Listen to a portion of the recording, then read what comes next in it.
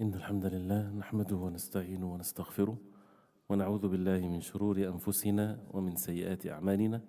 من يهده الله فلا مضل له ومن يضلل فلا هادي له، وأشهد أن لا إله إلا الله وحده لا شريك له، وأشهد أن محمدا عبده ورسوله. اللهم صل وسلم وبارك عليه وعلى آله وصحبه وسلم. Inshallah ta'ala, we're going through the book called Al-Wasiyya Al-Waladiyya by Imam Abu Al-Walid Al-Baji. And this wasiyya, or this strong advice or admonition from a father to his son, and he is one of the ulama of the Malikiyya, died in the year 474 after the hijrah of the Prophet ﷺ. And he has, mashallah, great books, one of which is a book in Sharh al-Muwatta and other books.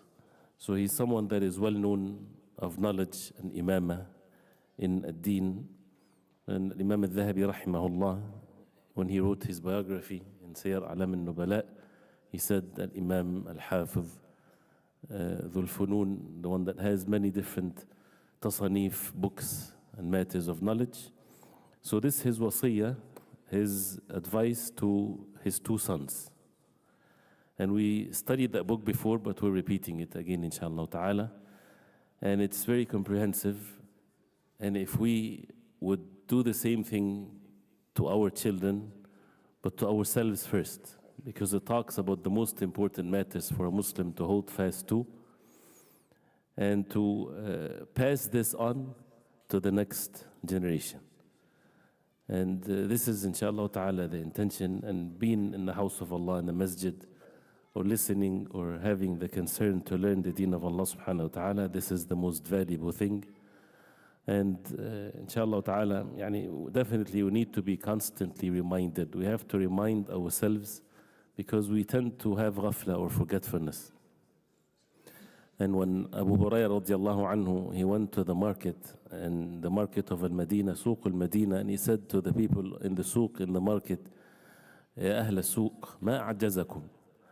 O people of the market, how a'jazakum, that means how unable you are, how deficient you are.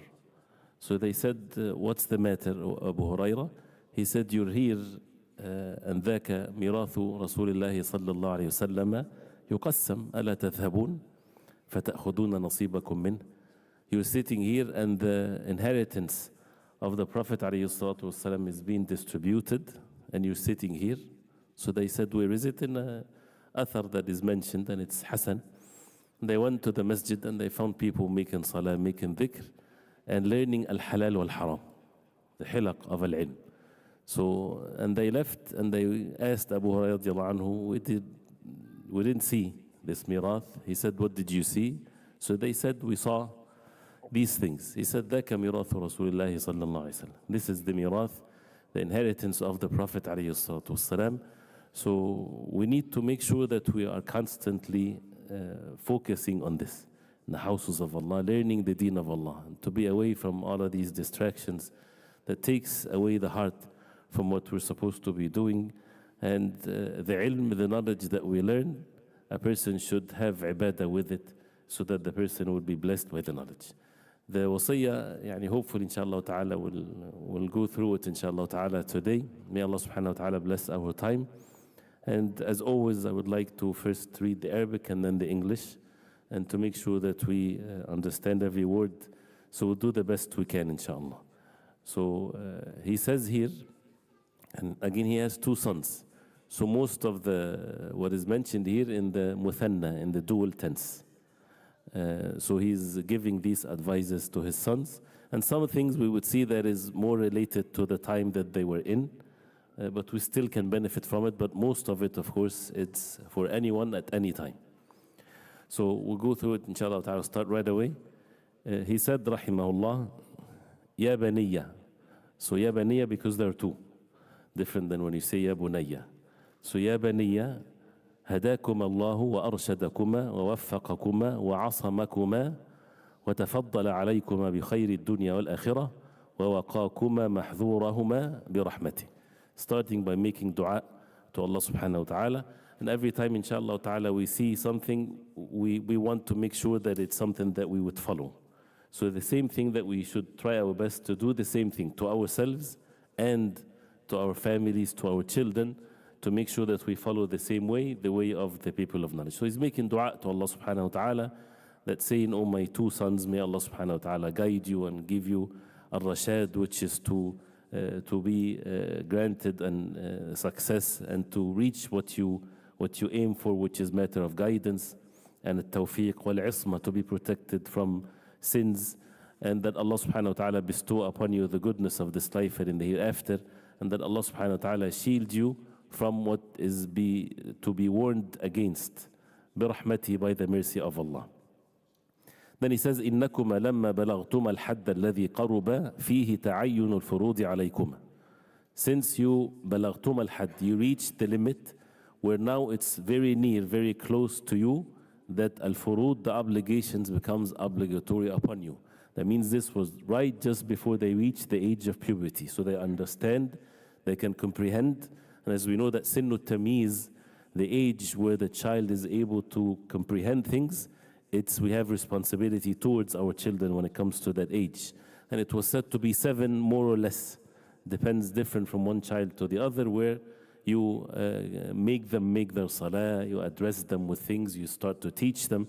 And this is years before they reach the age of at-taklif, the age of accountability, which is the age of puberty. So they were close to that age, so that means what comes supposed to be something that they understand and comprehend. And the furud will be obligated upon you. وَتَوَجَّهَ التَّكْلِيفُ إِلَيْكُمَا. Taklif, to be accountable, to be having that sin al-taklif. And then mukallaf is the one that is responsible for his actions, not someone that is insane, not a child, not someone that is asleep, for example. And tawajjah, that means it's been aimed to you, that means you are reaching that age.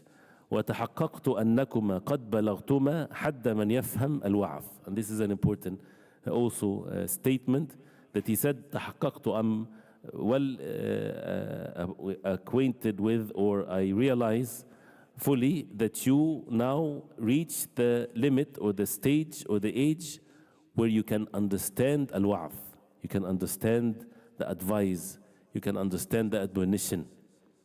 And we have to raise our children to reach that, because you would find sometimes a child or even an adult, but he's not able to comprehend al-wa'z, the admonition, the reminders.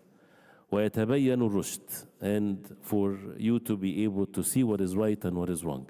وَيَصْلُحُ لِلتَّعْلِيمِ وَالْعِلْمِ. And this age or this stage that now you're fit to learn and to understand and to even teach. لَزِمَنِي أَنْ أُقَدِّمَ إِلَيْكُمَا وَصِيَّتِي. لَزِمَنِي, this becomes upon me, obligatory upon me, that I would give you my wasiyah. So this is, as parents, we have to make sure that we give the wasiyah to our children, not before a person dies. Al-wasiyah, which we studied in the books of fiqh, in the chapter of Al-Mawarith, Kitab al-Fara'id, this is different. This is the wasiyah, the will that a person would write before he dies. But al-wasiyah here is the wasiyah while he's still alive, not about to die, and to make sure that the matter is conveyed, and with speech and actions. Because we have as-sam' wal-basar, as Allah subhanahu wa ta'ala says, إِنَّ السَّمْعَ وَالْبَصَرَ وَالْفُؤَادَ كُلُّ أُولَٰئِكَ كَانَ عَنْهُ مَسْئُولًا. That the hearing, the seeing, the heart, all of that we will be asked about. The hearing has its area, has its limits, where this is where the matters of knowledge. So we have to make sure that they hear, and we hear what is benefiting for us. The eyes have its means also, livelihood matters, knowing how to do things and so on. And the heart, and this is where the job that is supposed to be done to the heart is to clean it, is to constantly purify it from the impurities, and to adorn it with what the hearts need to be adorned with. Al-Iman, matters of faith, matters of belief, the Aqidah, al-Aqidah al-Sahiha, the authentic Aqidah, the actions done by the heart. So, and this is the tarbiyah, one step after the other, and that should be the goal. He says لزمني أن أقدم إليكما وصيتي. We have to. وأظهر إليكما نصيحتي. And I would expose, make it apparent clearly, my nasiha to you, my concern, my nasiha, my advice. And as mentioned before, النصيحة, as the hadith of the Prophet ﷺ in the Deen al-Nasiha, the Deen is the nasiha, that is the concern in the heart that would be shown in one's speech and actions. He said, مخافة أن تخترمني منية ولم أبلغ مباشرة تعليمكما وتدريبكما وإرشادكما وتفهيمكما. Out of the fear that al-maniyya is the death. تخترمني, that would take me all of a sudden. اخترام المنية, that means a person is not prepared for it all of a sudden. Sudden death. Before sudden death will come to me, and I did not reach the teaching you and training you. وإرشادكما وتفهيمكما, to guide you to what is right and to make you comprehend. So these things, this is أمر لازم, something that is upon the parents to do, and the father is responsible and the mother is responsible, but it's the main responsibility of the father and the mother also. Then he says, فإن أنسأ الله تعالى في الأجل فسيتكرر النصح والتعليم والإرشاد والتفهيم. That if Allah subhanahu wa ta'ala أنسأ, that means the ajal, the limit of my life has been extended, meaning delayed, not immediately now, but I would live longer. If I would live longer, and see how the adab we learn from the words of the ulama, everything is attributed to Allah. فإن أنسى الله تعالى في الأجل, in the limit of my life, what's going to happen? فسيتكرر النصح. The advice and the ta'lim and the education and teaching and irshad or tafhim for them to comprehend things will be repeated. I will repeat that to you, and this is something that needs to be done all the time. وما توفيقي إلا بالله. My guidance and my help is only by Allah subhanahu wa ta'ala. عليه توكلت وعليه فليتوكل المتوكلون بيده قلوبكما ونواصيكما.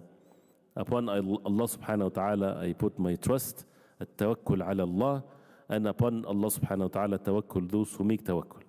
In the hands of Allah, your hearts and your nasiyah. Nasiyah is the forehead. That means Allah subhanahu wa ta'ala is in full control. So He's only conveying the message. He do whatever He needs to do as a father, and at the end and at all times everything is by the permission of Allah subhanahu wa ta'ala. So this is still within the introduction before He would give them the advice and the teaching that needs to be. And again, we need to repeat that over and over again. فاقد الشيء لا يعطي. If a person doesn't have something, he cannot give it to someone else. If you don't have money, you cannot give charity. If you don't have these meanings, you cannot give it to anyone.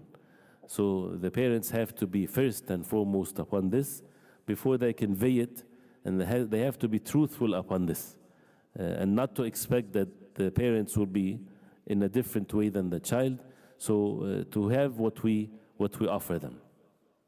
He says, وإن حال بيني وبين ذلك ما أتوقعه وأظنه من اقتراب الأجل وانقطاع الأمل ففيما أرسمه من وصيتي وأبينه من نصيحتي ما إن علمتما به ثبتتما على منهاج السلف الصالح وفزتما بالمتجر الرابح ونلتما خير الدنيا والآخرة. If between you and between myself and this ajal, what I'm expecting is saying that he expects that the ajal is near. He's not expecting a long life.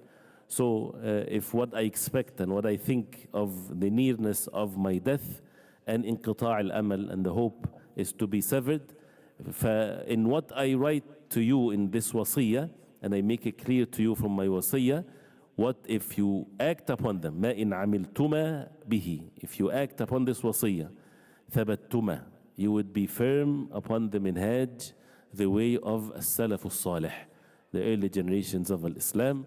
وفزتما, and you would win and gain بالمتجر الرابح, the profitable trade. ونلتما خير الدنيا والآخرة, and you would attain the goodness of this life and in the hereafter. The words of the early generations has barakah in it, has blessings in it. And even though he died in the year 474 or so, something close to this date. But it's a good date, especially for those ulama, those who were firm upon the way of the early generations of Islam, because they saw all different types of deviations. By that time, all the major firaq and sects of bid'ah innovations have been already established and flourished and spread and everything like this. So the advice will include also these matters to protect them from the harm and to make them firm upon what Allah subhanahu wa ta'ala wants from them. So he says, وَأَسْتَوْدِعُ اللَّهَ دِينَكُمَا وَدُنْيَاكُمَا وَأَسْتَحْفِظُهُ مَعَاشَكُمَا وَمَعَادَكُمَا. The dhikr when you say to someone when you're traveling, أَسْتَوْدِعُ اللَّهِ, then I make Allah subhanahu wa ta'ala, this is wadi'ah. Al-wadi'ah is the safe, that you keep it somewhere safe. The most valuable thing, you keep it safe. So I make Allah subhanahu wa ta'ala the one that is the keeper of this wadi'ah, this precious thing that I have. What is it? Your deen and your dunya. This is the most important thing. That's what we say when someone is traveling. When you're traveling, you say to someone that is not traveling, astawdi'u Allah. Sorry, the opposite. When you see someone is traveling, you say astawdi'u Allah dinak. I make Allah subhanahu wa ta'ala the one that would keep your religion safe until the end of the dhikr. وَأَسْتَحْفِظُهُ مَعَاشَكُمَا. And I make Allah subhanahu wa ta'ala, I ask Allah to guard your livelihood matters, وَمَعَدَكُمَا, and the hereafter. وَأُفَوِّضُ إِلَيْهِ جَمِيعَ أَحْوَالِكُمَا. Tafweed is to leave the matter to Allah, all of your affairs. هُوَ حَسْبِي فِيكُمَا وَنِعْمَ الْوَكِيلُ. Allah subhanahu wa ta'ala suffice for me with regards to you, O my sons, وَنِعْمَ الْوَكِيلُ. And He is the best Al-Wakil subhanahu wa ta'ala, the disposer of affairs. This is words to be said. This is what the heart's supposed to be. And as you see, dua, and before and after and all times, this is the most effective thing, is the dua to Allah subhanahu wa ta'ala. As Allah subhanahu wa ta'ala taught us in the Quran, رَبَّنَا هَبْ لَنَا مِنْ أَزْوَاجِنَا وَذُرِّيَّاتِنَا قُرَّةَ أَعْيُنٍ. Oh Allah, bestow upon us hab, because it's a hiba. Al-hiba is a gift. You don't deserve it. It's the bounty of Allah. Oh Allah, give us out of your bounty the comfort of our eyes and our families and our children. And guidance is in the hands of Allah, and it's a responsibility, as we heard. Then after that he says, وَعْلَمَا أَلَّا أَحَدَ أَنصَحَ مِنِّي لَكُمَا وَلَا أَشْفَقَ مِنِّي عَلَيْكُمَا وَأَنَّهُ لَيْسَ فِي الْأَرْضِ مَنْ تَطِيبُ نَفْسِي أَنْ يَفْضُلَ عَلَيَّ غَيْرُكُمَا وَلَا أَرْفَعُ حَالًا فِي أَمْرِ الدِّينِ وَالدُّنْيَا سِوَكُمَا. And this is unique for the parents. As he says here, have the knowledge. And this is something that I wish we made the i'lan or calling for this, is to bring those who understand, from those who have sin tamiz, not just for the parents. Because this is the wasiyah for those who are adult and the ones that are growing. So someone 7 and above and able to comprehend, they should understand these things. And that is that no one ansah minni lakuma. No one have nasiha and concern and the sincerity towards you, wala ashfaq, and no one has the shafaqa and the compassionate and the goodness towards you. وَأَنَّهُ لَيْسَ فِي الْأَرْضِ مَنْ تَطِيبُ نَفْسِي. No one will have this to you better than me. And this is a fact. There is no one on the face of earth that will be more sincere towards anyone more than a parent to their child, because they are extension of them. This is from the kasb, this is from the earnings of the parents. And this is what Allah subhanahu wa ta'ala put in their hearts, in the hearts of the parents. وَأَنَّهُ لَيْسَ فِي الْأَرْضِ. There is no one on earth, مَنْ تَطِيبُ نَفْسِي, what myself would be pleased, أَنْ يَفْضُلَ عَلَيْهِ, that he become better than me, غَيْرُكُمَا. You're the only ones that I would love for you to be better than me. Anyone else other than your own offsprings, you want to be the best. But your children, usually the person would want them to be better than him. So how can you then get a better nasiha than that? So the one that deserves that you would accept that nasiha the most are your parents, especially if there's someone like this. And that's why the importance of the parents to be upon the deen and upon the ilm, the knowledge, because if the parent is ignorant about the deen or living a sinful life, he will give a deviant advices to his children, and he would think that I have more concern to you than anyone else still, but in the deviant way. So when the parents are religious and obedient to Allah, there's nothing better of a favor than a child to have this in his life. That the parent is concerned, which is in every parent, those who have decent fitrah, decent nature, but then you add to it, if they have knowledge, if they have deen, if they're upon the way of السلف الصالح, there is nothing better than that. ولا أرفع حالا في أمر الدين والدنيا سواكما, that I would never wish that someone is of a better state in matters of deen, religion, or dunya to be better than me more than you. And why is that? When we know that in the day of judgment, everyone will flee from anyone else. And everybody will be more concerned about themselves, which is true.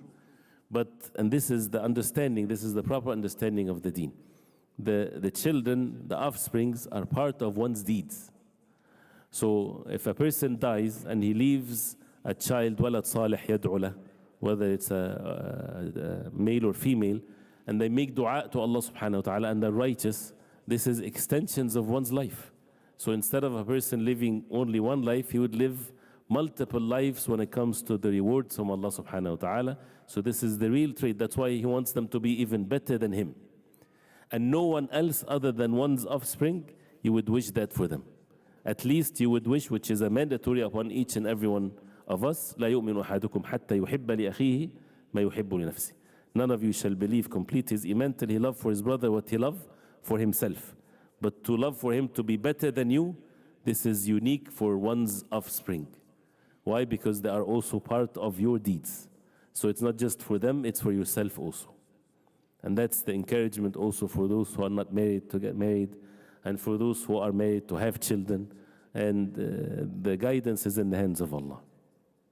So this is the point. لا أحد أنصح للولد من والدي. And we have titles here, as you see, to give this principle that we need to remember, inshallah.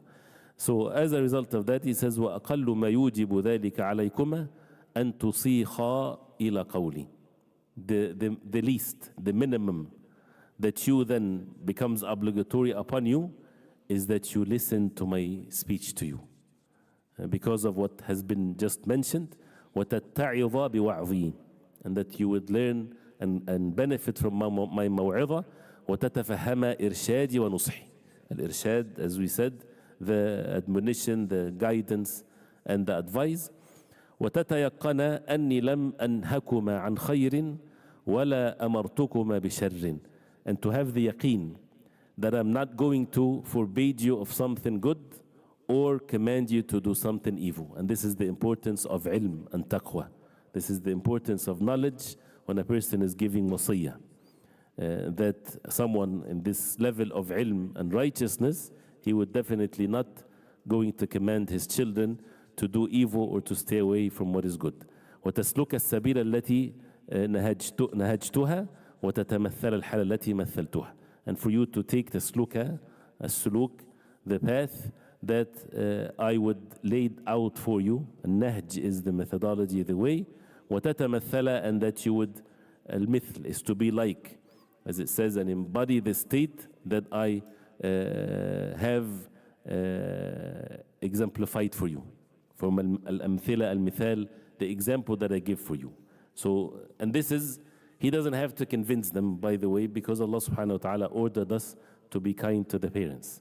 And the parents are to be obeyed in matters of ma'ruf, not in matters of sins, of course. Then what is unique to the author here is that he reminds them of some of the goodness in their family, which is always also help. You know, you come from this type of family, so continue the path. And if someone had a family that is of no goodness whatsoever, it does not shame him whatsoever. Allah subhanahu wa ta'ala is the most merciful. And how many of the companions, radiallahu anhum, their parents were disbelievers. So it doesn't take away from the person. But if a person has something like this, it helps in matters of advice. He says, وَعْلَمَا أَنَّنَا أَهْلُ بَيْتٍ لم يخلو بفضل الله ما انتهى إلينا منه من صلاح وتدين وعفاف وتصون. And have the knowledge that we are a family that is not لم يخلو, that means is not empty, is not devoid by the bounty of Allah subhanahu wa ta'ala. What came to us from the salah, the righteousness, the tadayyun, the being religious, afaf, the chastity, وتصون الصيانة is to protect and to remove all harm. فكان بنو أيوب بن وارث عفى الله عنه عنا وعنهم أجمعين جدنا سعد ثم كان بنو سعد سليمان وخلف وعبد الرحمن وأحمد, mentioning his relatives. So this is a specific وصية anyway. وكان أوفر الصلاح والتدين والتورع والتعبد في جدكم خلف, reminding them of their grandfather that he reached the state of a salah, righteousness, and so on, التورع ورع. كان مع جاهه وحاله واتساع دنياه منقبضا عنها, with the status that he had and his dunya, meaning he was rich, even though he was in that state, but he was منقبضا, turned away, turned off of it, متقللا منها, taking less of the dunya. ثم أقبل على العبادة والاعتكاف إلى أن توفي رحمه الله. And then he was busy with the ibadah and the i'tikaf till he died. By the way, he was from Al-Andalus. He was from Al-Andalus, but he traveled all over the place seeking knowledge. Then he says, ثم كان بنو خلف عماكما علي وعمر, reminding them of their uncles. وأبوكما سليمان, this is himself. وعماكما محمد وإبراهيم فلم يكن في أعمامكما إلا مشهور بالحج والجهاد والصلاح والعفاف. To show how when the deen was strong, everyone was upon matters of diyana, and even the time might be much, much healthier than the time that we're in, and he's still making sure that his wasiyah to be conveyed. Imagine when at times of fitan, how then obligatory is the wasiyah is. So they were all known by al-hajj wal-jihad wal-salah wal-afaf, حتى توفي منهم على ذلك عفى الله عنا وعنهم, till they died on that state. وكأنني لاحق بهم ووارد عليهم, and as if he's talking about himself, as if I'm now لاحق بهم, I'm about to follow them. ووارد عليهم, الورود is to reach the destination, to join them. ويصير الأمر إليكما, and then the matter becomes to you. This is how the way of life, this is how generations are. And as someone wanted to give an advice to someone else from the early generations of Islam, he said, عظني, give me a reminder. He said, انظر, look, who's between you and Adam alayhi salam? How many generations from your family between you and Adam alayhi salam? So he said, my father. For example, if his father is alive, only one, that means the matter is very soon for you. Right? So if someone reaches a stage where he's old and he's the only one, and now he has children, that means he's next. Right? So it goes like this. It doesn't have to be that way, of course. A person, a younger generation might die before an older generation, but basically this is the way of life, the cycle of life. So he's saying to his children, the matter will be then, you will be the one that would take this matter into your hands. فَلَا تَأْخُذَ غَيْرَ سَبِيلِهِمْ, do not take a different path than them. وَلَا تَرْضَيَ غَيْرَ أَحْوَالِهِمْ, do not be pleased except their affairs. فَإِنِ اسْتَطَعْتُمَ الزِّيَادَةَ فَلِأَنفُسِكُمَا تَمْهَدَانْ وَلَهَا تَبْنِيَانْ وَإِلَّا فَلَا تُقَصِّرَا عَنْ حَالِهِمْ. So the minimum is, do not do less than how your father and your grandfather, but if you do more, then you are making the path easy for you. فَلِأَنفُسِكُمَا تَمْهَدَانْ. To make al-mahd is when you put a child in the cradle, that means you make it very comfortable. You're making the path comfortable for you if you do more. And for yourself, you're building for yourself. So this is something, if someone has something like this, to remind. And this helps, of course, in matters of wasiyah. Then he says, وَأَوَّلُ مَا أُوصِيكُمَ بِهِ مَا أَوْصَى بِهِ إِبْرَاهِيمُ بَنِيهِ وَيَعْقُوبُ يَا بَنِيَّ إِنَّ اللَّهَ اصْطَفَى لَكُمُ الدِّينَ فَلَا تَمُوتُنَّ إِلَّا وَأَنْتُمْ مُسْلِمُونَ. So now the first wasiyah, the first and the most important of all, is, as he said, and the first thing that I would أُوصِيكُمَ, that I enjoin upon you and stress this matter to you, is what Ibrahim alayhi salam said to his sons and Yaqub. And Allah subhanahu wa ta'ala mentioned that in the Quran for us to learn even what's the most important thing. Ya bani, inna Allah astafa lakum ad-deen. O my sons, Allah subhanahu wa ta'ala chose for you the religion. So فَلَا تَمُوتُنَّ إِلَّا وَأَنْتُمْ مُسْلِمُونَ, do not die except as Muslims. And as mentioned, always that if someone wants to die as a Muslim, he has to live as a Muslim, because no one knows when the moment of death will come. Unlike this ignorant one, someone said, a person is saying to the Muslimin, die as a Muslim, he's calling them to die. So ignorant when he read this ayah, and he thought that it's a call for people to die.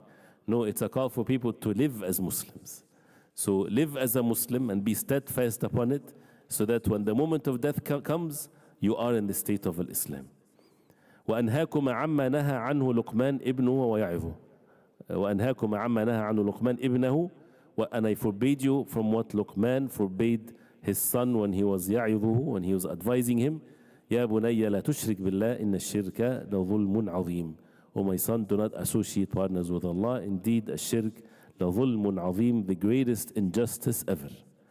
And as repeated over and over again, this is something at the time when everybody is, at least in his locality, in his country, there are believers, and it's time where people are upon knowledge and seeking knowledge, and he's saying that to his son. This is something that has to be continuous. And so then you can imagine when people live in an environment like this or so, we have to make sure that our children, they receive this message, that the worst thing ever in this life is for a person to be upon ash-shirk billah, to associate partners with Allah. And the most important thing is tawheedullah, the oneness of Allah subhanahu wa ta'ala, al-iman billah, and then the pillars of al-iman will be mentioned. وَأُؤَكِّدُ عَلَيْكُمَا فِي ذَلِكَ وَصِيَّتِي وَأُكَرِّرُهَا, and I'm stressing it in this wasiyah, وَأُكَرِّرُهَا, and I'm repeating it, حرصا على تعلقكما وتمسككما بهذا الدين الذي تفضل الله تعالى علينا به. The repetition, and this is one of the things that when you're a child, you have to be kind to your parents when they keep on repeating the advice to you. Why? Because of their hirs, their eagerness. They want you to hold fast to it, and for you to hang on to it, and to hold fast to this religion that Allah subhanahu wa ta'ala bestowed upon you. It's not you, it's the bounty of Allah subhanahu wa ta'ala. فَلَا يَسْتَزِلُّكُمَا عَنْهُ شَيْءٌ مِّن أُمُورِ الدُّنْيا. لَا يَسْتَزِلُّكُمَا. الزَّلَل is al-khata, is slipping away. So do not let any of the matters of the dunya make you slip away from your deen. وَابْذُلَ دُونَهُ أَرْوَاحَكُمَا. That you give دُونَهُ, you give for the sake of your religion, your soul. Your religion is more important and more valuable than your life. فَكَيْفَ بِدُنْيَاكُمَا. So if that's the case, how is it then this dunya, your worldly life? This is the ma'ani, these are the meanings, these are the values that if it's not installed in our children, and I see that in ourselves, because the truthfulness is for the person to mean what he says, that if it's a choice between your religion and your life, you choose your religion. That's the most valuable thing. So if someone is like this, would he then compromise his religion for some money or some school or some study? And it's not to belittle the livelihood matters, but to put things in the right perspective.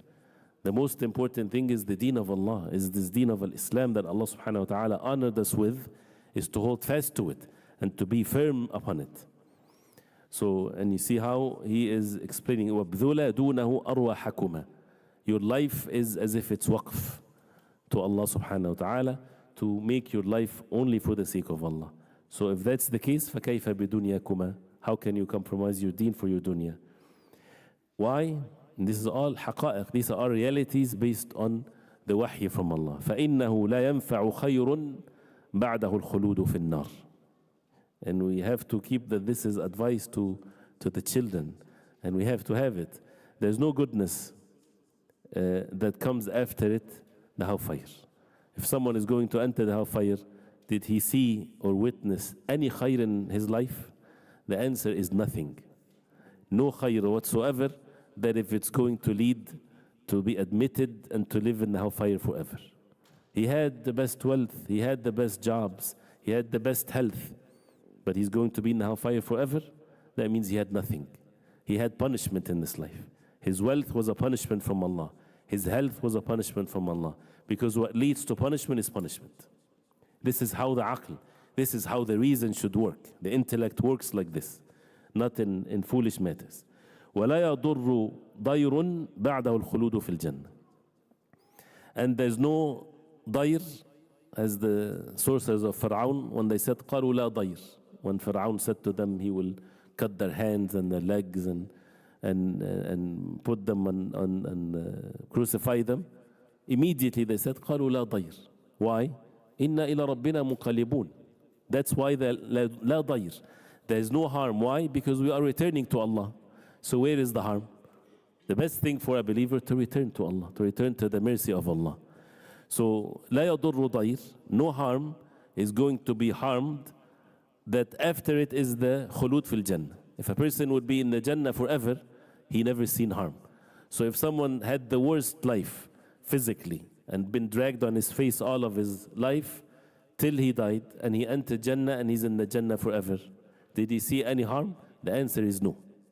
No, nothing. And that's what the hadith of the Prophet ﷺ about the man that is dipped in the fire versus dipped in the Jannah. He will be asked after he's dipped in the fire. One dip. The hadith says yughmas. Al-ghams is when you dip.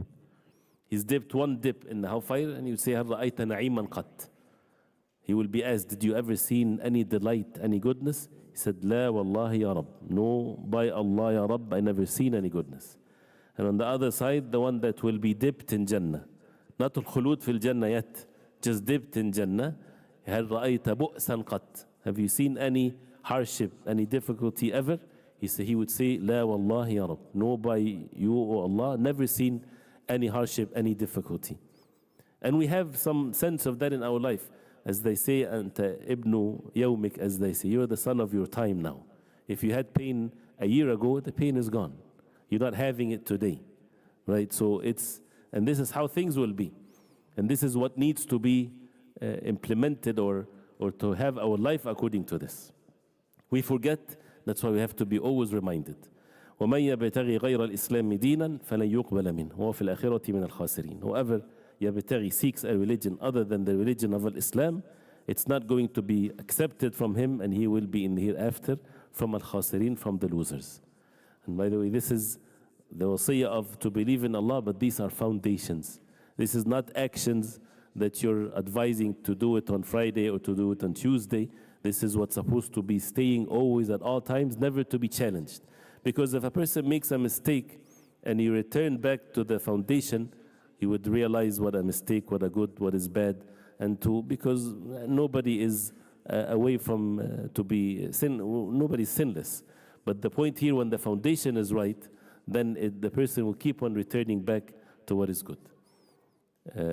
Because of the time of the salah, we'll stop here, inshallah ta'ala. Even though I wanted to mention the first two, but we'll stop here, inshallah, and then we continue after Salat al-Asr. May Allah subhanahu wa ta'ala reward you and give you patience, inshallah, and make us benefit from what we hear, inshallah.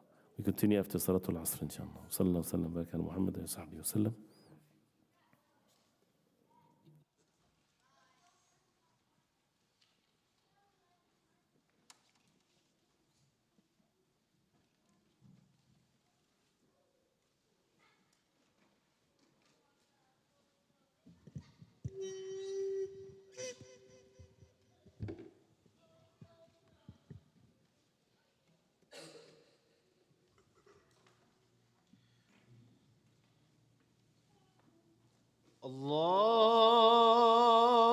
الله أكبر الله أكبر الله أكبر الله أكبر أشهد أن لا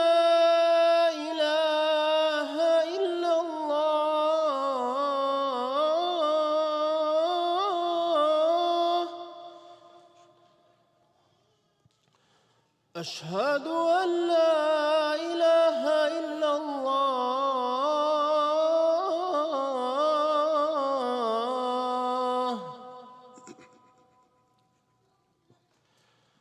أشهد أن محمدًا رسول الله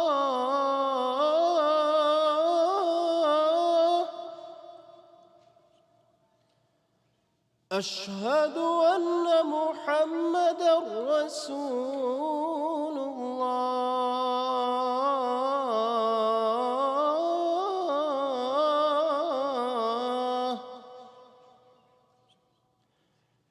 حي على الصلاة.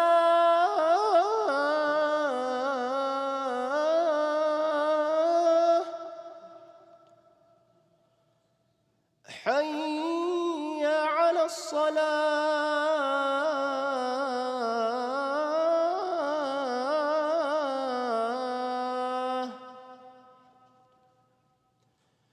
حي على الفلاح.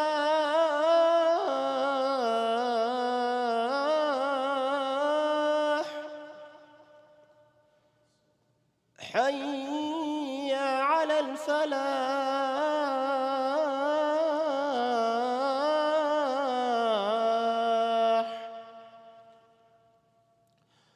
الله أكبر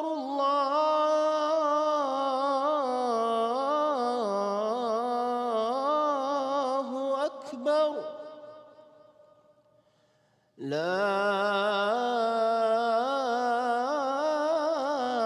إله إلا الله.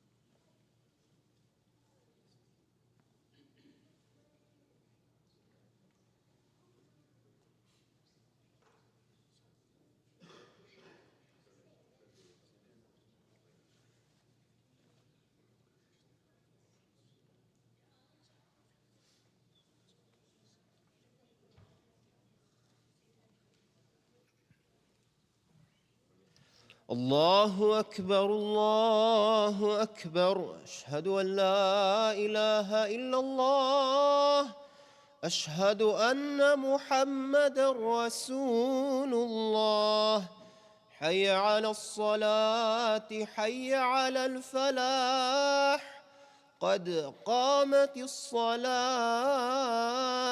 قد قامت الصلاة الله أكبر الله أكبر لا إله إلا الله.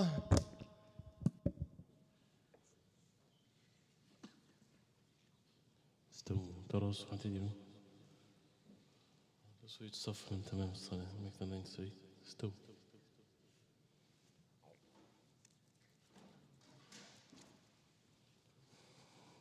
الله أكبر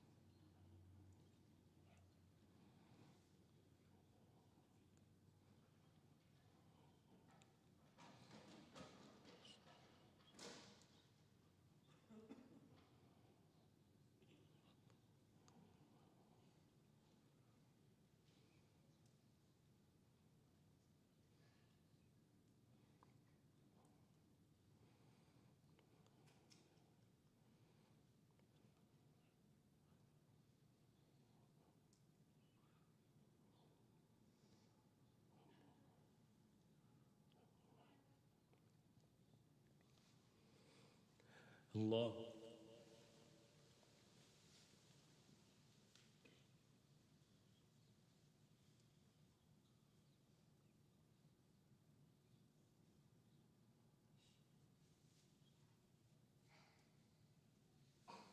سمع الله لمن حمده.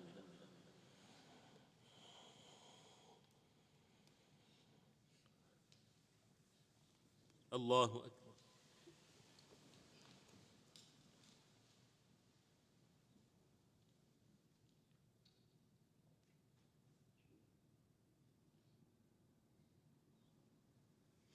الله أكبر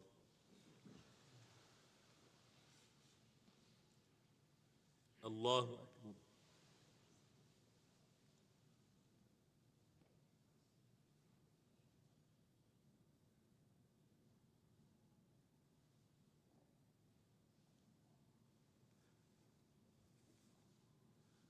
الله أكبر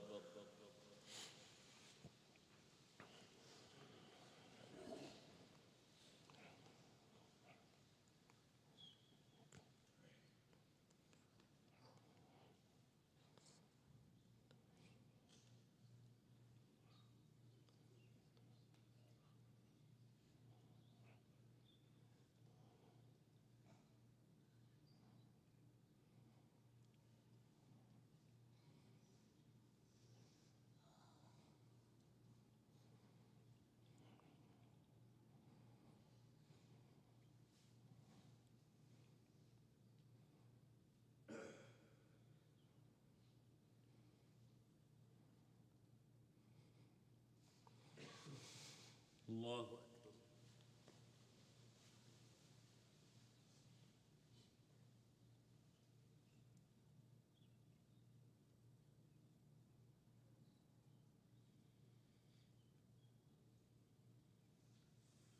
سمع الله لمن حمده.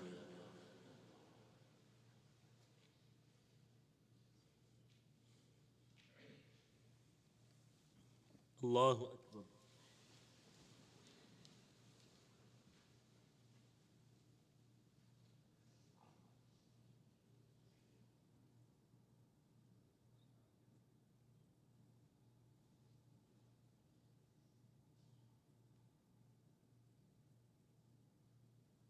الله أكبر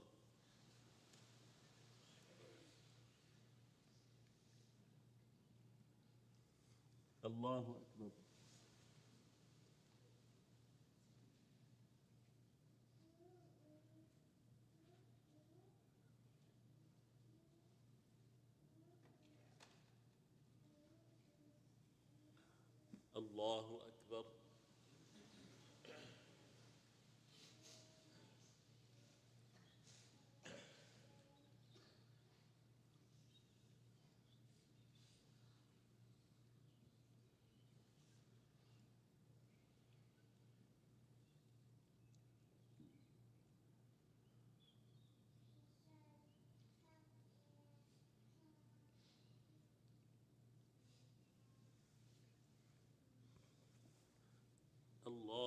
أكبر.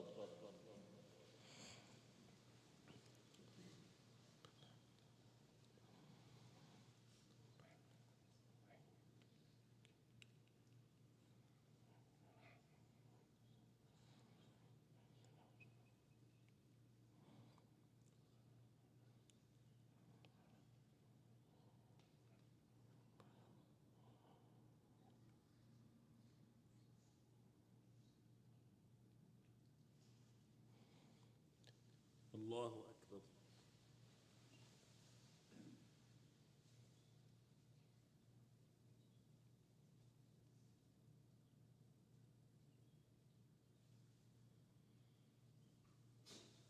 سمع الله لمن حمده.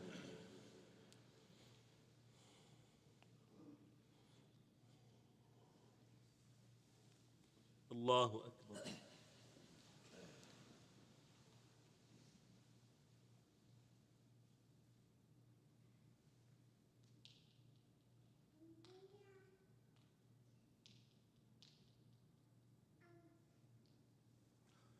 الله أكبر.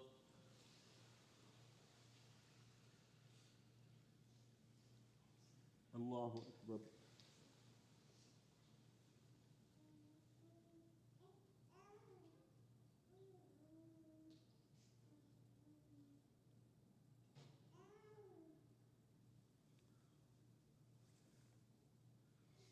الله أكبر.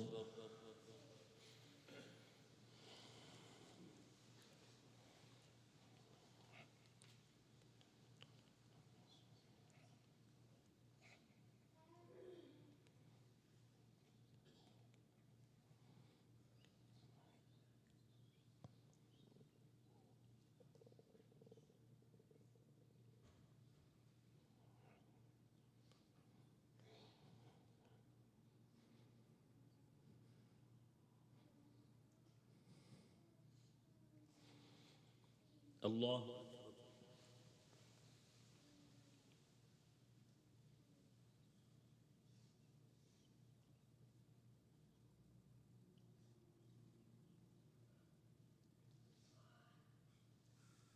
سمع الله لمن حمده.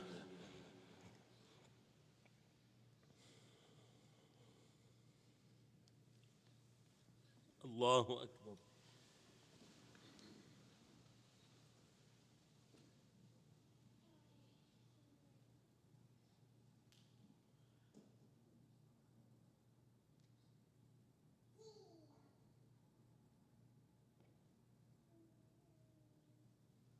الله أكبر.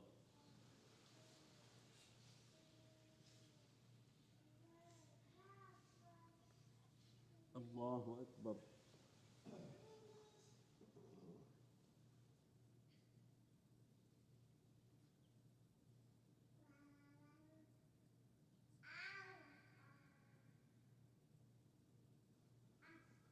الله أكبر.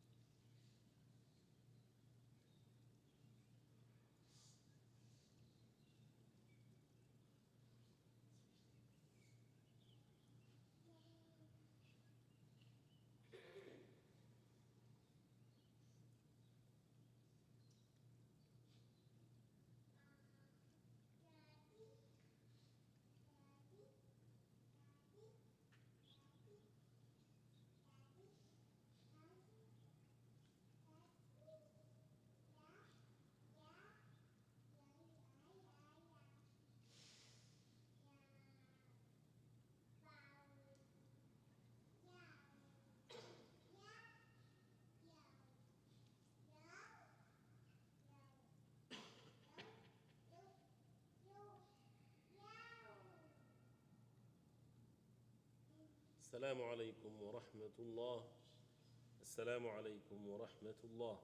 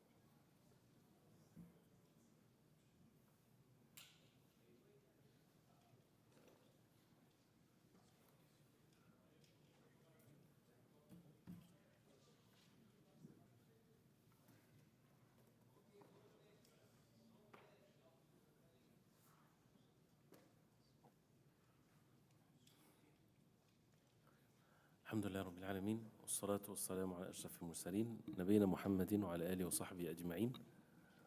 We continue inshallah ta'ala with the booklet of Al-Wasiyya Al-Waladiyya by Imam Al-Baji rahimahullah, and we continue inshallah. So every time we stop, assume that we already have what we covered inshallah, and may Allah subhanahu wa ta'ala give everyone patience and reminder inshallah ta'ala with the subject of ilm. Someone was asking where to study, how to study. One thing that Mu'adh radiallahu anhu, when he was dying, and he said that the famous statement that he did not enjoy the life of this world for غرس الأشجار وكري الأنهار, not for planting trees and rivers and so on, but rather to ظمأ الهواجر, the thirst in the long summer day of fasting, the قيام الليل في الشتاء, the night prayer in the winter time because it's long, that put the knees on the floor in the circles of knowledge, مزاحمة العلماء بالركب في مجالس العلم. But then the point here is one of those who were present, which is Al-Harith ibn Umayra, he wept.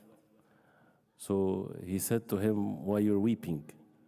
So he said, I'm not weeping because of a benefit of worldly benefit that I get from you or so, but rather for the ilm that they would lose. And Mu'adh radiallahu anhu was a great alim.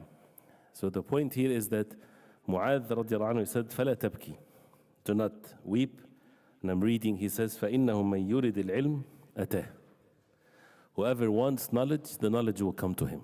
The sincerity, the truthfulness. If someone is truthfully wants al-ilm, the ilm will come to him كَمَا أَتَى إِبْرَاهِيم خَلِيلُ الرَّحْمَنِ, as the ilm came to Ibrahim alayhi salam, وَلَيْسَ ثَمَّ يَوْمَئِذٍ عِلْمٌ وَلَا إِيمَانٌ, when there was no ilm or iman at his time. He was the only one on the face of earth. Of course, we take the means to that, and alhamdulillah, there is abundance. But the point here is the truthfulness that should be present in the heart. So we ask Allah subhanahu wa ta'ala to give us that. So he says afterwards, after establishing these foundations with regards to his wasiyah, and talking about the first and the most important thing with matters of al-iman, he said in page number 9, فَإِن مُتُّمَا عَلَى هَذَا الدِّينِ الَّذِي اصْطَفَاهُ اللَّهُ وَاخْتَارَهُ وَحَرَّمَ مَا سِوَاهُ فأرجو أن نلتقي حيث لا نخاف فرقة ولا نتوقع إزالة. If you both die, whenever time of death comes to you, he's addressing his sons with that, upon this deen of Islam that Allah subhanahu wa ta'ala chose for humanity to follow and forbade anything else other than the deen of Islam, he says, فأرجو, then I hope that we will meet, meaning in the day of judgment after this death in the barzakh, حيث لا نخاف فرقة, we will meet where we don't fear any more disunity or to be away from one another. ولا نتوقع إزالة, and we would never fear or worry about any parting or separation, because that's the everlasting life. So this is another meaning that we need to pass over to our children and in ourselves, that you might be separated in this life. Death separates people. And if a person truly loves someone, he wants that relationship to be forever. So if they are separated by death, and one in the hellfire and one in Jannah, they would never get to meet whatsoever, ever. And for the believers, Allah subhanahu wa ta'ala does not punish them. So there is no punishment, there is no sadness for them when they enter Jannah and any of their families on the hellfire. So if you want to continue the goodness, if it's truly love that a person have towards his children, and the same thing for the children to their parents, is that they both would enter the Jannah of Allah subhanahu wa ta'ala. So that's what really matters at the end, nothing else. He says, وَيَعْلَمُ اللَّهُ تَعَالَى شَوْقِي إِلَى ذَلِكَ وَحِرْصِي إِلَيْهِ علي. And Allah subhanahu wa ta'ala knows best how much shawq and the eagerness that I have to this, وَحِرْصِي, and making sure and longing for it. Al-shawq is to long for something, and the eagerness for that to happen. كما يعلم إشفاقي من أن تزل بأحدكما قدم أو تعدل به فتنة. And also, as Allah subhanahu wa ta'ala knows my ishfaq, my compassionate towards you, that one of you, tazil, again, zalal is the khata, is the mistake, that a slip of one of you, بأحدكما قدم, your foot would slip, أو تعدل به فتنة, or a fitna would afflict him. فيحل عليه من سخط الله تعالى ما يحله دار البوار. Then as a result of that, the wrath of Allah subhanahu wa ta'ala becomes upon him, that would make him among the people of the fire. ويوجب له الخلود في النار, and make him among the people, those who will be forever in the hellfire. فلا يلتقي مع المؤمنين من سلفه ولا ينفعه الصالحون من أبائه يوم لا يغني. And he would never meet the believers, those who من سلفه, those who were before him, and the salihun, the righteous of his parents or forefathers, would never avail him whatsoever. And this to show that al-fitan, someone fears for his children, as Luqman advised his son to avoid a shirk. That means it's not just sin here or there. A person has to have the fear of a shirk. Ibrahim alayhi salam, he feared a shirk for himself.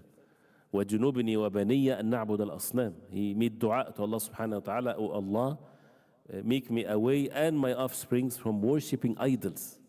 Ibrahim alayhi salam, he would be afraid from worshipping idols, because the hearts are between two fingers of Allah subhanahu wa ta'ala. No one is to have that safety unless they are guided, and the guidance is by Allah. And as Ibrahim al-Taymi, he said, وَمَنْ يَأْمَنُ الْبَلَاء بَعْدَ Ibrahim. Who can ever be safe after Ibrahim alayhi salam? So this is a dua. Never to feel that, oh, this is not an important dua, وَالْعِيَذُ بِاللَّهِ. This is an important dua. To ask Allah subhanahu wa ta'ala to die as a Muslim. To ask Allah subhanahu wa ta'ala for one's offsprings to die as Muslims. And to give that advice, so that the person would not be والعياذ بالله in hellfire forever. لا يجزي والد عن ولده ولا مولود هو جاز عن والده شيئا إن وعد الله حق فلا تغرنكم الحياة الدنيا ولا يغرنكم بالله الغرور. No one will benefit or avail anyone. No father would avail his son, or the opposite. إن وعد الله حق. The promise of Allah subhanahu wa ta'ala is true. فلا تغرنكم الحياة الدنيا. Do not be deceived or deluded by this worldly life. And do not be deceived but by Allah subhanahu wa ta'ala, by the gharur, which is the shaitan. So it's either to be deceived or to be upon the truth. And the deception, the one that is heading this deception to humanity, is Iblis, shaitan, and his followers. Their plots is all about deception, delusion, to make people live in delusion. The truth, the only place to get to know the truth, is the wahy from Allah, the revelation from Allah, the Quran and the Sunnah of the Prophet عليه الصلاة والسلام. He says, وَتَنْقَسِمُ وَصِيَّتِي لَكُمَا قِسْمَيْن. My wasiyah to you is of two types. فقسم فيما يلزم من أمر الشريعة أبين لكما منه ما يجب معرفته ويكون فيه تنبيه على ما بعد. The first type is in matters of the Sharia, matters of the Deen.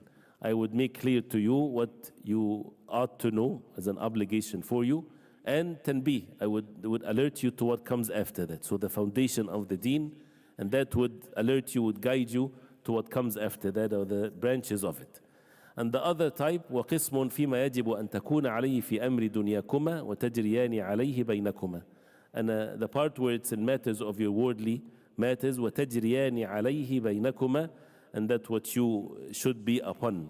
Al-jari is to run, but tajriyani alayhi, that means this what your affairs will be upon between both of you. So how to even deal with one another as brothers and sisters and things like this. And things to many people might not have heard it before if they didn't read the like of this, or they were not well acquainted with the wahy, revelation from Allah. So this is basically the content of this wasiyah. So the first one, and these are, because of the time, of course, each matters of the wasiyah requires extensive details and evidences from the Quran and the Sunnah, and to study it. And that's why we can take this as a manhaj, as a curriculum, even for our schools, for our families. And everyone has a risala, has a mission in life. So if someone is in the subject of teaching, even with teachers in the school, they have a mission. This is a huge responsibility. It's not a job and that's the end of it. They have to make sure that these meanings are implemented and conveyed into the hearts of their students, and not to just have something mamsukh, something that is hybrid, or something that is not really, doesn't know their identity well. And the most of the concern is the concern of this worldly life.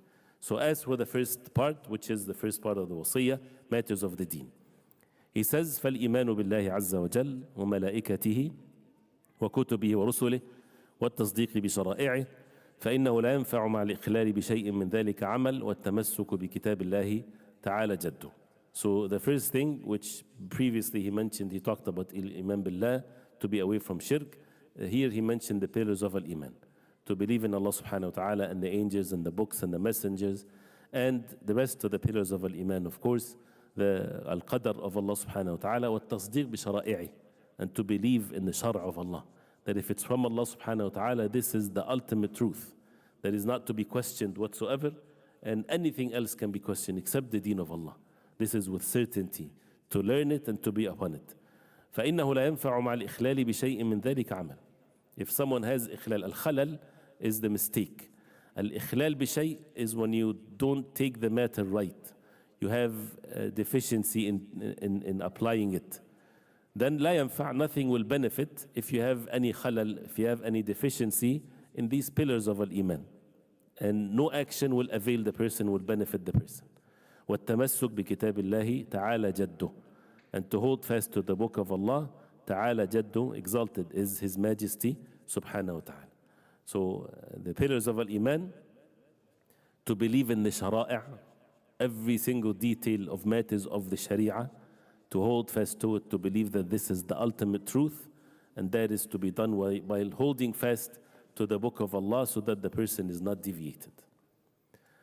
So this is a detailed subject. Of course, we have to take this upon ourselves to teach our children. We can also refer to some of the simple books that teach Arkanul Iman, one of which is, there is the book of Arkanul Iman al-Aqidah, with regard to Arkan Iman by Shaykh ibn Uthaymeen rahimahullah. And it's translated. It's very easy to teach the pillars of Al-Iman and what a person should know in a very simple way. Then حفظ القرآن والمثابرة على حفظه وتلاوته. التمسك بكتاب الله, to hold fast to the book of Allah. والمثابرة. المثابرة is the struggle. ثابر على الشيء, that means he is keep on doing it over and over again. على حفظه, to memorize it and to recite it, especially when a person is in young age. As they say, الحفظ في الصغر كالنقش على الحجر. To memorize something when you're young is like carving on the stone. So it's not easy to be forgotten. So this is, they always mention that when a person is young. والمثابرة على حفظه وتلاوته. And the حفظ should be something that the child should be get used to till he enjoys memorization. Memorization is a level of joy. There's a level of joy in it, but it's not in the beginning. In the beginning, it's struggle, and he would struggle with you. I don't want to, it's tough, this and that. But if he's consistent, after some time, he will enjoy the fact that he's memorizing, and then it becomes a habit. Every day he has to memorize something. وَتِلَوَتِهِ, and the recitation of the Quran. وَالْمُوَاظَبَةَ عَلَى التَّفَكُّرِ فِي مَعَانِهِ. And when they get a little bit older, is to reflect on the meanings of the Quran. And this is something that we might lack in some of our sessions of the tahfidh of the Quran, but this is also meant. But usually when they're young, you want them to get them to memorize it before it's too late, before they become difficult. But to make this part also that they would understand the meanings of it and the ayat of the Quran, to have that tamassuk, for them to hold fast to the book of Allah, because there's nothing like the book of Allah. This is the words of Allah. Nothing is the like of Allah subhanahu wa ta'ala with His names and attributes. And when people do not know the Quran, then in their heart is like everything else. But the more they put effort and learn it, they would realize, and very clearly, even though they believe that way, but they would see with their own hearts that this is nothing is the like of it whatsoever. والامتثال لأوامره, and to fulfill the commands of Allah subhanahu wa ta'ala. والانتهاء عن نواهيه, to stay away from what Allah forbade. وزواجره, الزواجر is the forbidden, but الزجر, and this is also a shameful thing. Allah subhanahu wa ta'ala, the Most High, would يزجر عباده. الزجر is when you scold someone, when you push someone, when you poke on someone. What's the matter with you? What's wrong with you?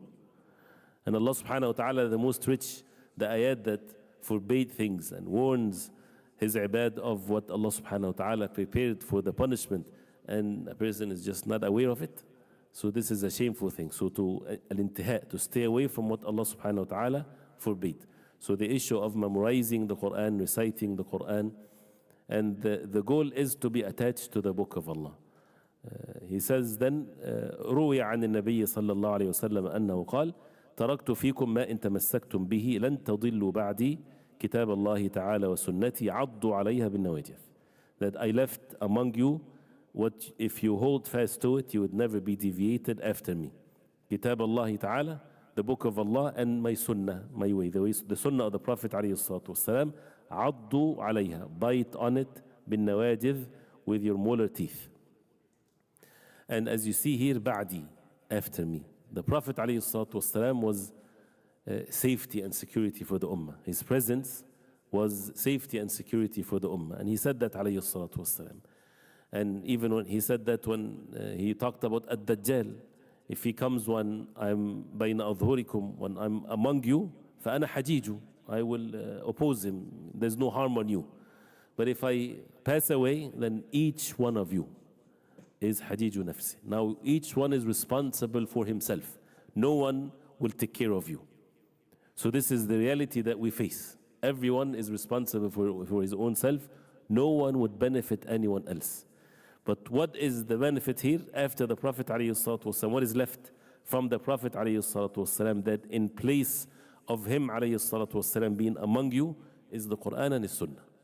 If a person holds fast to the Quran and the Sunnah of the Prophet ﷺ, he receives the same protection as if the Prophet ﷺ is with him. So that shows then how strong and steadfastness a person should hold fast to the Quran and the Sunnah, and not to belittle that whatsoever.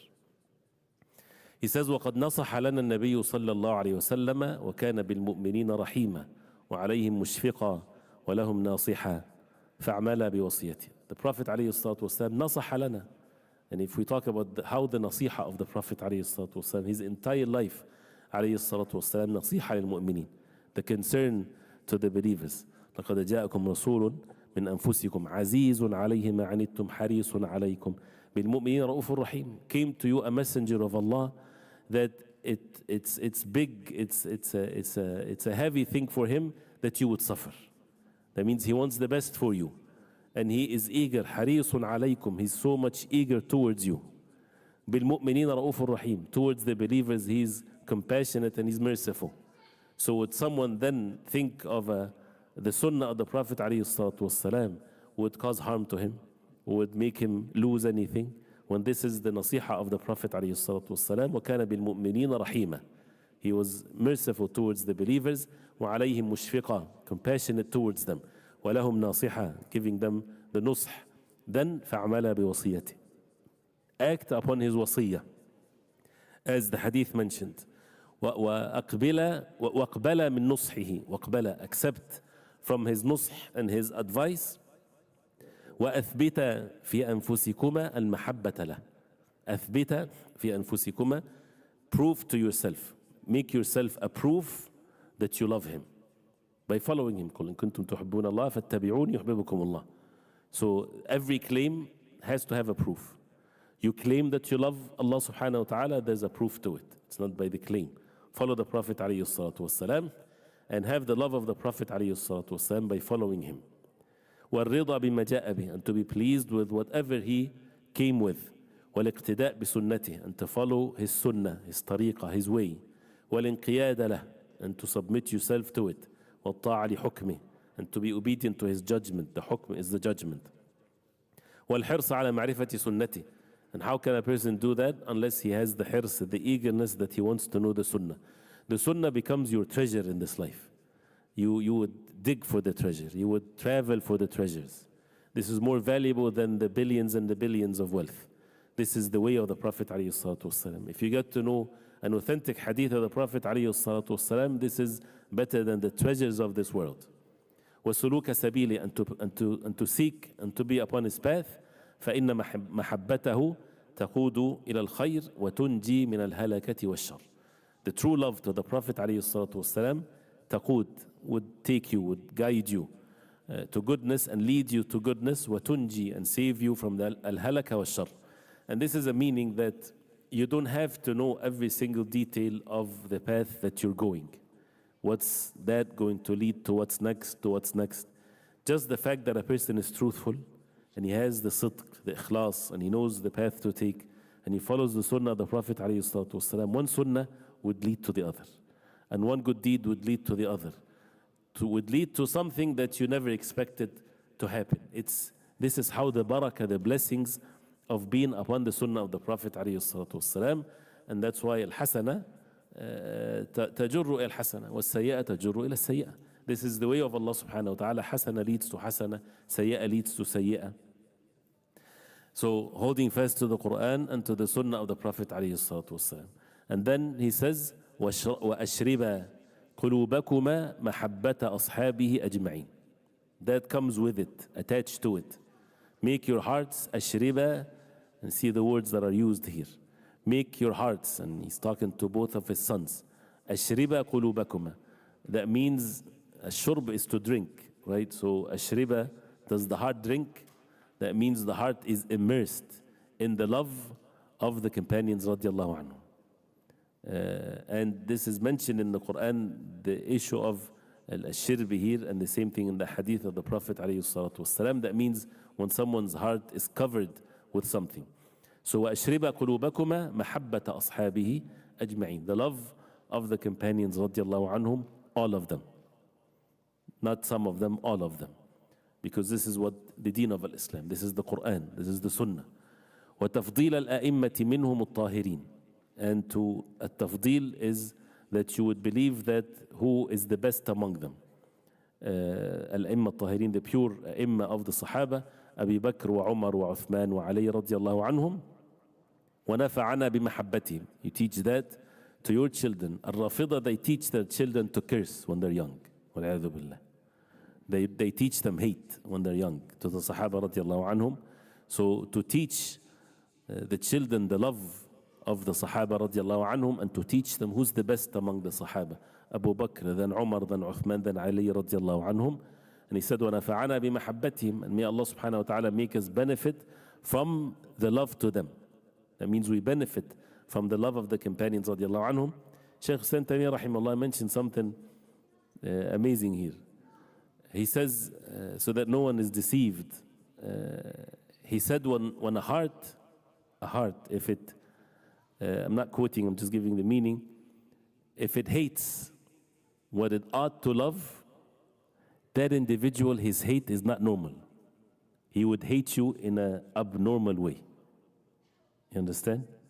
Because, for example, those who hate the Sahaba radiallahu anhum, their hate to you is not a normal hate. They will hate you in an extreme way. And we saw that. We see that. Why is that? It's a punishment for them by Allah. Because they hated the best people.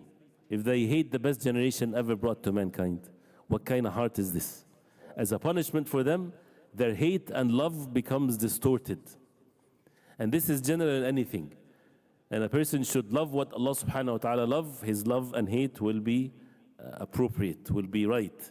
Otherwise, if a person hate what Allah subhanahu wa ta'ala loves, that person is deviant and his hate is extreme.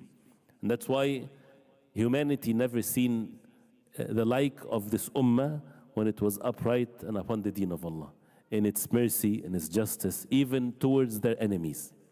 And the opposite is always the other extreme. So the love of the companions radiallahu anhum, this is the aqidah. وَأَلْزِمَ أَنفُسَكُمَا حُسْنَ التَّأْوِيلِ لِمَا شَجَرَ بَيْنَهُمْ. أَلْزِمَ أَنفُسَكُمَا. Make it upon yourself, incumbent upon yourself, that you always حُسْنَ التَّأْويل, the good explanation of what happened between them, of a fitna that happened. First of all, you don't get to learn it. You don't have to, you don't deal with it. You don't listen to tapes and those who talk about it. This is something تِلْكَ أُمَّةٌ قَدْ خَلَتْ. You stay away from this. But when it comes as a subject, you know that all of them were upon goodness. And they made ijtihad. And they are, after the Prophet ﷺ, the mujtahid among them and is right, he gets 2 rewards. And the mujtahid that makes mistake, he gets rewards. So they're all rewarded and Allah subhanahu wa ta'ala is pleased with them. So husn al-ta'wil, never to mention anything negative about a sahabi. And this is a sign of deviation. Even if a person, and that's why one of the things when people talk about the fitna that happened, then their hearts start to incline towards this or disapprove this. And this is something that a person should stay away from, so that the heart is sound towards everyone. And of course, when it comes to narrations, there's always false narrations, and people, they have their evil intentions behind this and things of that nature. And plus, our deen, if we apply what's mentioned before, our deen is not based on history. Our deen is based on wahy, Quran and Sunnah, the Prophet ﷺ. And in the Quran and the Sunnah, the Sahaba radiallahu anhum are praised and were commanded to follow them. So history, those who make their religion history, then they opened for themselves the gates of deviation. And that's why we don't love them because of what the books of history says. We love them because Allah subhanahu wa ta'ala praised them in the Quran, because the Prophet ﷺ commanded us to follow their ways.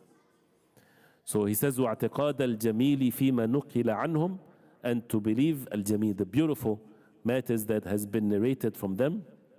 فَقَدْ رُوِيَ عَنِ النَّبِيِّ صَلَّى اللَّهُ عَلَيْهِ وَسَلَّمَ أَنَّهُ قَالَ, because the Prophet ﷺ said, لَا تَسُبُّوا أَصْحَابِي, do not revile my companions. فَوَالَّذِي نَفْسِي بِيَدِهِ لَوْ أَنْفَقَ أَحَدُكُمْ مِثْلَ أُحُدٍ ذَهَبَ مَا بَلَغَ مُدَّ أَحَدِهِمْ وَلَا نَصِيفًا. Because by the one in whose hand is my soul, if one of you were to spend the like of Mount of Uhud in gold, it would not reach a mud of one of them, nor even half of it. The mud is one handful of the sadaqah that they would give. So you would never reach that level. So therefore, whoever reviles them, he is someone that has, his heart is full of evil, and he's a deviant one. So this is again the deen. And it teaches us again the way of Ahlul Sunnah. The deen is not to be taken from history, from emotions, from trial and errors. This person said, this person that. It's nothing but wahy. Quran and Sunnah and Sahaba, how they understood, how they implemented, this is the deen. ما لم يكن يومئذ دينا فلن يكون اليوم دين. As Imam Malik rahimahullah said, if it wasn't deen then, it's not going to be deen today. Why do you want to make yourself wasteful?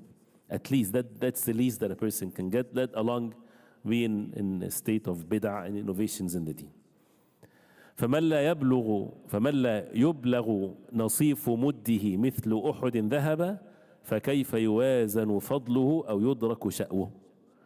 This is a question that the answer to it is very obvious, to establish this hujjah, this evidence. Whoever, which is after the Sahaba radiallahu anhum, that half of his mud, half of what he give, which is the Sahaba, half of what they give in charity of one handful, is مثل أحد ذهب, is like the amount of Uhud gold. How can then you make alike or close his fadl, his virtue and his level of goodness, or أو يدرك شأوه, or for his rank to be ever attained? So to give up on this, that means to acknowledge their level.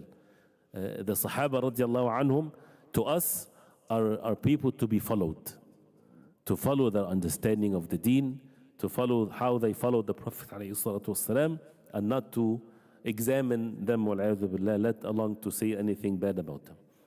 وليس منهم رضي الله عنهم إلا من أنفق الكثير. And each one of them, they spend, so that it doesn't mean that they only gave handful of charity. Their charity is well known, and the stories of their charity giving, their life and their wealth for the sake of Allah.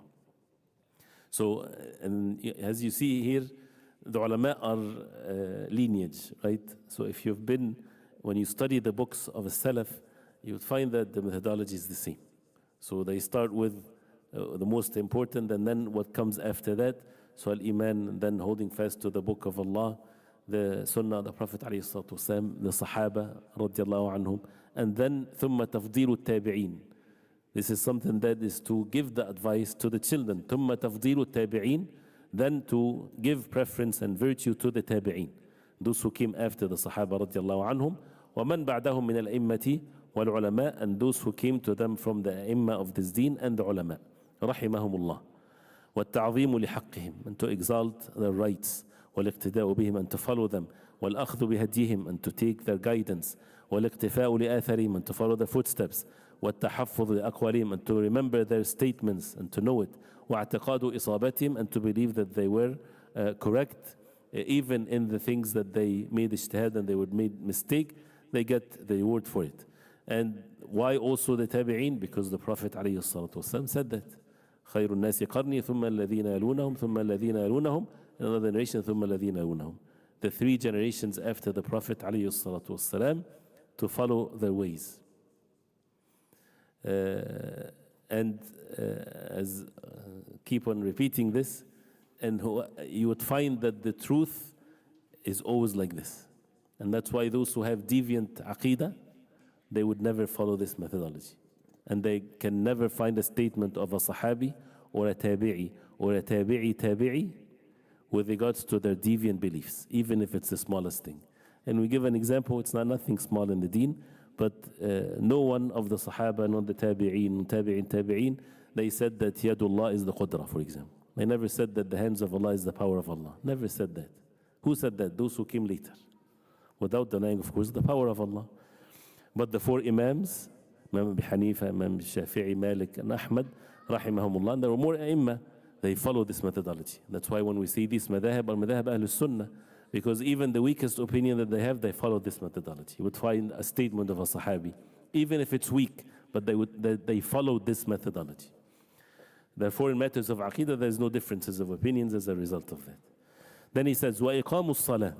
So after this, setting these principles of the deen and understanding it, and to keep on referring back to it, always to be mentioned, always to be reminded of it, till it becomes part of their norm and installed in their hearts. Then وَإِقَامُ الصَّلَاةِ فَإِنَّهَا عَمُودُ الدِّينِ. To establish the salah, because indeed this is the pillar of the religion. وَعِمَادُ الشَّرِيعَةِ. And the main al-umud, or al-imad, is the pillar that is in the middle of the tent, that without it, it would collapse. So this is the amud. وَعِمَادُ الشَّرِيعَةِ. The sharia is established on the salah. وآكد فرائض الملة في مراعاة طهارتها. وآكد فرائض الملة, the most stress فريضة of this religion of Islam. And to establish it in what? In مراعاة طهارتها. To make sure that the tahara is done in the right way. We have to learn, we have to teach them the tahara. And the tahara, as abwab al-tahara, even when you study the fiqh, and how it starts with the type of water that we use for wudu, al-istinja, cleaning oneself from when a person urinates or defecate. These are things that children, they have to learn these types of things, how to do it, what's the etiquettes of using the bathroom, how to clean oneself, how to wash oneself, and the different levels of that, and how to make wudu and tayammum, and all of these types of matters of tahara. What's the najasat, what's the impurities, so that they know it, so it's not on their clothing or their bodies or on the spot that they're making salah on, and so on. وَمُرَاقَبَةِ أَوْقَاتِهَا. And to know the times of the salah, the time of Fajr, Dhuhr, and so on. وَإِتْمَامِ قِرَاءَتِهَا. And to fulfill, to complete the recitation, what to say in the salah, from Takbiratul Ihram till the Taslim. وَإِكْمَالِ رُكُوعِهَا وَسُجُودِهَا. And to complete the ruku' and the sujood. Sometimes you find the kids, by the time they stand till the sujood, is just in 2 seconds, right? To إكمال الركوع والسجود. And then again, this is when they reach the age of a tamiz. واستدامة الخشوع فيها. And to have the khushu' in the salah from the beginning to, that's istidamat. From the beginning to the end, to struggle, to strive to have al-khushu'. والإقبال عليها, to come forward for it. That's the most important act of the day. And as mentioned before, with setting the principles, إقام الصلاة, if it's عمود الدين, that means nothing else in this life is worth anything unless you establish the salah first. This is a meaning that has to be understood. So when does your school has a value? When does your studying, your wealth, your house, your car, your whatever you're doing has a value? When does it start to have a value? When you establish the salah. If you don't establish the salah, all of these things are nothing. It becomes against you, not for you. And this is not to be understood from it, and that's why it needs intellect, right? 4 years old would not understand this. But that's why that doesn't mean that we look down upon these things. No, but these things are only have a value when we establish the purpose of our life. So therefore a person would see things in the proper way. So إقام الصلاة. He says وغير ذلك من أحكامها وآدابها, and more in the أحكام, the rulings and the etiquettes of the صلاة في الجماعات, the rulings of al-jama'ah. If he's about to closer to 7 years old, then you tell him, if it's a boy, that you're going to come to the masjid with me and you need to learn then the ahkam of salatul jama'ah and standing in the line and looking at the place of sujood, and what is the ahkam, the ma'mum, does he recite, teaching him what's going to be in the masjid, and to encourage him so that he would make the salatul jama'ah with his father. And for the girl, for example, she prays with her mother, and Allah subhanahu wa ta'ala did not make the jama'ah obligatory upon them. It's obligatory upon the men, but if she wants to come to the masjid, she comes to the masjid, and so on. This is وأحكامها من أحكامها وآدابها في الجماعات والمساجد. فإن ذلك شعار المؤمنين. الجماعات and the masajid, الصلاة.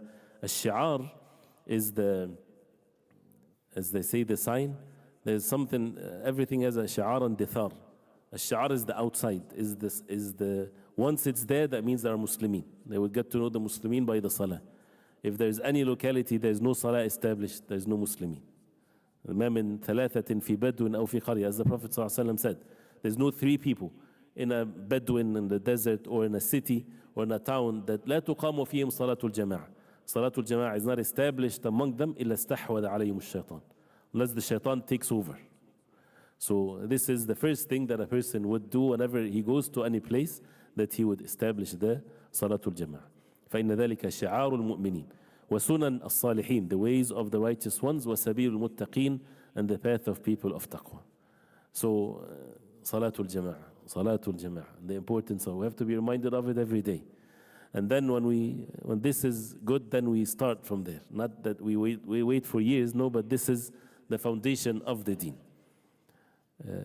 And therefore, even with seeking knowledge, with all matters of goodness, if we do not fulfill the fara'id the way it ought to be, and even the ibadah of Allah, the benefit of ilm, إذا رزقك الله عز وجل عبادة فلابد أن يرى أثر ذلك في علما فلابد أن يرى ذلك أثرا في عبادة. If Allah subhanahu wa ta'ala bestowed upon you a matter of knowledge, it has to show in one's ibadah. So the ibadah is affected always, and that is to exalt what Allah subhanahu wa ta'ala exalted. Otherwise, we see to follow the sunnah of the Prophet alayhi salatu wasalam. How was the salah of the Prophet alayhi salatu wasalam? So those who are seekers of knowledge, they ought to be the first when it comes to this. Then ثم أداء زكاة المال لا تؤخر عن وقتها. Of course, this is not the context of describing the details of the ahkam, but just to point that this is important matter to be understood. Zakatul mal, not to be delayed from its time, because delaying zakatul mal 1 day is haram. Has to be done. If it's early, that's fine, but not to be late. ولا يبخل بكثيرها, and not to be greedy with, if it's lots of money. If it's lots of money of zakat, this is not your money. This is the money that belongs to the poor. ولا يغفل عن يسيرها, and not to overlook if it's a very small amount. وَلْتُخْرَجْ مِنْ أَطْيَبِ جِنْس, and to give your zakah from the best of your wealth. And أطيب جنس, what he meant by that, because the Prophet ﷺ, he said to Mu'adh radiallahu anhu, when it comes to the zakah, وَإِيَّاكَ وَكَرَائِمْ أَمْوَالِهِمْ, be warned against taking the best of their wealth. When the one goes to collect the zakah, a person has cows, for example. Right? There's the best of them and there's the worst of them. He takes from the midst of it. Not the best and not the worst, but from the norm of it. So, but if a person wants to give from the best, mashallah, this is good. وَبِأَوْفَ وَزْنٍ, and to give the weight of the zakah, not to make it less, but to make it more and not less. الوفاء بالوزن. فإن الله تعالى أكرم الكرماء وأحق من اختير له. Allah subhanahu wa ta'ala is the most generous, and never a person would lose if he give more. And he subhanahu wa ta'ala, the one that the best to be chosen for him. If you want to choose for yourself or for the sake of Allah, choose what's for the sake of Allah better than you choose for yourself. That requires effort because we are greedy. So this is where al-iman would do. Well, tu'ta, this is all passive tense, the zakah, to be given بطيب نفس. This requires training. Zakah, sadaqah, but especially the zakah. is to be given with طيب نفس. النفس is the heart or the soul. طيب نفس, that means you're pleased. A person would say, but we're human beings, we love money. Zakah is different. You have to give zakah with being pleased, meaning that you choose to be pleased. Because a decent person, when he knows this is not your money, this is money that belongs to someone else, zakatul mal, would you be okay to keep it with you? You'll be an evil person. So when you give people their rights, you do that while being pleased. So your zakah is not your money. Sadaqat, you have to have more effort, more struggle. But when you give it, also you give it with pleasure. وَتَيَقُّنٍ أَنَّهَا بَرَكَةٌ فِي الْمَالِ وَتَطْهِيرٌ لَهُ. And have the yaqeen, the certainty that this is barakah, blessings in one's wealth and cleaning the wealth. Zakatul mal. Brother comes and his zakatul mal is, remember, I don't want to say a number, but it was not here, somewhere overseas, and he has, mashallah, his zakah is in millions of dollars. His zakah only, right? And for someone, this is to be given at ease. This is not your money, this is the zakah money. So this is purification of one's wealth. وَتُدْفَعْ إِلَى مُسْتَحِقِّهَا, and to be given to the one that deserves it. دون محاباة ولا متابعة هوى ولا هوادة. Without muhabah. Al-muhabah is that when you favorism, you love someone more than someone else, or متابعة هوى, you're following your desire. أو هوادة. هوادة is, as it's mentioned, without negligence. Sometimes, which is a common thing with zakah, but again, this is in the subject of the zakah. You might give zakah to someone, he deserves it, but there's hawa, there's desire in the heart, because if you do that, he'll do favors for you. He's a poor person and he deserves it, and if he receives the zakah, he will give you more attention. So you cannot prefer him more than someone else. This is something that needs to be fixed. So the zakah is to be given to those who deserve it without anything in the heart. I'm not saying not to give it, but it has to be with sincerity in the heart that a person does not need or have any desire in it whatsoever. Then صوم رمضان ثم صيام رمضان فإنه عبادة السر وطاعة الرب. It gives us guidance of how to be upon these ibadat and also how to teach them. Not just physical actions, do your salah, stand, ruku' and sujood. We have to teach them that, mashallah, but also the essence of it. And the same thing with the siyam, it's the secret ibadah. وطاعة الرب, the obedience of Allah.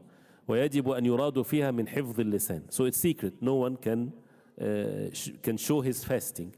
And what is meant by the fasting, by حفظ اللسان, to guard one's tongue, والاجتهاد في صالح العمل, to do the best that a person can in doing the righteous good deeds, والتحفظ من الخطأ والزلل, and to guard oneself from the mistakes.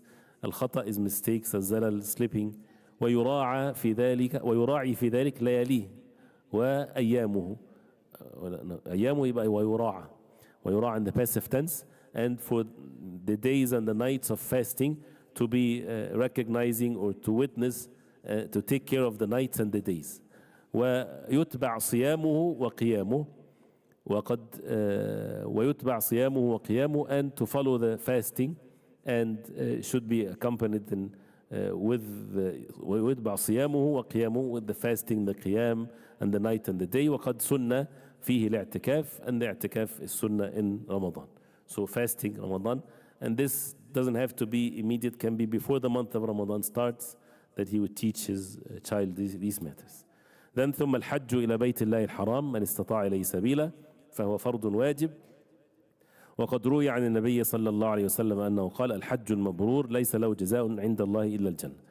Then to make hajj to the Bayt of Allah al-Haram, for those who have the ability to do so, فهو فرض واجب. It's fard, it's an obligation once in lifetime, and it's been reported from the Prophet عليه الصلاة والسلام, the righteous hajj, there's no recompense for it except by Allah subhanahu wa ta'ala, except Jannah.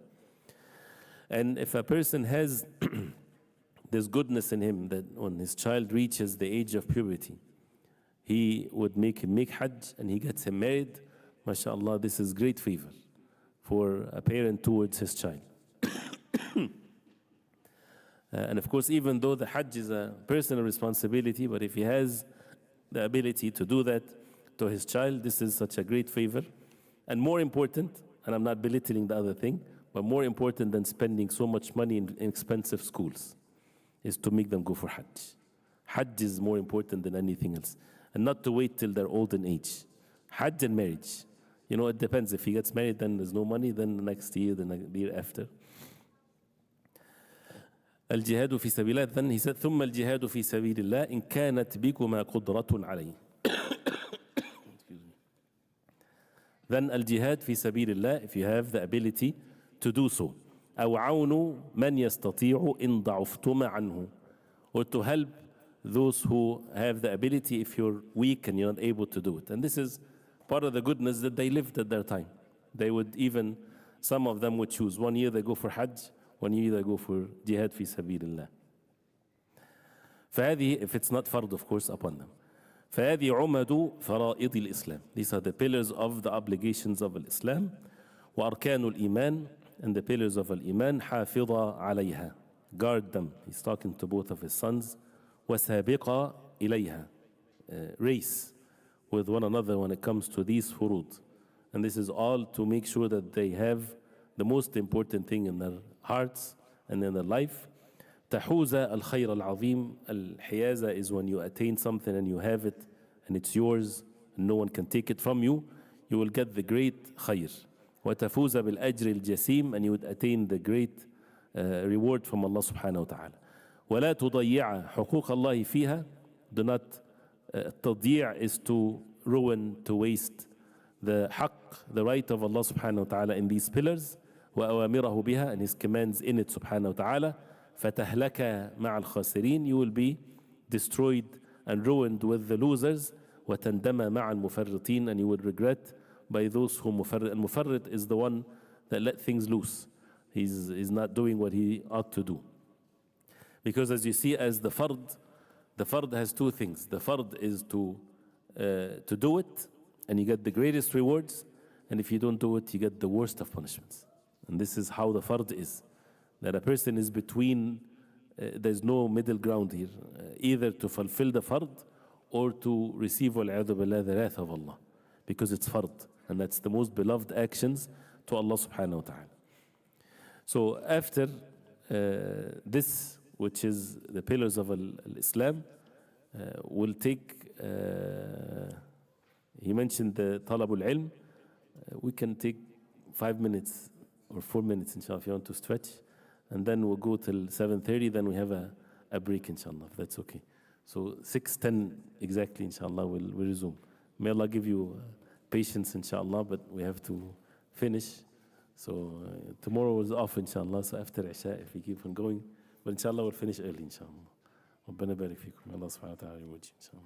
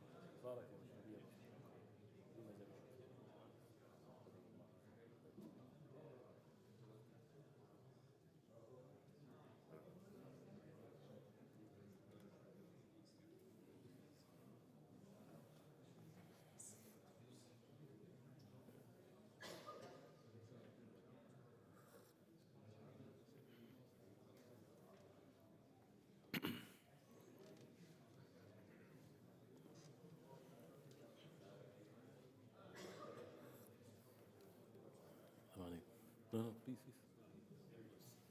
No, no.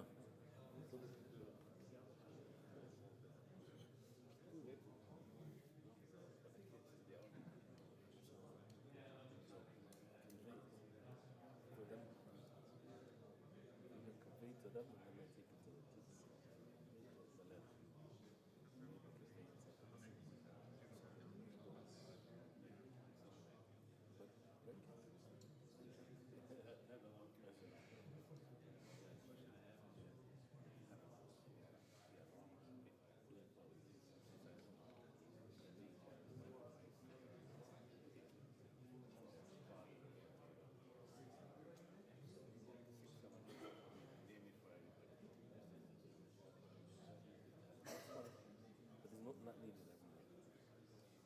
But if it's enhanced,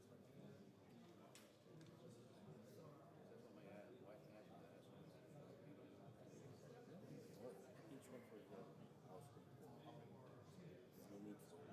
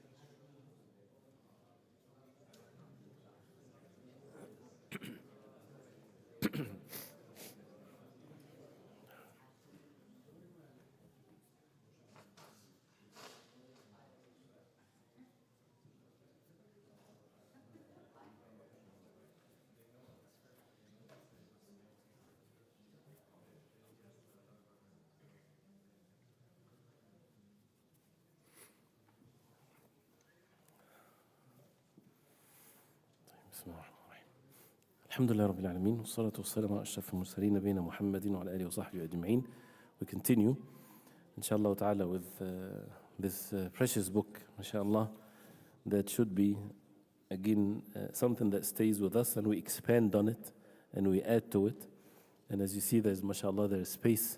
So with these matters, you can add, inshallah, even if we don't say it in this session, that you can add to it some of the evidences from the Quran and the Sunnah.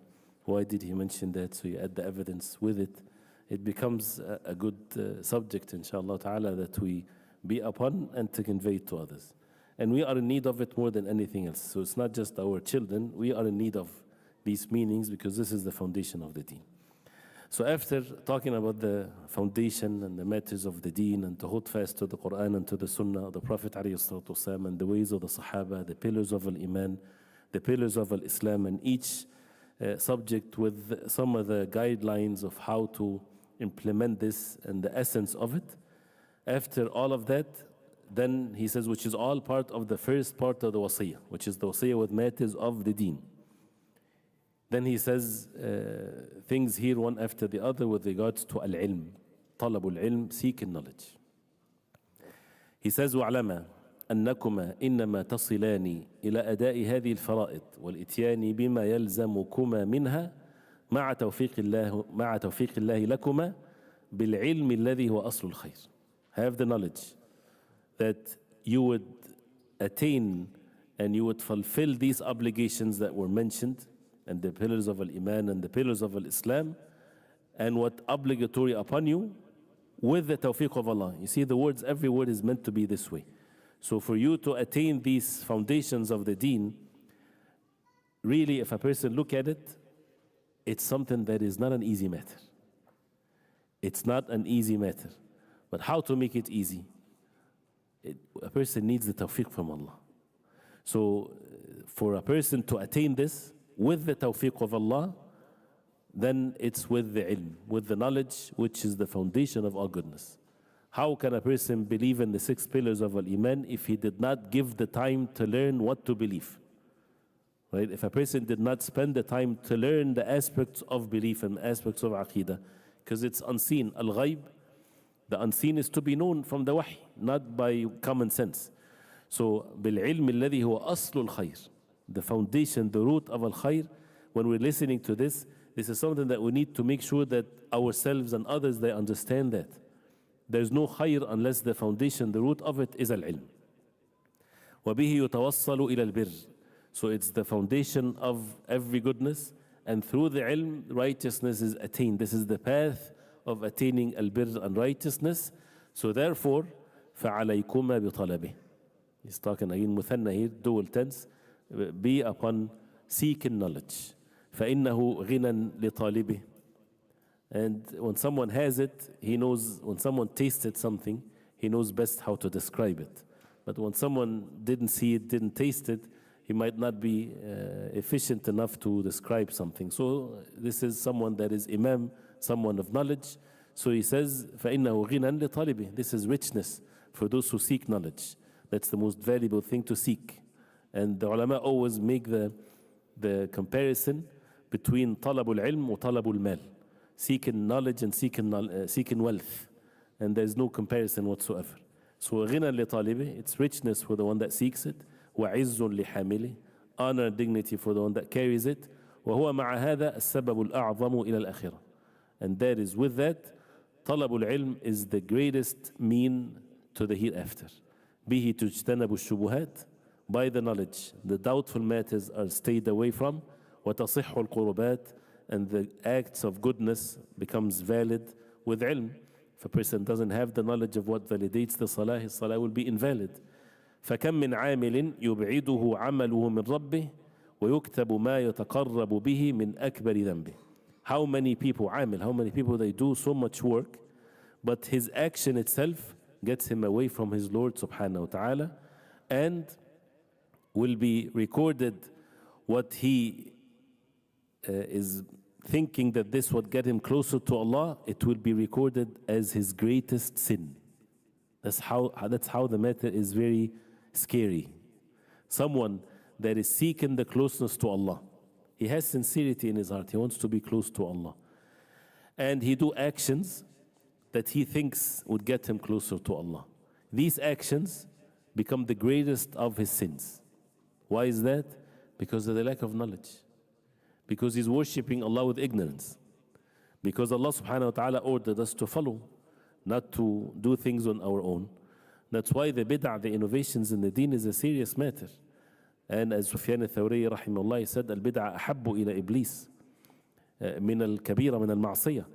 The innovation is more beloved to Iblis than the sin, because a person is committing innovations in the deen thinking that he's coming and getting closer to Allah. So why should he repent then?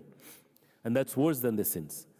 So therefore, any amal, any action, if it's not by ilm, it's not by knowledge, then it's not a good amal, it's not a good action.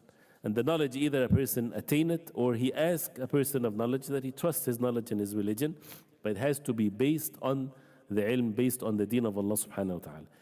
And the same thing, if a person acquire knowledge but he doesn't act, that's also evil for the person. He become arrogant. And that's why the ilm has to be translated to actions. And since this is mentioned quickly, inshallah, There is not every time the ilm that you study has a specific physical action attached to it. Like you learn how to make salah, so you make salah. This is obvious. You don't make salah with ignorance, you make it with ilm. Also, if you learn anything that we learned here, it has to show in one's heart, in one's belief, in one's actions, and to initiate ibadah for it. So a person that would perfect his ibadah, would perfect his salah, even though the subject of knowledge has nothing to do with the salah. What has its effect in his dhikr to Allah subhanahu wa ta'ala, in his steadfastness upon the deen of Allah, and defending the deen of Allah, and so on. So this is how the importance of ilm. قال الله تعالى قل هل ننبئكم بالأخسرين أعمالا الذين ضل سعيهم في الحياة الدنيا وهم يحسبون أنهم يحسنون صنعا. Surah Al-Kahf. This is the ayah that many of the early generations of Islam would consider the most fearful ayah in the Quran, which is, say, O Muhammad sallallahu alaihi wasallam, should we inform you of al-akhsarina a'mal. Al-akhsarina here, that means they are the greatest losers when it comes to their actions. الذين ضل سعيهم في الحياة الدنيا, those who their efforts is lost in worldly life while they think that they are doing well in work. يحسبون. And this is the deception of this life. A person thinks that he's doing what is best, but in reality he's doing what is worse. How can a person be saved from such a confusion? Al-ilm. The knowledge of the Quran and the Sunnah, the wahi, the sacred wahi, the protected wahi. If it's other than the protected wahi, then it's still the deception is there. So this is the only thing that a person has to rely upon to make sure that what he's doing is right. وقال تعالى قل هل يستوي الذين يعلمون والذين لا يعلمون إنما يتذكر أولو الألباب. Are those who know equal to those who do not know? Only they will remember who are people of understanding. They're not the same. And أولو الألباب, the people of reason, are the people of knowledge. What is the ilm here? علم العلم بالوحي. The knowledge of the wahi, the revelation from Allah. Not the ilm of the dunya. The ilm of the dunya is good for whatever means it's used for. There's no ilm mentioned in the Quran and the Sunnah of the Prophet ﷺ unless it refers to the ilm of the Quran and the Sunnah. Ilm Deen, the ilm of the religion.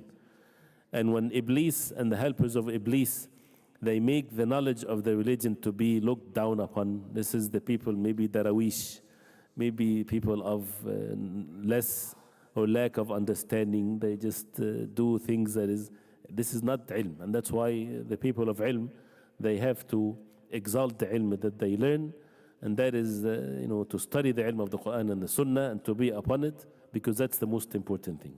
وقال تعالى إنما يخشى الله من عباده العلماء. Indeed, only those who fear Allah from among His servants who have knowledge. And therefore, those who do not fear Allah, they are not people of knowledge. إنما يخشى الله من عباده العلماء. This is hasr, exclusive. That means if someone has knowledge, but he doesn't fear Allah, does he have knowledge? The answer is no. So ilm al-deen, the knowledge of the deen, is not al-ma'rifah, is not information, is not PhD in Sharia, is not status. This is all good, mashallah. We're not belittling this. But that's the part where he get to know. If it's not affecting the person with the fear of Allah, does not apply this knowledge, then he's not a alim, he's not a person of knowledge, wala karama, and there's no honor whatsoever.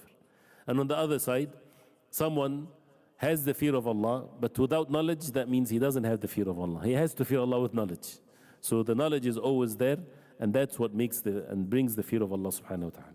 وقال تعالى يرفع الله الذين آمنوا منكم والذين أوتوا العلم درجات. Allah will raise those who have believed among you and those who were given knowledge by degrees. This is the rif'ah, this is the elevation, this is the real raise in this life and in the hereafter with matters of ilm. So this is the advice. And even if a child, for example, or oneself did not take the path of being a student of knowledge, it's not obligatory upon every Muslim, but there is the level of the obligatory knowledge, of course. But even if they don't take that path, they have to understand that this is the most valuable thing, because not everyone has the tools and the means to be a student of knowledge. So, but they have to have this importance in their hearts.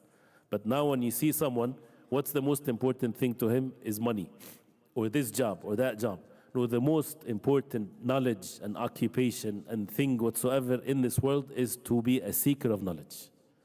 And it doesn't mean that you have to do it full time, right? And this is if a person has the means, that's the best person.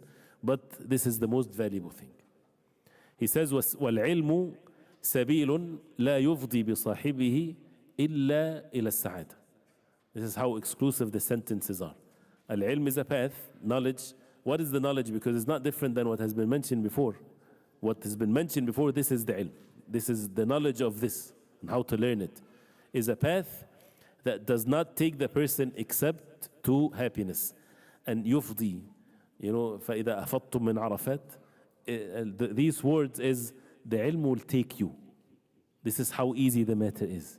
If you're studying, if you're seeking the knowledge, you will be taken by ease to what is happiness is. So you don't have to worry about how to attain it.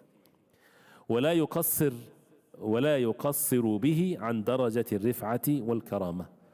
The ilm would never become or fall short from the level of honor and raise. It would always take the person to the highest of levels because of the ayah that we just read. قليله ينفع, the small amount of it benefits, وكثيره يعلي ويرفع, and the abundance of it يعلي, elevate the person and raise him. كنز يزكو على كل حال. And this is not exaggeration. The ilm of the wahy. Is there anything more valuable than the wahy from Allah, the revelation from Allah? So the ilm, kanz, is a treasure that purifies and goes above everything in all state. وَيَكْثُرُ مَعَ الْإِنفاق. This is the type of comparison that they would always give when it comes to materialistic things. وَيَكْثُرُ مَعَ الْإِنفاق. If you have wealth, if you spend more from it, you would have less. But with ilm, the more you spend from your knowledge, the more that it increases. So you learn to teach. The more you teach, the more your ilm will increase with sincerity, with devotion. وَلَا يَغْصِبُهُ غَاصِب. No one will steal it from you. Like the wealth. The wealth, if you have it, you accumulate it, you have to make sure that you put it in a safe place. You're worried about it, someone might steal it. The ilm is in the heart. So no one can steal it from you. وَلَا يُخَافُ عَلَيْهِ سَارِقٌ وَلَا مُحَارِبٌ. You don't fear for the knowledge a thief or someone in war against you. Someone, your enemy, might take your life even, might take your wealth, but he won't take the ilm that Allah subhanahu wa ta'ala provided for you. So there's nothing better than this.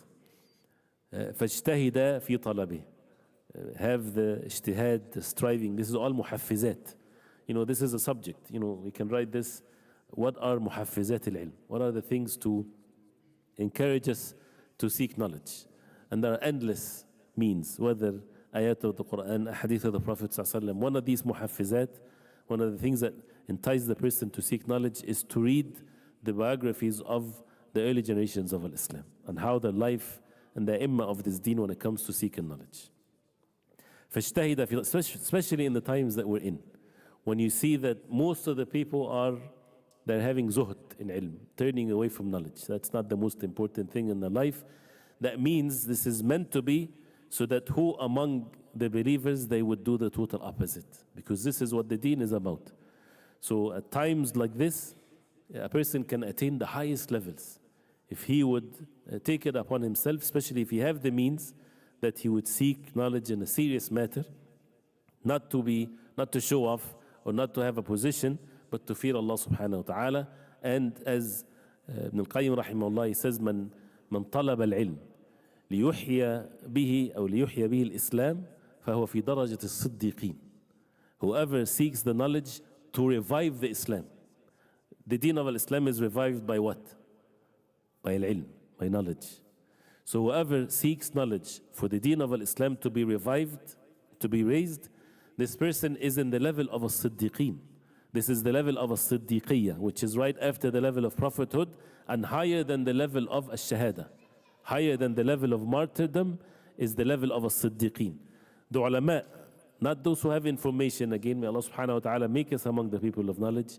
Those who have the ilm and the khashya, the fear of Allah, applying the ilm of the wahy, they are in this level, which is the highest level that a person can reach, because after the prophets of Allah, there is then the levels of as-siddiqeen wa shuhada'i wa salihin.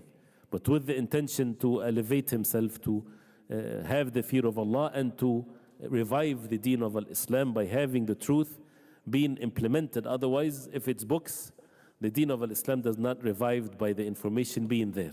It requires men to carry it, to learn it, and to be upon it, and to be steadfast upon it. He says, فَاجْتَهِدَ فِي طَلَبِهِ وَاسْتَعْذِبَ التَّعَبَ فِي حِفْظِهِ. See the words saying to his sons, استعذب. Al-adhb is the sweetness of opposite to what's bitter. So واستعذب التعب, that means enjoy the tiredness in guarding the ilm. That means when you make ijtihad, the next level is استعذاب التعب. This is the way of Allah subhanahu wa ta'ala on earth. If you put effort, وَالَّذِينَ جَاهَدُوا فِينَا لَنَهْدِيَنَّهُمْ سُبُلَنَا. You put the effort with sincerity, make dua to Allah. That's the most important thing. Then the next stage that a person would become by the will of Allah, if Allah subhanahu wa ta'ala will goodness for him, that the ta'ab, the tiredness in guarding the knowledge becomes the sweetness of his life. وَالسَّهَرْ فِي دَرْسِهِ, and to spend the hours at night to study. وَالنَّصَبْ الطَّوِيلَ فِي جَمْعِهِ. Nasab also like a ta'ab, the fatigue, the long tiredness in collecting the ilm. وَوَاظِبَ عَلَى تَقْيِيدِهِ وَرِوَايَتِهِ. وَاظِبَ, also be diligent, be steadfast in تَقْيِيدِهِ. Al-qaid is when you tie something. تَقْيِيدِهِ وَرِوَايَتِهِ, you report it, you write it. Al-ilm, if you sit and you listen, the ilm flies away. It's like a game. If you see a deer and you are going to hunt and you're there and you're watching it and you look at it, mashallah, very nice deer, but you didn't do anything unless you إلا أن تصطاده. فالعلم صيد والكتابة قيده, as they say. Al-ilm is the صيد. صيد is the game. So al-ilm is like this. والكتابة, writing it, is قيده, is when you capture it. You write it down, and when you write it down, then, and this is something that you would see if you write something that you study, and that's why when we talk about knowledge, is not necessarily these general talks. General talks are mawa'id and things like this, mashallah, is good. But the real knowledge is when we study the books of knowledge. Because what happens is that you write your notes, you understand, you make dabt of these words, and you study and you learn. You come after 30 years, you look at your handwriting, you would remember exactly when you were sitting and you were learning, everything comes back. But if you don't write anything, you forget everything. So, and plus actions. If you apply it, then you remember it. And this is the way to make qayd al-ilm, is to act upon it and to make sure that it's preserved. And don't rely upon, we have many lectures, we have many things. No, the ilm, a person has to put the effort. And that's why one of the sad things that we have, which is not sad, alhamdulillah, it's a ni'mah from Allah, but requires more effort. The ease of, we think that the knowledge is so easy. You can just sit in the kitchen and listen to a lecture, and but that's not how the ilm is. MashaAllah, there's benefit. As we said, قَلِيلُهُ يَنْفَعُ. The small amount of knowledge is benefiting. But for a person to gain, to attain, you have to put the effort. That's why if there's means to come to the masajid, to the house of Allah, you spend, you drive, you sacrifice. This is, you travel far distance to the people of knowledge to study from them. This is worth it for a person to learn, and this is how to attain the knowledge. ثم انتقل إلى فهمه ودرايته. Then you move yourself to understanding it, الفهم والدراية. So الرواية comes before الدراية, to collect the subject of knowledge and then to understand it. And that's why this is one of the ways of matters of knowledge, is that the ulama, they would work first on memorizing and understanding every word and memorizing the language of it, the understanding of it, and then they go to the next level of more of explanation of it. And that has a great effect, of course. Then وانظر أي حالة من أحوال طبقات الناس تختاران, giving them the ways to think. Look, which state, which level of the people, طبقات is the ranks and the levels of people that you would want to choose. ومنزلة أي صنف منهم تؤثران. What's the level of what type of people that you would choose over others from al-ithar? هل ترياني أحدا أرفع حالة من العلماء? And this is of course in our time. Do you see anyone of a higher status than the people of knowledge? And that's also a sign of goodness in the ummah that comes after it, the goodness. If the ulama are not in the position they ought to be, that means this is a bad sign for the ummah. So, and even if they are not, but in the hearts of those who respect the ilm, they know the level of ilm. وأفضل منزلة من الفقهاء, and there are, is there anyone of a higher level than the people of understanding of the deen فقهاء؟ يحتاج إليهم الرئيس والمرؤوس. The president or the leader, he needs them, and those who are al-mar'us is the one that is under the authority. The masses, they all need them. ويقتدي به الوضيع والنفيس. Al-wadi' is not the best, the one that has a lower status in the society. He follows them, والنفيس, and the precious among them. يرجع إلى أقوالهم في أمور الدنيا وأحكامها. When the deen is exalted, everyone will return back to the words of the ulama. In matters of dunya wa ahkamiyah, there's no dunya and deen. Anything of this worldly matter, there's deen in it. Transactions and things like this. وصحة عقودها وبيعاتها. صحة العقود, transactions, if it's halal or haram. And this is something there is no excuse for a person not knowing, because especially when the haram is widespread. وبيعاتها, from البيع والشراء, buying and selling. وغير ذلك من تصرفاتها. Think of any relationship, anything, you will have the deen, people have to refer to it. وإليهم يلجأ في أمور الدين وما يلزم من صلاة. So matters of dunya, matters of deen, they return to the people of knowledge, and matters of deen and what's mandatory upon them in salah, zakah, وصيام, وحلال وحرام. ثم مع ذلك السلامة من التبعات. Then after that, to be safe from التبعات. التبعات is the outcome or the safety from consequences, from what comes after certain things. A person, if he's a person of knowledge, he's safe because he's always rewarded by Allah subhanahu wa ta'ala. والحظوة عند جميع الطبقات, and the level that they would receive from all levels of the society. Even though this is not the intention, but even from that perspective, you would see how the people of knowledge are honored. This is at times when people respect the people of knowledge. What if they don't? That means the reward is even more. And the eagerness to be among the people of knowledge is even more. وَالْعِلْمُ وِلَايَةٌ لَا يُعْزَلُ عَنْهَا صَاحِبُهَا. Al-ilm, the knowledge is a wilaya, is a state of authority that no one is to be removed from it. You know, if you have an authority, you can be removed from it. But the alim, who can remove a alim? They can remove him from his position that he has, right? But they don't remove him from being a alim. So his status continues to be as a person of knowledge. وَلَا يَعْرَى مِنْ جَمَالِهَا لَابِسُهَا. And the one that has it as a garment, he's not naked when it's taken away from him. It doesn't work this way. وَكُلُّ ذِي وِلَايَةٍ وَإِنْ جَلَّتْ وَحُرْمَةٍ وَإِنْ عَظُمَتْ إِذَا خَرَجَ عَنْ وِلَايَتِهِ أَوْ زَالَ عَنْ بَلْدَتِهِ أَصْبَحَ مِنْ جَاهِهِ عَرِيًا.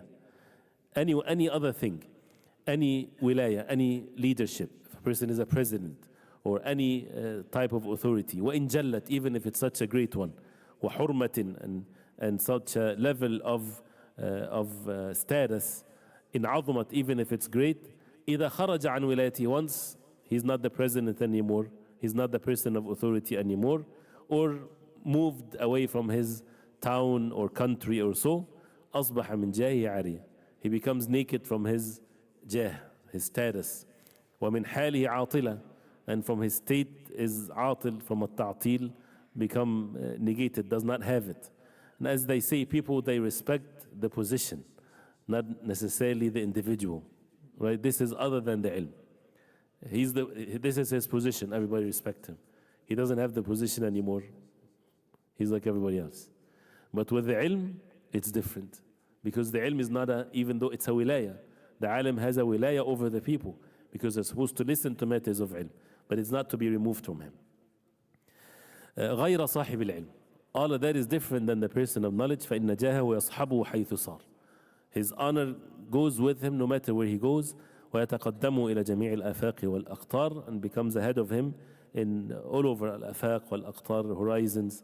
ويبقى بعده في سائر الأعصار, and it stays after him. And you see how, with ikhlas, with sincerity, the knowledge does not end. It continues after one's life. So this is all to encourage them to seek knowledge and to be firm upon it. Then he says, وأفضل العلوم علم الشريعة, the best knowledge, the best sciences whatsoever is علم الشريعة. وأفضل ذلك لمن وفق, and the best of that for someone that is وفق, guided, أن يجود قراءة القرآن, that he recites the Quran with tajweed. And the tajweed is to recite it in the proper way, not necessarily these melodies or so. Even though التغني بالقرآن actually is to recite it with أحكام التجويد. ويحفظ أن يجود قراءة القرآن ويحفظ حديث النبي صلى الله عليه وسلم, and to memorize the hadith of the Prophet صلى الله عليه وسلم, ويعرف صحيحه من سقيمه, and to know the authentic from the weak. ثم يقرأ أصول الفقه فيتفقه في الكتاب والسنة, then he reads or study أصول الفقه, then he has the fiqh in the kitab والسنة. ثم يقرأ كلام الفقهاء, then the words of the فقهاء, وما نقل من المسائل عن العلماء, and the مسائل that has been reported from the علماء. ويضرب في طريق النظر وتصحيح الأدلة والحجج.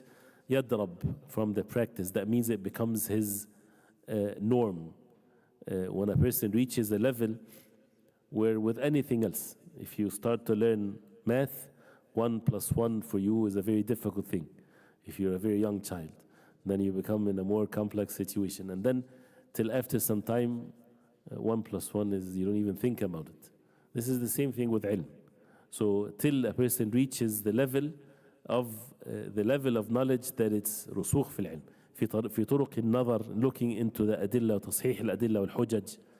فهذه الغاية القصوى والدرجة العالية. This is the highest level and the high level of matters of knowledge. And all of that, of course, this is in general. And the person, the guided one, is the one that follows a person upon the sunnah, the ulama of the sunnah, to follow and to be patient and to be humble, to follow the path of knowledge and not to be in haste. Since the Imam Baji here is one of the great Imam Madhab Imam Malik, and he has sharh, very famous sharh published on the Muwatta of Imam Malik, and other books of course he has. So then he says, وَمَنْ قَصَّرَ عَنْ ذَلك, whoever is of a lesser level than that, فَلْيَقْرَأْ بَعْدَ تَحَفُّظِ الْقُرْآنِ, let him read after تحفظ القرآن, after memorizing the Quran, ورواية الحديث, and the hadith, المسائل على مذهب مالك رحمه الله. Talks about the مسائل based on مذهب مالك رحمه الله. فهي إذا انفردت أنفع من سائر ما يقرأ مفردا في باب التفقه. If it's read alone, it's one of the most benefiting ones if it's looked alone in باب التفقه. وإنما خصصنا مذهب مالك, he says why مذهب مالك رحمه الله, لأنه إمام في الحديث, because he's إمام في الحديث وإمام في الرأي, and إمام in the opinions also.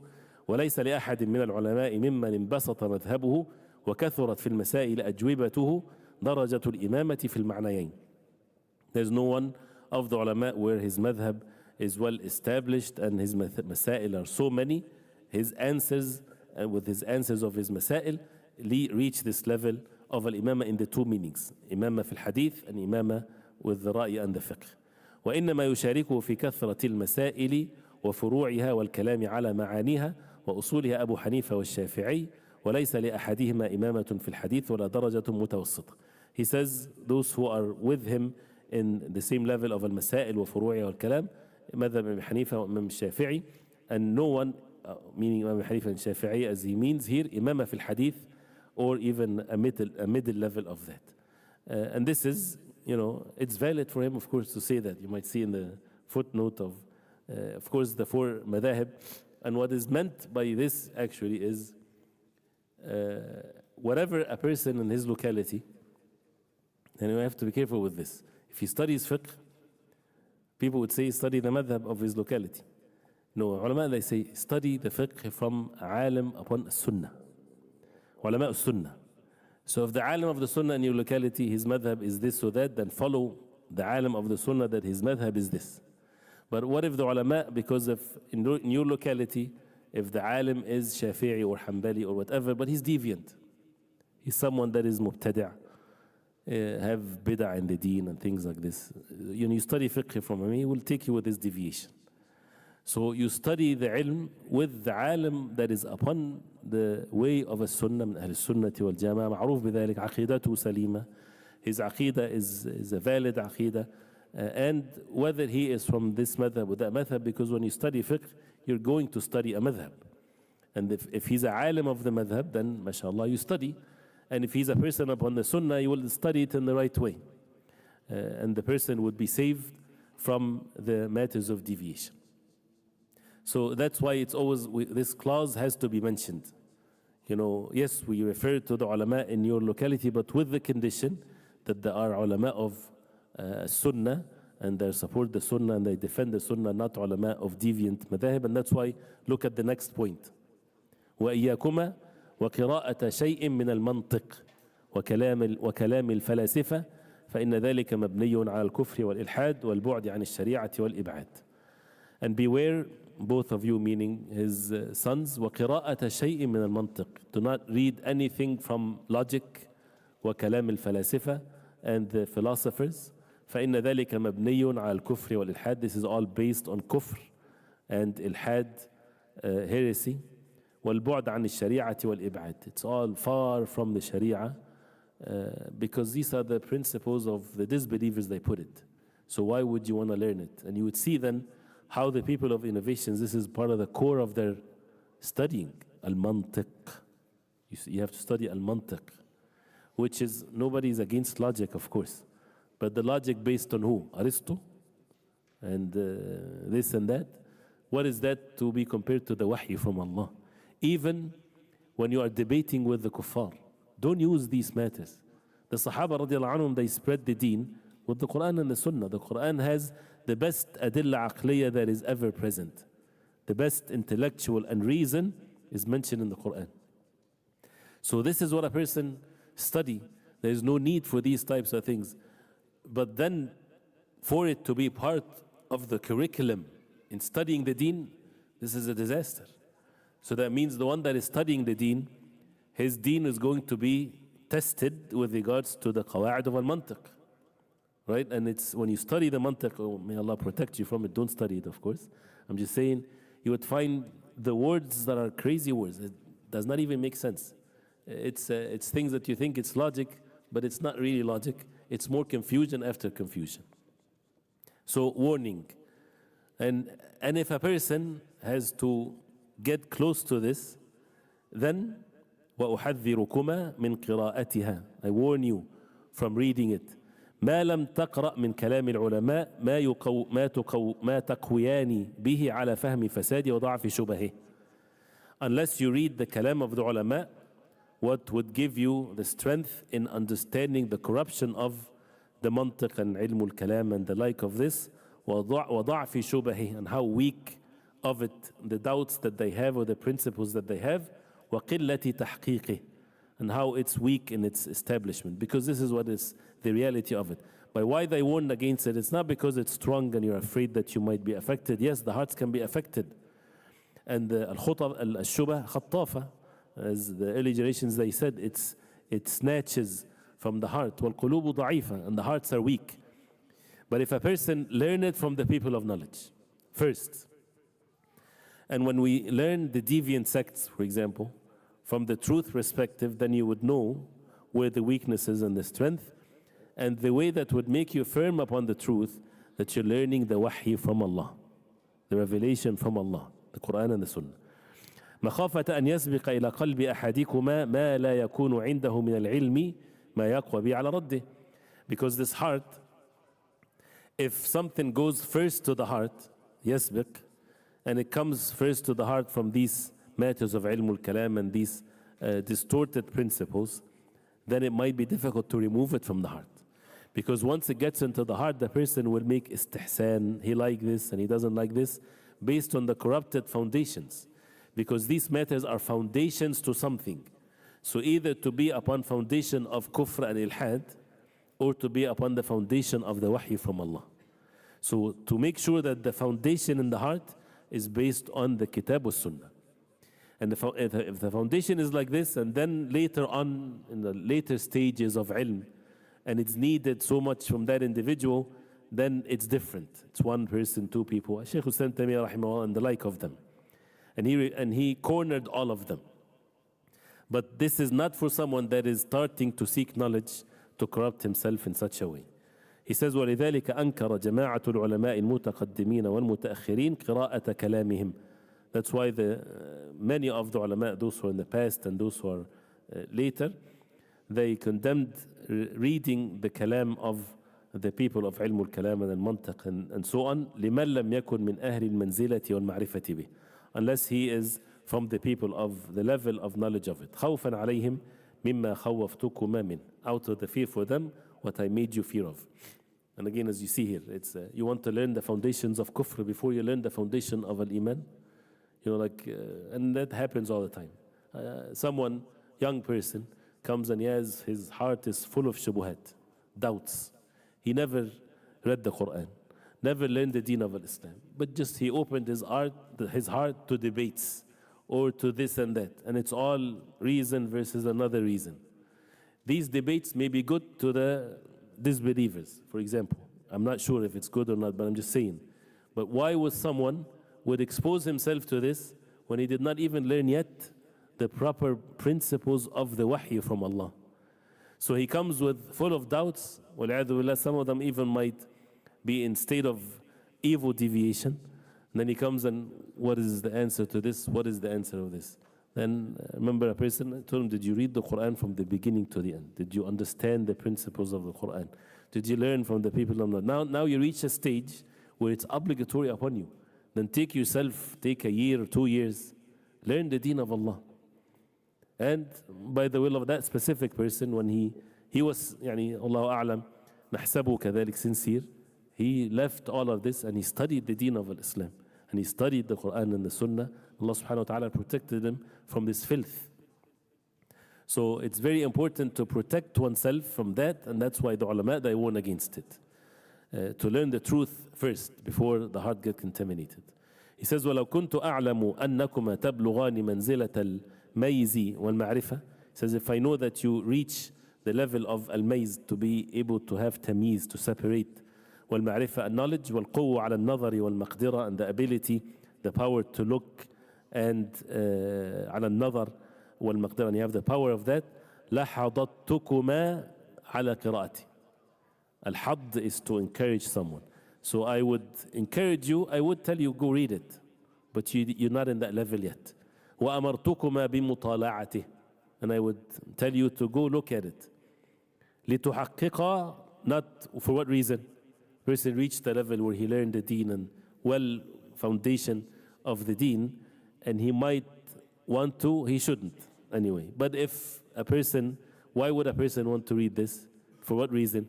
لتحقق ضعفه, to see the weakness of it and to establish it and to respond to those who are upon these deviant ways, as a mean to save those masakin, those who follow these types of deviant beliefs. وضعف المعتقد له, and how weak this matter of belief. وركاكة المغتر وركاكة المغتر به. الركاكة, even when it sounds, what does it sound like? الركاكة, something very weak, right? Something rakik, I mean something is very fragile. So how fragile is the one that is deceived by it?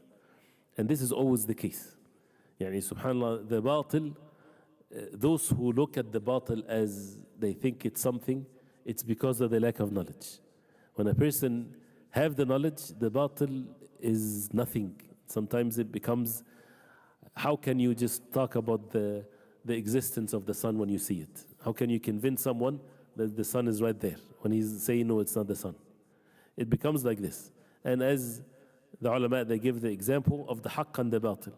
When the people saw it, the sorcerers of Fir'aun with their sticks, and يُخَيَّرُ إِلَيْهِمْ مِنْ سِحْرِ أَنَا تَسْعَى, when moving like snakes, this is all batil, falsehood. But people, they were awed by it. And then Musa alayhi salam threw the stick, تَلْقَفُ مَا يَأْفِكُونَ, took it all at once. This is the haqq. So this is how the haqq, when it's presented to the batil, even if the batil is endless and power and so on, just one haqq takes over. But the problem is when there's no haqq, weakness in the haqq, then the batil becomes yantafish, becomes widespread, and people think that this is the truth. And that's why the importance of seeking knowledge. And then the sadness is when someone wants to seek knowledge and he falls into the hand of these deviant ones. So instead of them teaching them the true knowledge, they teach them the same filth. And they think that they have knowledge. So the matter becomes, if it's correct to say, a vicious cycle. So a person has to take himself from all of these the things that affect us to study the pure knowledge, as if you're living with the early generations of Islam when we study the matters of knowledge. To seclude yourself with your heart, not physically, from the environment that you're in. And that's why the ulama of Ahlul Sunnah, this is their job. And not to contaminate the hearts of the people with these distractions. And then you take it from there, then once you reach a level, then you become able to see how the falsehood is. And he says, وَأَنَّهُ مِنْ أَقْبَحِ الْمَخَارِيقِ وَالتَّمْوِهَاتِ. It's all words. It's from the most disgusting makhariq, things that is foolish and deceptions. وَوُجُوهِ الْحِيَلِ. It's all حيل, tricks, خزعبلات, fairy tales. And that's what, there's so much push to this khurafa. There's the religion of fairy tales. Religion of khurafa, basically, has no basis to it. Awliya flying in the airs, graves is this. This is, what is this? This is not Deen of Islam. There's none of that in the Deen of Islam. The Deen of Islam is something, and many people, they do something else. And to spread jumping up and down to make dhikr to Allah subhanahu wa ta'ala. And all of these types of things is khurafat, khuza'balat. Why? Because it's not the way the Prophet alayhi salatu wasalam. التي يغتر بها من لا يعرفها. Those who do not know it, they think it's religion. ويستعظمها من لا يميزها. And they would exalt it, those who are not able to separate, differentiate between the truth and falsehood. So he said, وَلِذَلِكَ إِذَا حَقَّقَ مَنْ يَعْلَمُ عِنْدَ أَحَدٍ مِّنْهُمْ وَجَدَهُ عَارِيًا مِّنَ الْعِلْمِ. This is really how it's mentioned here. Either someone has the knowledge, حَقَّق, when he dissected and look at it, but he has the knowledge, he would find it no ilm to it, عَارِيًا مِّنَ الْعِلْمِ. It does not, does Iblis have ilm? Iblis has no ilm. Iblis has information, yes. But the ways of Iblis is to deceive the people. So this has nothing to do with ilm. بعيدا عنه, far from it. يدعي أنه يكتم علمه. He claimed that he conceals his knowledge. وإنما يكتم جهله. In reality, he is concealing his ignorance. وهو ينم عليه ويروم أن يستعين به وهو يعين عليه. And he is وإنما يكتم جهله, and it's ينم عليه. That means he is, as they say here, what's claiming the concealed knowledge, while in reality, he only conceals his ignorance, which nevertheless betrays him. يَنِمُّ عَلَيْهِ, when someone betray you with the namima type of a thing, that he deceives you. وَيَرُومُ أَنْ يَسْتَعِينَ بِهِ, and he seeks to seek. يَرُوم يعني he seeks. مَنْ رَامَ الشَّيْء, that means he wants it. أن يستعين به وهو يعين عليه. He thinks that he is seeking help by these fairy tales and these deviation, but in reality he is basically is an evidence against him. وهو يعين عليه. He says وقد رأيت ببغداد وغيرها. He is saying, I saw in Baghdad at this time, and other than Baghdad, من يدعي منهم هذا الشأن مستحقرا مستحقرا مستهجنا مستضعفا لا يناظره إلى مبتدئ. When Baghdad was the capital of knowledge. So those who had these types of ilm al-kalam and the like of it, those who they were like upon that mustahqaran. This is that ism maf'ul. That means they were ridiculed, mustahjanan, people looked down upon them, mustad'afan, weak. لا يناظره إلى مبتدئ. Only the beginners they would debate with them. وكفاك بعلم صاحبه في الدنيا مرموق مهجور. Sufficient for you is how knowledge that its owner is مرموق مهجور. He is being shunned away, turned away from. وفي الآخرة مدحور مثبور. And in the hereafter he is punished, مدحور and مثبور, ridiculed. وأما من يتعاطى ذلك من أهل بلدنا فليس عنده منه إلا اسمه ولا وصل إليه إلا ذكره. He's talking about his town. Whoever has this, they don't even have it. They have only the name of it, and they did not, only the mention of it had received them. you can add to this. Even in this time that we live in, they don't have anything of it, even from the batil, from the falsehood that they were upon. So basically, the benefit here is to stay away from this, unless a person is well versed in knowledge, also to stay away from it, unless he's a special type of a person that he would work to refute these matters. Clear, inshallah? طيب. Then he says, then every subject, again, you can have an add to it, the evidences from the Quran and the Sunnah, and this is serious, important subjects, of course. وعليكم بالأمر بالمعروف وكون من أهله وانهيا عن المنكر واجتنبا فعله. So be enjoying what is good and be from the people of al-ma'ruf. أمر بالمعروف, command what is good and be from the people of goodness, and forbid the evil and stay away from the evil. And Amr Ma'ruf and Na'i Munkar comes after knowledge, of course, because the person has to know what he's enjoining as good and he has to know what he's forbidding. So, and the details of that, this is the khayriyah of this ummah, this is the goodness of this ummah. كنتم خير أمة أخرجت للناس تأمرون بالمعروف وتنهون عن المنكر وتؤمنون بالله. This you, the best nation ever brought to mankind. Why? تأمرون بالمعروف. You enjoin what is good and you forbid what is evil. And the good and the evil is known, explained, details in the Quran and the Sunnah of the Prophet ﷺ. And the Amr Ma'ruf wa Nahy Munkar has ahkam, has a way to do it, as the Prophet ﷺ explained it clearly. And the intention of it is to remove the munkar and to establish the ma'ruf. And if a person thinks that if he enjoins the good and forbid the evil, the ma'ruf is going to be not done, or the munkar will be more munkar, then it's not permissible for him to forbid the evil. Because the purpose of forbidding the evil is to remove the evil or to decrease it. But if a person, as a result of him forbidding the evil becomes more, that means he did evil. So it has a ahkam and etiquettes that a person has to learn it.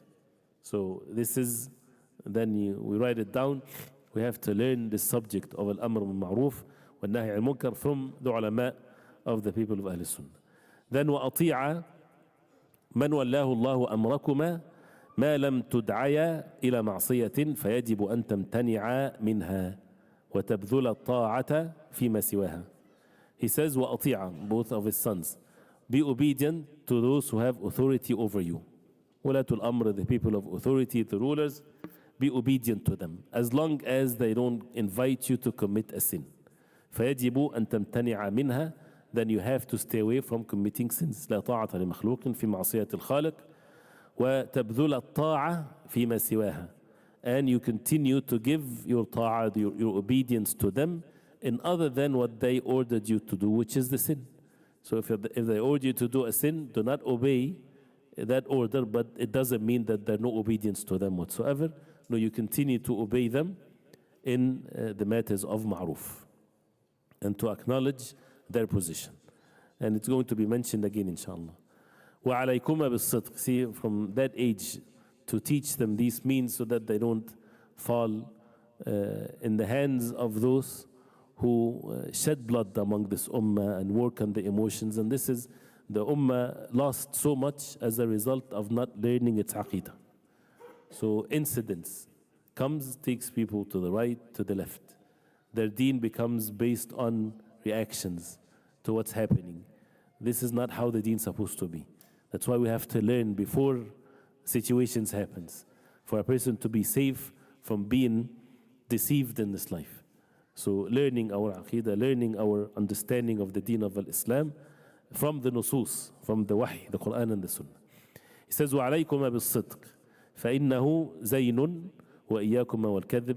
Now with matters of akhlaq and manners that a person and they should be upon, which is not just an instructions to give them, but this has to be watched and has to be always fixed, and the rewards and the punishments according to these matters. So be upon as-sidq, truthfulness, and never to allow lying whatsoever, even if it's joking, and to be firm upon this. There is no such a thing as in the deen of Islam for a person to lie. And the exceptions are exceptions for matters of necessity. But never to lie. عليكم بالصدق فإنه زين. This is your adornment. وإياكم والكذب فإنه شين. And be warned against lying because it's shayn. Shayn is the opposite of zayn. And the issue here of Saj'a, that means a shame when a person is becomes a shame on the person. وَمَنْ شُهِرَ بِالصِّدْقِ فَهُوَ نَاطِقٌ مَحْمُودٌ. Whoever is known to be truthful, فَهُوَ نَاطِقٌ مَحْمُودٌ. When he speaks, he's praiseworthy. وَمَنْ عُرِفَ بِالْكَذِبِ فَهُوَ سَاكِتٌ مَهْجُورٌ مَذْمُومٌ. Whoever is known to be a liar, even if he is silent, he is mahjur, deserted, boycotted, madhmoom, condemned. You understand? When someone is a liar, before he says a lie, he's a liar. Even he didn't say anything. Versus as-sadiq, anything that he speaks is praiseworthy. And this is how the أقل عقوبات الكذب. Listen to this. وأقل عقوبات الكذاب. The least punishment of the liar ألا يقبل صدقه. This is عقوبة. When his truthfulness is not accepted from him, because he's a liar. And this is something in the human beings, even though they should fix it. But if someone that is proven to be a liar, if he comes and he says the truth, you would question that because he's a liar. So how can he trust a liar? So this is a punishment for him because he lied. That's why the person has to be extremely firm upon this. Never to allow lies whatsoever, because that ruins the person. It ruins him. Allah knows best for how long. It takes a long time for the person to gain again the trust. وَلَا يَتَحَقَّقُ حَقُّهُ. And his truth is not going to be established. Why? Because he's a liar. وَمَا وَصَفَ اللَّهُ تَعَالَى أَحَدًا بِالْكَذِبِ إِلَّا ذَمًّا لَهُ. Allah subhanahu wa ta'ala never described anyone with lying unless he was condemning him. وَلَا وَصَفَ اللَّهُ تَعَالَى أَحَدًا بِالصِّدْقِ إِلَّا مَادِحًا لَهُ وَمُرَفِّعًا بِهِ. And Allah subhanahu wa ta'ala never mentioned anyone with a sidq unless he elevated him and praised him. So a sidq wal kadhib, and not to say their children, let them lie or make them listen to those who lies. And this another thing is, when we as adults speak to the children, they watch very closely. Sometimes out of goodness, brothers would say these to children. You may be raising your children never to say anything against the truth, and he would, if you say for them, I would do this for you, then he would do it for them. And then a brother in the masjid says, he sees your child have a candy, piece of candy, for example, says, "This is mine. Give me my candy." He's joking with him. It's mine. You're lying to him. This is it's not a thing of play here. You have to be careful when you speak to the children. Don't lie to them, so that they don't learn to lie also. Be always truthful, and you can say kind things. You can test them. You can question them. If can you give me this? I'm just saying. I'm not saying that this is a good thing or not, but I'm just saying. But never to lie to them, and to make sure that they are corrected, and not to ever lie. Then after that, al-amana. وعليكما بأداء الأمانة وإياكما والإلمام بالخيانة. Be upon al-amana, to be fulfilling the trust. وإياكما والإلمام بالخيانة, the opposite of it, which is betrayal. أدي الأمانة إلى من ائتمنكما. Fulfill the trust to the one that entrusted you. ولا تخونا من خانكما. And do not betray those who betrayed you. It doesn't go both ways. وأوفي بالعهد إن العهد كان مسؤولا. And fulfill the covenant, because it's going to be questioned. And al-amana, in the huquq of Allah and the rights of Allah, the salah is amana, trust, and so on. And the huquq of al-ibad. He refers here to the huquq of al-ibad. Even if it's words. If someone is speaking to you, that means al-majalis amana, for example. If people are sitting in a majlis and they're speaking to each other, is it permissible for someone to take whatever is being said and to convey it to others? It's not permissible. Even if it's legally okay, it's not permissible in the Deen of Islam. If people would record others without their permission, this is amana. This is betraying the amana. We're not talking about criminals or someone that is evil. We're talking about the norm of the life of the people. This is something that has to be respected. You call someone and you record the phone call, for example, or sitting together again and you take the words somewhere else and you convey it. This is amana. Things has to be respected. And do not betray those who betray you. So the dhulm, the injustice, is not to be retaliated with injustice. This is not permissible. وَأَوْفُوا بِالْعَهْدِ, a huge subject, even though it has 3 lines to it, but this can be many different aspects of the deen under this. وَأَوْفِيَ الْكَيْلَ وَالْوَزْنِ, buying and selling. Make sure that you make al-wafa, you fulfill it with buying and selling. Allah subhanahu wa ta'ala condemned those who would cheat in the balance, whether it's physically or non-physically. And to know that this is something that leads the person to the hellfire, وَالْعِيَاذُ بِاللَّهِ. And that's subject to teach them. Not a lecture that you would give them, but you know how things happen in our life, that you would teach them this, to make sure that everything is done with being trustworthy. فإن النقص فيه مقت لا ينقص المال بل ينقص الدين والحال. النقص, when you give someone less than what they deserve, it is not that it would decrease your wealth, but rather it decreases your deen and your status. And then nothing worse than to decrease your religion. So, which is the most valuable thing. So to be fair and to be just. And when it comes to balance, you give more and you take what is just. This is always the rule.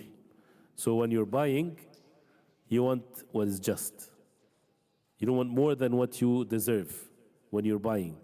When you're selling, you give more. If the balance says 5 and it's 5, give 5.1, 5.2. That's when you're giving, right? And this is the goodness of the person. Because you don't want to get yourself into the area where you might decrease and you fall into the injustice. And of course, if the two sides are this is where the early generations used to be upon.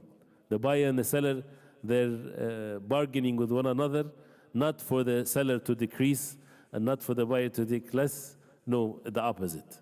The buyer wants the seller to give him higher price. And the seller wants the buyer to take it with a lower price. And they're fighting with each other. Not fighting in a bad sense, and we know the incidents of Umar. Umar goes to sell a horse. Not necessarily I'm saying it in an accurate way, but he kept on going back and forth to him. Because after he purchased it, no, it's worth more.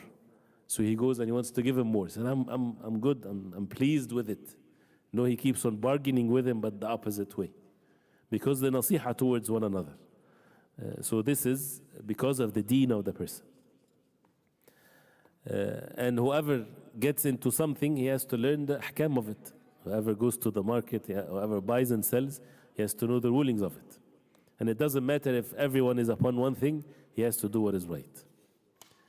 And then after that, he says, وَإِيَّاكُمَا وَالْعَوْنَ عَلَى سَفْكِ دَمٍ بِكَلِمَةٍ.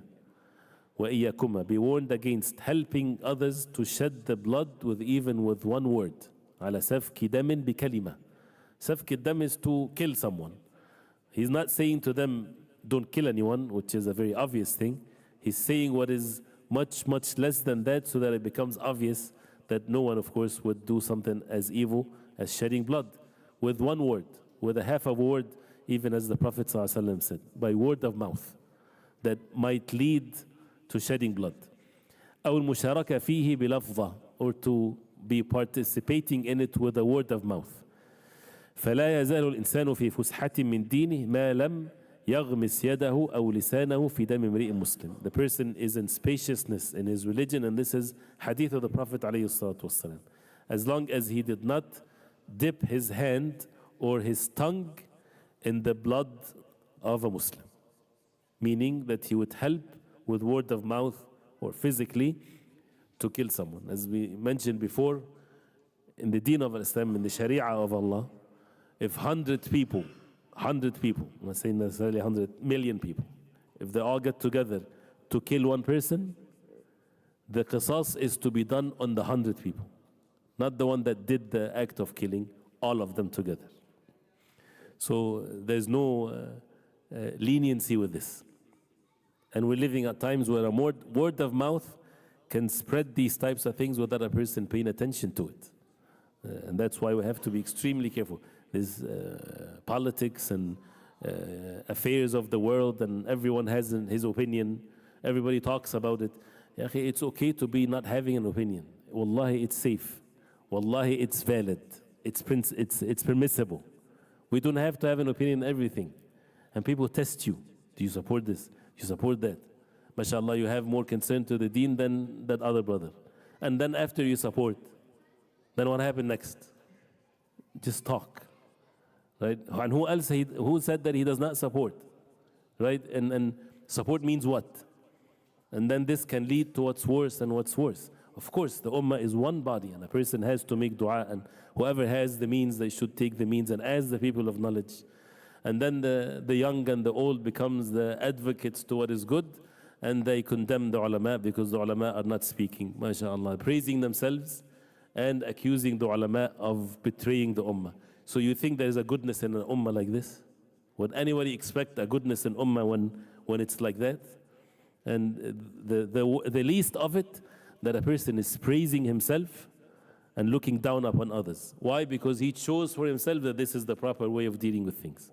And it's all about show. If you show in the virtual world that you're this, that means you're this. When this is where what's the ta'am? The bait that they throw to the people so that they're busy in these things, and the reality on the ground, nothing but worse state after another worse state.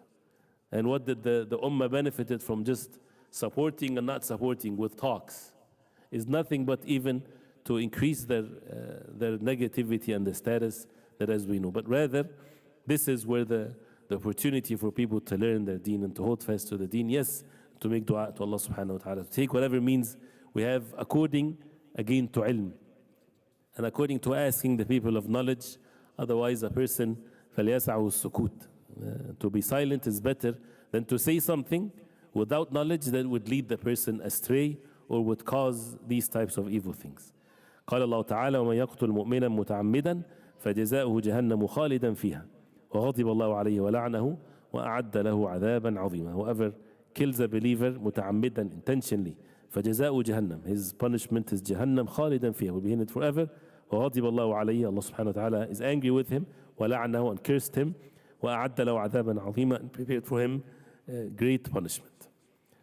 لا تقربوا الزنا واجتنابوا الزنا. Stay away from الزنا. من أخلاق واجتناب الزنا من أخلاق الفضلاء. Staying away from it is from the manners of the fudala, the righteous ones. You see what he's saying?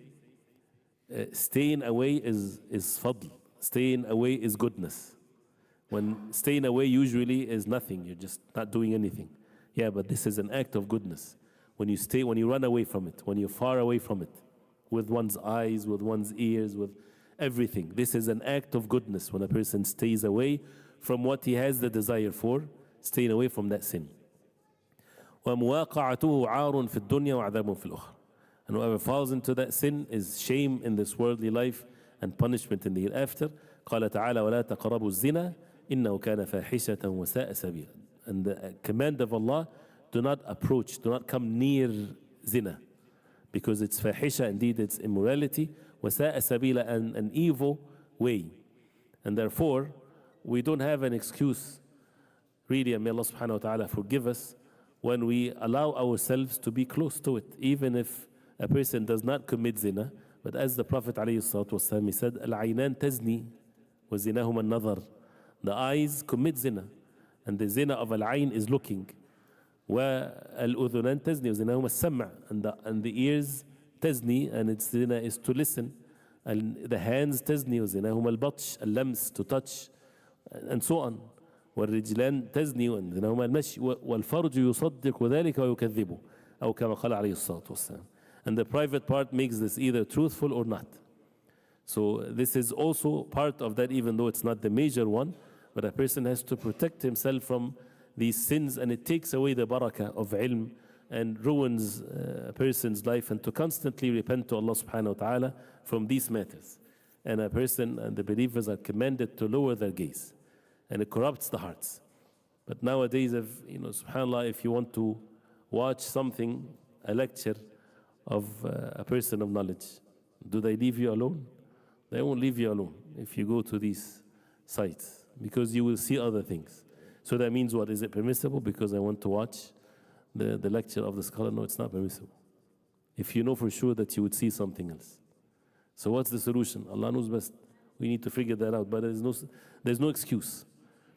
If it's there, and that's different than putting it out there. For those who are already there, right? This is different. But for a person to choose to commit sins because he wants to get goodness out of it, There's no evidence in the Deen of Islam that makes it permissible. الضرر يزال. This is قاعدة in الشرع. The harm is to be removed. ودرء المفسدة مقدم على جلب المصلحة. To push away harm takes precedence more than bringing benefit. So to remove the harm. And this is what needs to be a person to do that. And also for those who might find a solution to it. Maybe someone would find a solution to it that would help the people to stay away from what is haram. There are a few more, inshallah ta'ala, briefly. 5 minutes, inshallah. We'll have 5 minutes. اجتناب الخمر, to stay away from خمر, drinking intoxications. وإياكم وشرب الخمر فإنها أم الكبائر, the mother of major sins. والمجرئة على المآثم, makes a person has the audacity to commit sins. وقد حرمها الله تعالى في كتابه العزيز. Allah forbade it clearly. فقال عز من قائل إنما يريد الشيطان أن يوقع بينكم العداوة والبغضاء في الخمر والميسر ويصدكم عن ذكر الله وعن الصلاة فهل أنتم منتهون? Are you going to be away from it? They said yes, O our Lord. He says وحسبكم بشيء يذهب العقل, giving them the wisdom behind it. What's sufficient for you is that you take something to remove your عقل, your reason, ويفسد اللب, and corrupts the heart. وقد تركها قوم في الجاهلية تكرما. People in Jahiliyyah, some of them, they left it out of a way to honor themselves. People of decency, they leave it even if they're kuffar, to honor themselves. ومقاربتها والتدنس برجسها. They stayed away from it, being close to it, and to be polluted by it. وقد وصفها الله تعالى بذلك وقرنها بالأنصاب والأزلام. Allah subhanahu wa ta'ala described it as rijs, impurity, and He made it with al-ansab, which is matters of even shirk and the matters of and other things. فقال عز من قائل يا الذين آمنوا إنما الخمر والميسر والأنصاب والأزلام رجس من عمل الشيطان فاجتنبوه لعلكم تفلحون. Stay away so that you are successful. فبين تعالى أنها من عمل الشيطان ووصفها بالرجس. It's from the actions of shaitan, and He described it as رجس, impure. وقرن الفلاح باجتنابها, and He made the falah conditioned by staying away from it. فهل يستجيز عاقل يصدق البارئ في خبره تبارك اسمه ويعلم أنه أراد الخير لنا فيما حذرنا عنه منها أن يقربها أو يتدنس بها? Any عاقل, any person of reason, would he then make it permissible for him when he believes the Creator subhanahu wa ta'ala in what He informed us, and he knows that He wants what is best for us, that he become close to it, or even to be attached to it, or to be touched by it, or to be indulged in it? This is something that is, of course, a major sin. Then a Muslim should stay away from it. The last one, and then we continue after Maghrib inshallah ta'ala, is التحذير من الربا. What age of his sons that he's giving this all of these things to them? They were not yet in the age of puberty. Close. Right? So this is the amount of ilm, at least in the major, not in all the details. We're not expected that they would learn all of the different ahkam of al-riba, for example. But for them to have that these things Allah subhanahu wa ta'ala forbid. وَإِيَّاكُمَ وَالرِّبَى, be warned against al-riba. فَإِنَّ اللَّهَ تَعَالَى قَدْ نَهَى عَنْهُ وَتَوَعَدَ بِمُحَارَبَةِ مَنْ لَمْ يَتُبْ مِنْهُ. Allah forbade it, and He warned those who indulge in riba that He will be in war against them. فقال عز من قائل يا أيها الذين آمنوا اتقوا الله وذروا ما بقي من الربا إن كنتم مؤمنين فإن لم تفعلوا فأذنوا بحرب من الله ورسوله. There's no verse in the Quran like this. As Imam Ahmad rahimahullah, he said, you who believe, fear Allah, be dutiful to Allah, and stay away from what the riba if you are believers. And if you don't, then wait for a war from Allah and His Messenger sallallahu alayhi wa sallam. وقال تعالى يمحق الله الربا ويربي الصدقات. Allah subhanahu wa ta'ala يمحق, destroys الربا ويربي الصدقات, and He increases the charity. Is it an excuse for a person that he doesn't know the ahkam of riba? No, it's not an excuse. Either he has to know or to ask the people of knowledge. So Allah subhanahu wa ta'ala forbade something, and you know that this is almost every transaction that you might find something there of riba. So it doesn't take away the accountability of a Muslim. So either we have to learn it or to ask the people of knowledge to make sure that we are away from al-riba wal-'iyadhu billah.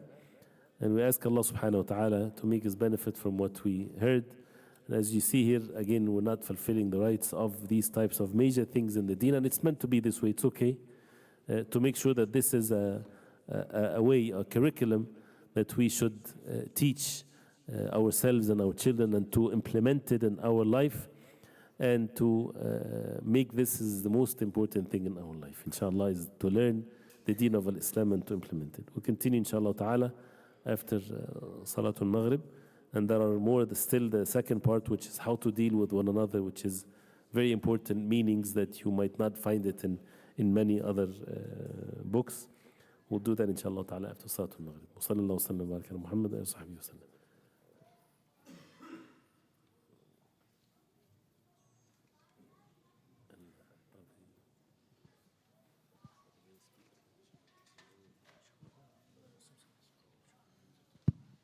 Assalamu alaikum wa rahmatullah.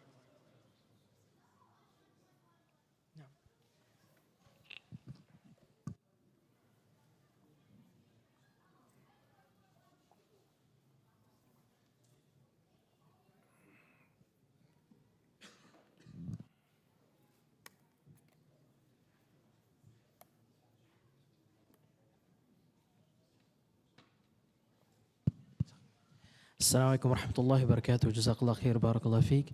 Inshallah, there's snacks upstairs, so we want to proceed. Everyone, inshallah, go upstairs to have the snacks.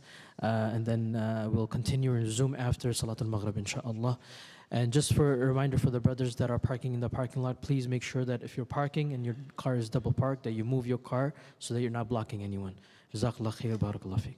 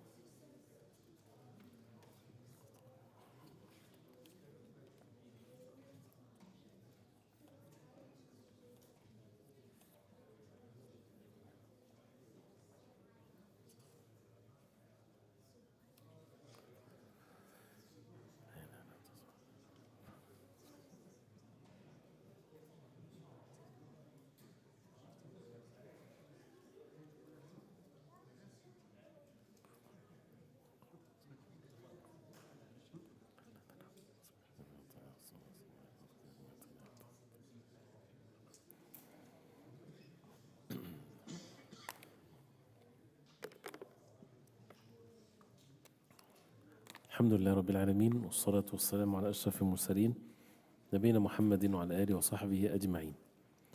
We continue inshallah ta'ala with the book of Al-Wasiyya Al-Waladiyya, even though it's so many things to cover.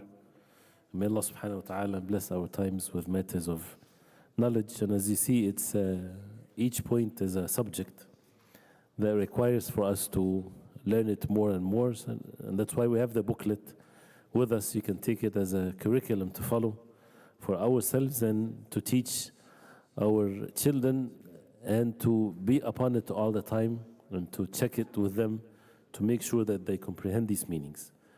Continuing where he said, ولا تأكل مال أحد بغير حق وإياكما ومال اليتيم. He's saying to his sons, do not consume the wealth of anyone without the right to do so, and be warned against the wealth of the orphan. Why is that? Not because that it sounds immoral and that's it. This is not how we get to know what's halal and what's haram. We get to know what's halal and haram from the wahy from Allah. And this is one aspect that we need to make sure that we make it well established in the hearts of our generations to come. That everything is by the wahy from Allah. You hold fast to the Quran and the Sunnah. Because Allah subhanahu wa ta'ala says, إِنَّ الَّذِينَ يَأْكُلُونَ أَمْوَالَ الْيَتَامَى ظُلْمًا إِنَّمَا يَأْكُلُونَ فِي بُطُونِهِمْ نَارًا وَسَيَصْلَوْنَ سَعِيرًا. Those who consume the property of the orphans or the wealth of the orphans unjustly are only consuming into their bellies fire, and they will be burned in a blaze. Therefore there is ahkam to this, and the orphan is the one that lost his father before the age of puberty. That's the definition of the orphan. And he become not an orphan once he reaches the age of puberty. He's not an orphan anymore.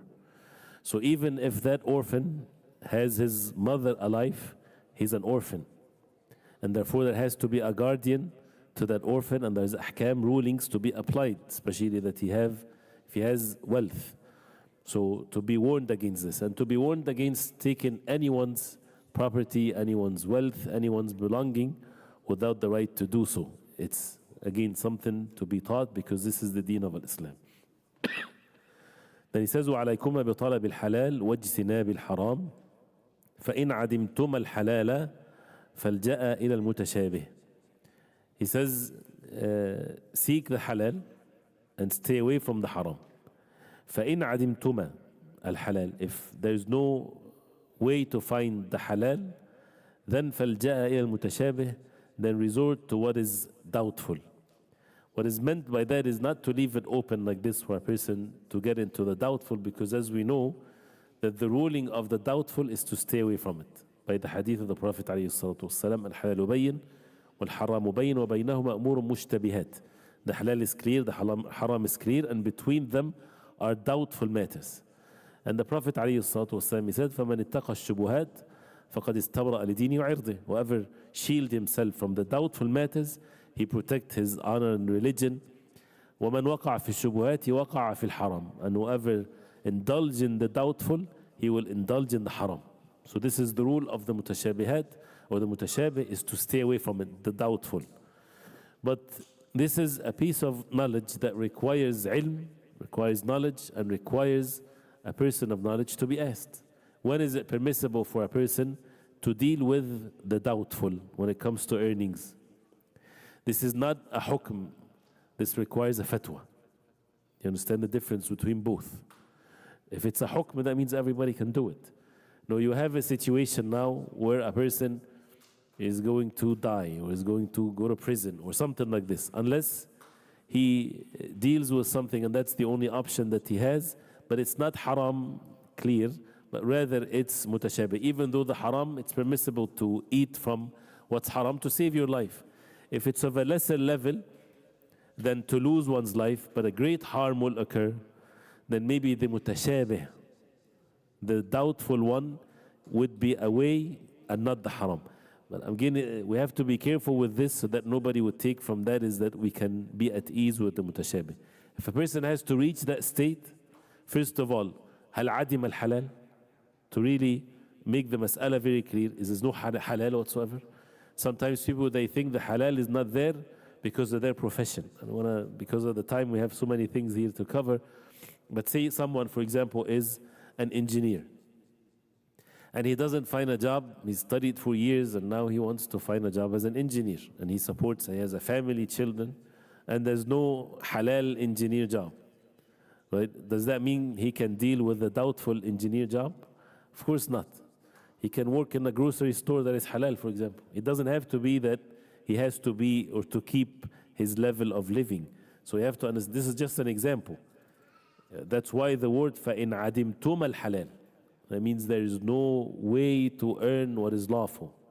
And if that means that makes you poor, if you earn what is lawful, then that's what is obligatory upon you. You change your status, that you used a level of living that you're in and you lower that, mashallah, this is what it is. So to get into the mutashabih, we have to understand that this is a matter that is, when there is no halal whatsoever, then instead of going to the haram, then it's the mutashabih. And who to define this? Matters of knowledge, the people of knowledge, and never to allow oneself to be at ease with the doubtful matters. And therefore you would find some of the contemporary issues for certain individuals, it might be the only way for them to deal with things, putting money in the banks, for example. So again, to make sure that this is to be dealt with one by one in matters of cases, and requires a high level of knowledge. He says, وَإِيَّاكُمَا وَالظُّلْمَ فَإِنَّ الظُّلْمَ ظُلُمَاتٌ يَوْمَ الْقِيَامَةِ وَالظَّالِمُ مَذْمُومُ الْخَلَائِقِ مُبَغَّضٌ إِلَى الْخَلَائِقِ. Warning them against dhulm. And dhulm is not just oppression, but a dhulm is any wrongdoing, a person wronging himself, wronging others, injustice. All of that comes under the meaning of a dhulm, oppression.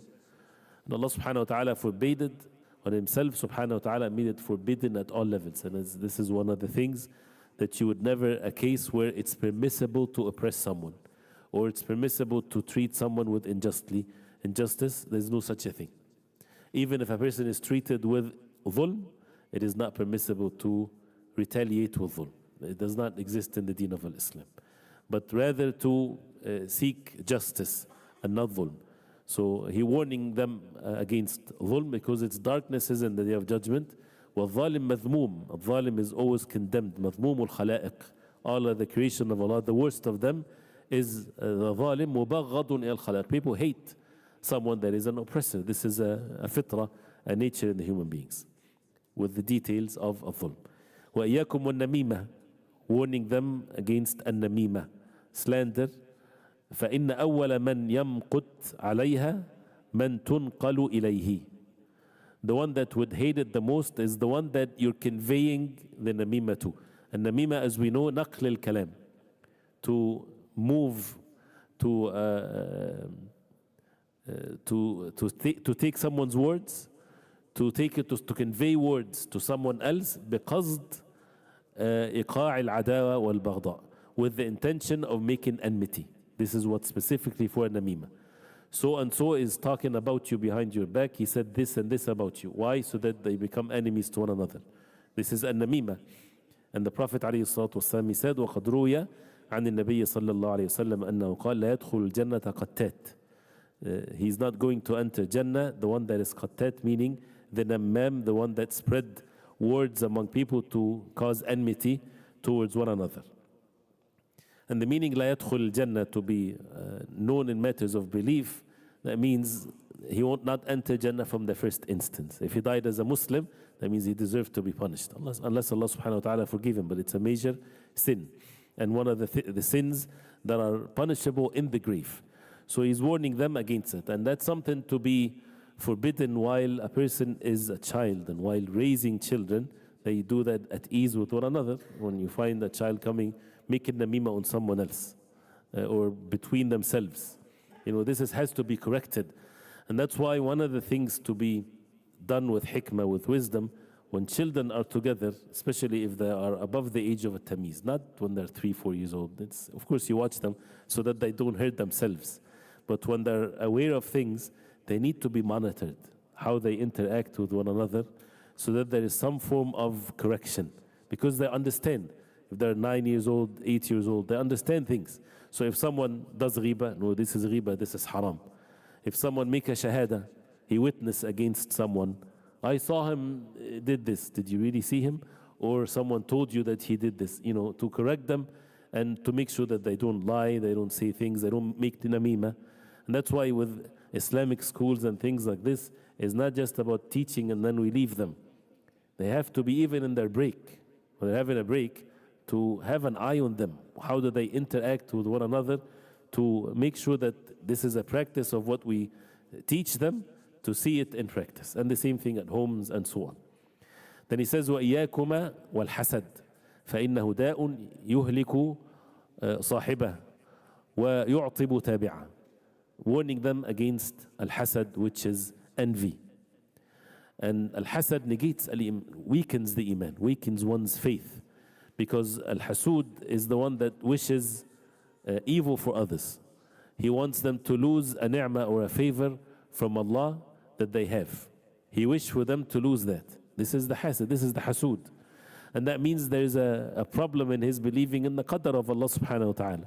And if a person has a feeling like this, he has to push it away. And with many details with this, because this is a disease, يُهْلِكُ صَاحِبَهُ. It destroys the one that is doing hasad more than anyone else. He keeps on having the suffering of it.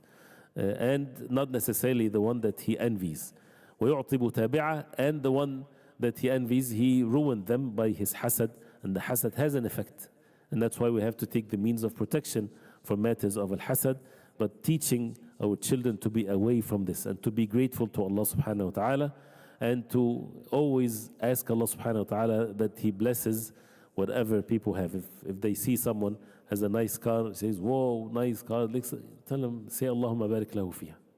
This is, we are taught this in the sunnah, to teach them, say Allahumma barik, say, oh Allah, bless it for him, instead of wishing that he might lose it. وَالْعِيَاذُ بِاللَّهِ. So وَإِيَّاكُمَا وَالْفَوَاحِشِ فَإِنَّ اللَّهَ تَعَالَى حَرَّمَ مَا ظَهَرَ مِنْهَا وَمَا بَطَنَ وَالْإِثْمَ وَالْبَغْيَ بِغَيْرِ الْحَقِّ. Al-fawahish is anything that is, as you see, immoralities, things that is known to people with decency, that it's abhorred, something that is disliked, which is the explicit sins, to be warned against it. Allah subhanahu wa ta'ala forbade it, whether it's apparent or hidden. وَالْإِثْمَ وَالْبَغْيَ بِغَيْرِ الْحَقِّ, as the ayah. Sin, transgression, without the right to do so. All of that is haram. By the way, with the namima, when he said, فَإِنَّ أَوَّلَ مَنْ يَمْقُتْ عَلَيْهَا مَنْ تُنْقَلُ إِلَيْهِ. And namam, he wants maybe a favor from the one that he conveys the message to. The first one that will hate you is the one that you convey the message to. And then, therefore, as the ulama, they say, if someone comes to you with a namima, comes to you and says, you know what, this brother said that about you. You need to know for sure that this is an enemy to you. He's not doing you a favor. Unless he's warning, that's a different situation. Then Imam is an enemy, because once he allowed this to be done, then he would do it to other people. Al-ghiba, وَإِيَّاكُمَا وَالْغِيبَةِ. Be warned against al-ghiba, the backbiting. فَإِنَّهَا تُحْبِطُ الْحَسَنَاتِ وَتُكْثِرُ السَّيِّئَاتِ وَتُبْعِدُ مِنَ الْخَالِقِ وَتُبَغِّضُ إِلَى الْمَخْلُوقِ. Now this is all consequences of al-ghiba. Al-ghiba, and it's different than an-namima. ذِكْرُكَ أَخَاكَ بِمَا يَكْرَهُ, as the Prophet ﷺ, he said, when you mention your brother with something that he dislikes, and it's true, you're not lying about him, whether he something physical or an action, and there's exceptions to it, and this is also ilm to be taught. And al-ghiba, when you speak about others, and this is very common and one of the most common sins. You put people together, this is the subject. They talk to one another, especially if they have ease with one another, brothers and sisters, people in the same family. They talk about others and they find themselves at ease with it, making fun of others. So it ruins the hasanat, the hasanat, the good deeds, increase the sayyat, and makes the person away from Al-Khaliq subhanahu wa ta'ala, and makes people hate the one that is always doing the matters of ghibah. Major sin. وَإِيَّاكُمَا وَالْكِبْرِ. Be warned against al-kibr or arrogance. فَإِنَّ صَاحِبَهُ فِي مَقْتِ اللَّهِ مُتَقَلِّبٌ وَإِلَى سَخَطِهِ مُنْقَلِبٌ. Arrogance, and as mentioned before, if it's in the weight of a mustard seed of the heart, prevents the person from entering Jannah. And nobody would feel that. Therefore, no one is to praise himself by saying, I don't have arrogance. arrogance. You have to accuse yourself in a healthy way that you would take the remedy for it, which is to humble oneself, not to look down upon people, as the Prophet ﷺ defined al-kibr, al-kibru batarul haqq wa ghamtun nas, to reject the truth and to look down upon people. Batarul haqq, a person all of his life is doing something in matters of deen. And when someone advised them with clear evidences that this is not the right way, the truth is this. The kibr is, he knows that this is the truth now, but he refused to adopt it because it's against his way, the way of his forefathers, his followers, the image, all of these types of things. Or in any other matter, al-kibr, to reject the truth, even if it's a small, minor matter, and to look down upon people. He's better than others because he's from this race or this place, or knowledge even. So warning them against al-kibr, and to have tawadu', and to have in the Prophet ﷺ, in him the best example ﷺ. And that's why with practice and teaching them to be kind to others and not to say evil things to others and things of that nature. He says, وَإِيَّاكُمَ وَالْبُخْلِ, warning them against al-bukhl, which is greed and being miser. فَإِنَّهُ لَا دَاءَ أَدْوَأُ مِنْهُ, there's no disease worse than al-bukhl. And greediness, or when a person is a miser, لا تسلم عليه ديانة ولا تتم معه سيادة. There's no religion will be complete. His religion is not going to be complete, and his siyada, his authority or leadership would never be attained for him because he's greedy. This is why this is إنه لا داء أدوأ منه, especially not necessarily in every matter, because also there is kibr and other things. This is when it comes to relationships. Like for example, if a husband is greedy, the life with him is unbearable. Even if he's someone that is makes salah and righteous, but he's bakhil. That means life with him becomes impossible. He cannot have leadership. He cannot lead others if he's miser, greedy. And of course there's a level between being greedy versus being excessive, which is also haram. And for a person to be moderate in matters of spending and not to be excessive.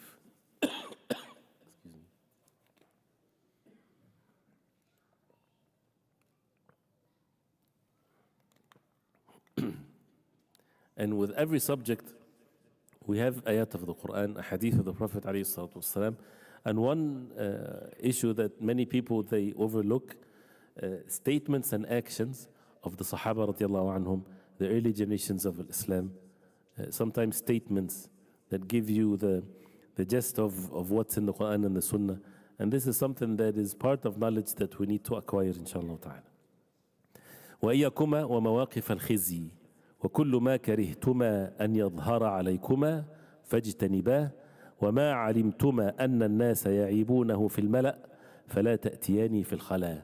This is a very treasure of advice. Very simple words, and it's a life-changing advice if a person can have it implemented in his own self and into his children. Be warned against مواقف الخزي, the situations where you become disgraced. And there's no one set of definition to it. For you to be disgraced among others, openly committed sins, words of mouth, anything that a person does something that is inappropriate. Then how to fix this? Everything that you would hate that would be shown from you, فَاجْتَنِبَهُ, stay away from it. Anything that you would hate to be shown doing, then stay away from it, whether you are alone or with people. And وَمَا عَلِمْتُمَا أَنَّ النَّاسَ يَعِيبُونَهُ فِي الْمَلَأِ, what you know that people condemn something openly, فَلَا تَأْتِيَانِهِ فِي الْخَلَى, do not do it when you're alone. So if people know, for example, that if someone do something that is disgusting or something that is filthy in front of people, right? Don't do it when you're alone. Meaning that you take care of yourself, but not in a very filthy way. The same thing when it comes to sins and things like that. Of course, a person has to clean himself, and there's privacy where cleaning. This is definitely not what is meant here. but things that whether a person is alone or whatever a person sees something or what people know in their urf, in their norm, as long as it's not against the deen of Islam, a person should stay away from it as part of the manners that a person should observe. فإن بلغ أحدكما أن يستر أن يسترعيه الله نعم فإن بلغ أحدكما أن يسترعيه الله أمة بحكم أو فتوى. Now, if one of you became in a position that Allah subhanahu wa ta'ala made them in charge of a nation, of a community, or a masjid, or a company, whatever, with a judge or a fatwa, and if specifically with matters of knowledge, فليتمثل العدل جهده. فليتمثل العدل جهده. What that means? That means he should make al-adl or justice as if it's something physical in front of him, and he would put all of the effort that he has, that he does not look away from al-adl. He's just making it as a strong statement, as if you have, now you're about to give hukm, you're about to give fatwa in dealing with people. Then as if al-adl, as if it's something physical right in front of you, you cannot turn your eyes away from it. Because if it's not adl, it's dhulm. If it's not justice, it's injustice. وَيَجْتَنِبَ الْجَوْرَ وَغَدْرَهُ. And to stay away from al-jawr, dhulm. وَغَدْرَهُ, the deception or the plots or anything that is haram. فَإِنَّ الْجَائِرَ مُضَادٌ لِلَّهِ فِي حُكْمِهِ. Al-Ja'ir, the one that does not judge with justice, he is opposing Allah subhanahu wa ta'ala in his justice, because إِنَّ اللَّهَ يَأْمُرُ بِالْعَدْلِ. Allah subhanahu wa ta'ala commands people to be just. كَاذِبٌ عَلَيْهِ فِي خَبَرِهِ. He is denying the khabar of Allah when he subhanahu wa ta'ala commanded people to be just. مُغَيِّرٌ بِشَرِيعَتِهِ. He changing the sharia of Allah, because the sharia is established upon adl, justice, not injustice. مُخَالِفُ لَهُ فِي خَلِيقَتِهِ. And he is opposing the Allah subhanahu wa ta'ala against his creation. So that's why, to that extent, when, as the ulama mentioned, Shaykh Islam Taymiyyah في السياسة الشرعية, in the siyasa, in matters of ruling, that Allah subhanahu wa ta'ala would make tamkeen and establish a kafir, but he's just. He would establish him on the face of earth. Versus a Muslim that is unjust, he would not establish him on the face of earth. Even though this is a Muslim and this is a kafir. Because one is establishing justice versus someone that is not establishing justice. This is in ruling with people. But again, the justice is in the deen of Islam. And he said, قال الله تعالى ومن لم يحكم بما أنزل الله فأولئك هم الفاسقون. Whoever does not rule by what Allah subhanahu wa ta'ala revealed, they are the fasiqun, the disobedient ones. وقد روي أن الخلق كلهم عيال الله وأن أحب الخلق إلى الله أحوطهم لعياله. Even though the hadith is weak as it's mentioned down there, but the meaning of it is mentioned in other narrations, but not exactly in the same words, that all of the creation of Allah, they are depending on Allah. And the most beloved ones to Allah subhanahu wa ta'ala, those who encompasses the ayal of Allah, meaning the dependencies of Allah with his protection and care. Allah subhanahu wa ta'ala is the one that suffices for them. But when a human being take care of the creation of Allah, this is a great act of goodness that Allah subhanahu wa ta'ala rewards for. That's why the rewards of giving charity, taking care of the orphan, the weak, this is a great reward from Allah subhanahu wa ta'ala. And Allah subhanahu wa ta'ala is khaliqhum. He's the one that created them. He's the one that provides for them. But when a person is used as a mean to establish the will of Allah, that is al-irada al-shar'iyya, the religious will of Allah, that Allah subhanahu wa ta'ala will for the people to be kind, to be just. If someone is used as a mean to establish that, this is a great reward from Allah subhanahu wa ta'ala. And this is in all matters, whether it's to establish the deen of Allah subhanahu wa ta'ala, to establish matters of goodness. وَرُوْيَ مَا امْرُؤٌ اسْتُرْعِيَ رَعِيَّةً فَلَمْ يُحِطْهَا بِنَصِيحَةٍ إِلَّا حَرَّمَ اللَّهُ تَعَالَى عَلَيْهِ الْجَنَّةِ. This is a warning. There is no human being that Allah subhanahu wa ta'ala made him in charge of a ra'iyya, dependencies that depend on him. فَلَمْ يُحِطْهَا بِنُصْحِهِ. And the words are very precise. He did not encompass them with his concern. That means they depend on him. He has to, all of them, to be under his concern. He wants what is best for them.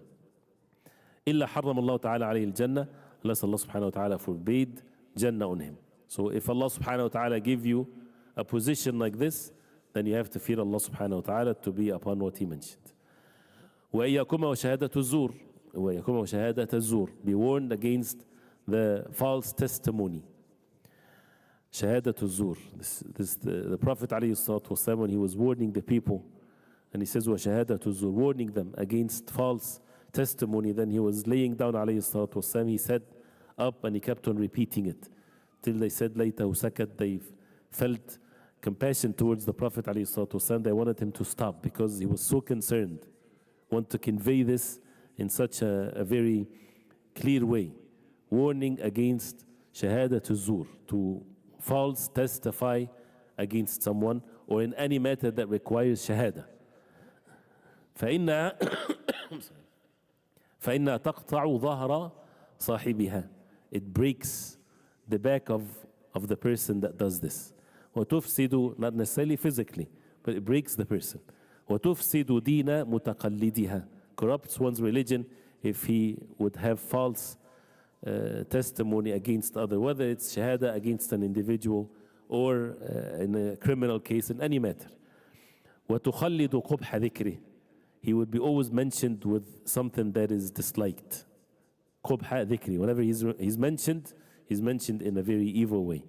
وأول من يمقته وينم عليه المشهود له, and the first one that would hate him and would make namima on him is the one that he witnessed for. He thought that he's witnessing for his friend, he become his first enemy. So to witness for someone in a false way, this is such an evil thing. To favor others when Allah subhanahu wa ta'ala forbade al-dhulm at all levels, even if it's against your own parents, even if it's against your own self. And when a person is being advised when it comes to matters of deen, this is the deen of Allah.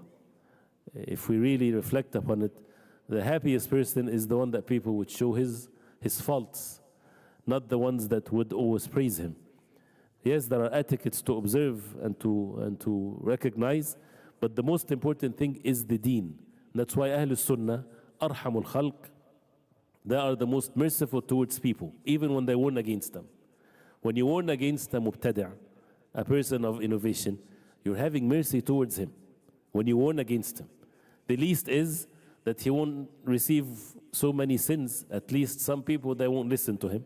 So at least you save that person from the sins that he's going to receive, right? And of course, warning people from him with the etiquettes of that, of course, when it comes to matters of bid'ah. But the matter is deen, not personal benefits or status or hasad or envy or any of these matters, but rather it's the deen of Allah.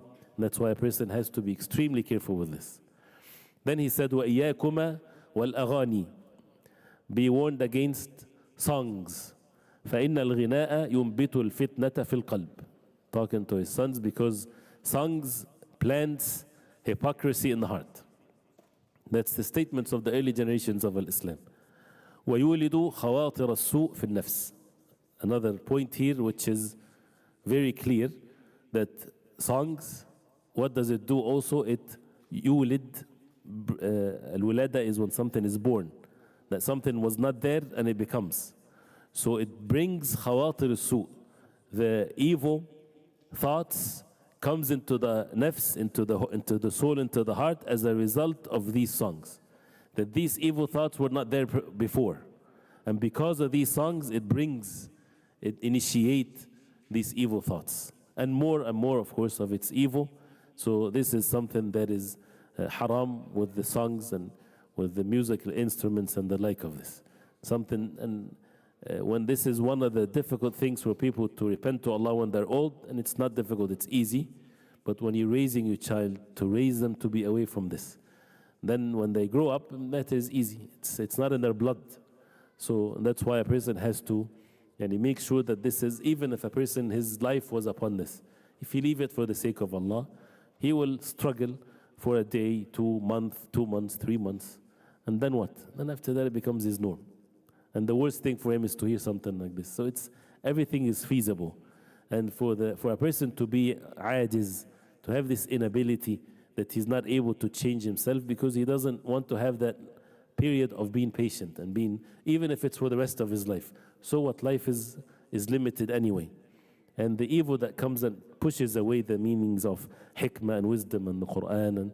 And so the subject of as-sama' is a very important matter. Then he says to his sons, وَإِيَّكُمَا وَالشَّطَرَنْجِ وَالنَّرْدِ فَإِنَّهُ شُغُلْ الْبَطَّالِينَ وَمُحَاوَلَةَ الْمُتْرَفِينَ. Beware, be warned against الشطرنج, chess. وَالنَّرْدِ, anything that has a dice. This is in the 400s after the hijrah of the Prophet ﷺ, which is almost 1,000 years ago. So be warned against chess, وَالنَّرْدِ, anything that has a dice. فَإِنَّهُ شُغُلْ. Of course, there's evidence to this, and there's statements from the Sahaba when it comes to the shataranj, chess. Ali ibn Abi Talib, when he passed by some people playing with it, he quoted the ayah in Surah Yusuf, وَمَا يُؤْمِنُ أَكْثَرُهُم بِاللَّهِ إِلَّا هُمْ مُشْرِكُونَ. Most of them, they don't believe unless they associate partners with Allah. He quoted that. Not that they have become disbelievers, but because of the statues that they're moving back and forth. And an-nard, there's a hadith of the Prophet ﷺ. Whoever plays with an-nard shir, which is dice, فَكَأَنَّمَا صَبَغَ يَدَهُ فِي دَمِ خِنْزِيرٍ, as if he immersed his hands in the blood of the pig. So this is sufficient. But then he says, فَإِنَّهُ شُغُلْ الْبَطَّالِينَ. This is the affairs or the occupation of the idle, the ones that have nothing to do in this life. Wasteful, wasting their life. And don't say teaches you logic and strategy. This is all nonsense. You can learn it in a different way. وَمُحَاوَلَةِ الْمُتْرَفِينَ. And this is the ways of the luxuriously ones that have nothing more important in their life. Yani, see what's happening to the ummah at least. Make dua to Allah subhanahu wa ta'ala. Seek knowledge. Be a mean of goodness to people. Help others. You know, how many people are in need of help, oneself, one's family, to waste time in something like this. If a person do something benefiting for himself and others, better than this. يفسد العمر, corrupts one's life. ويشغل عن الفرد, make people busy away from the fard, the obligations, the salah. ويجب أن يكون عمركما أعز عليكما وأفضل عندكما من أن تقطعاه بمثل هذه السخافات التي لا تجدي. He says to his sons that your life عمركما should be more honored and more precious to you and more better for you, that you would waste it, تقطعاه, that you would waste it with the like of these foolishness, سخافات. There is no benefit. What's the outcome of it? Nothing. At least if a person goes play sports, there is benefit.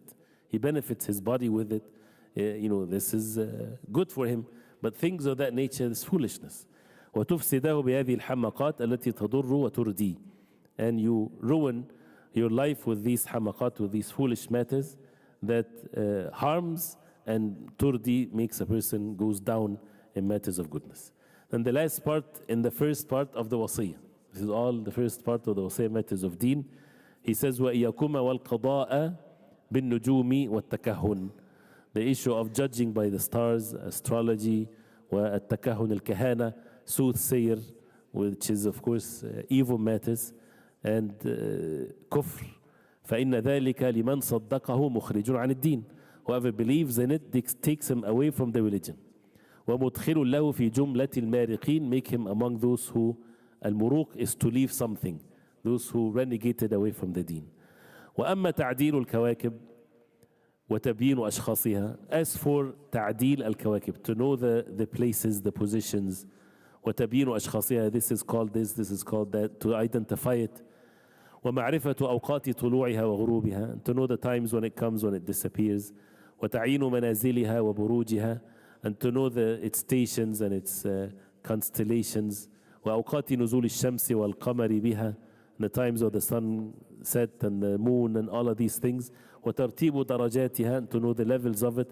للاهتداء به, for means of guidance and traveling, as used to be one of the means, as Allah subhanahu wa ta'ala mentioned in the Quran. وَبِالنَّجْمِ هُمْ يَهْتَدُونَ, as means of physically guiding oneself. وتعرف الساعات وأوقات الصلوات بالظلال وبها, and to know the times of the hour and the times of the salah, and the salah by shadows and through them, with the time of the salawat. فإنه حسن. This is good. مدرك ذلك كله بطريق الحساب مفهوم. To attain this with matters of calculations, and it's understood. But not calculations for the month of Ramadan and things like this, because the Prophet ﷺ said, صوموا رؤيته, fast when you see it. قال الله تعالى هو الذي جعل لكم النجوم لتهتدوا بها في ظلمات البر والبحر. One of the purpose of the stars is for you to to guide you through your darknesses of the land and sea. وقال عز من قائل هو الذي جعل الشمس ضياء والقمر نورا وقدره منازل لتعلموا عدد السنين والحساب ما خلق الله ذلك إلا بالحق يفصل الآيات لقوم يعلمون. That Allah subhanahu wa ta'ala made this for you to know the counts of years and al-hisab and calculations. So this is when each and every matter here is for them to implement, and it's a wasiyah, and for them to have the knowledge of it and to act according to it. Now the second part, and we'll do the best we can inshallah ta'ala, which is the second part of the wasiyah, مما يجب أن تكون عليه وتتمسك به.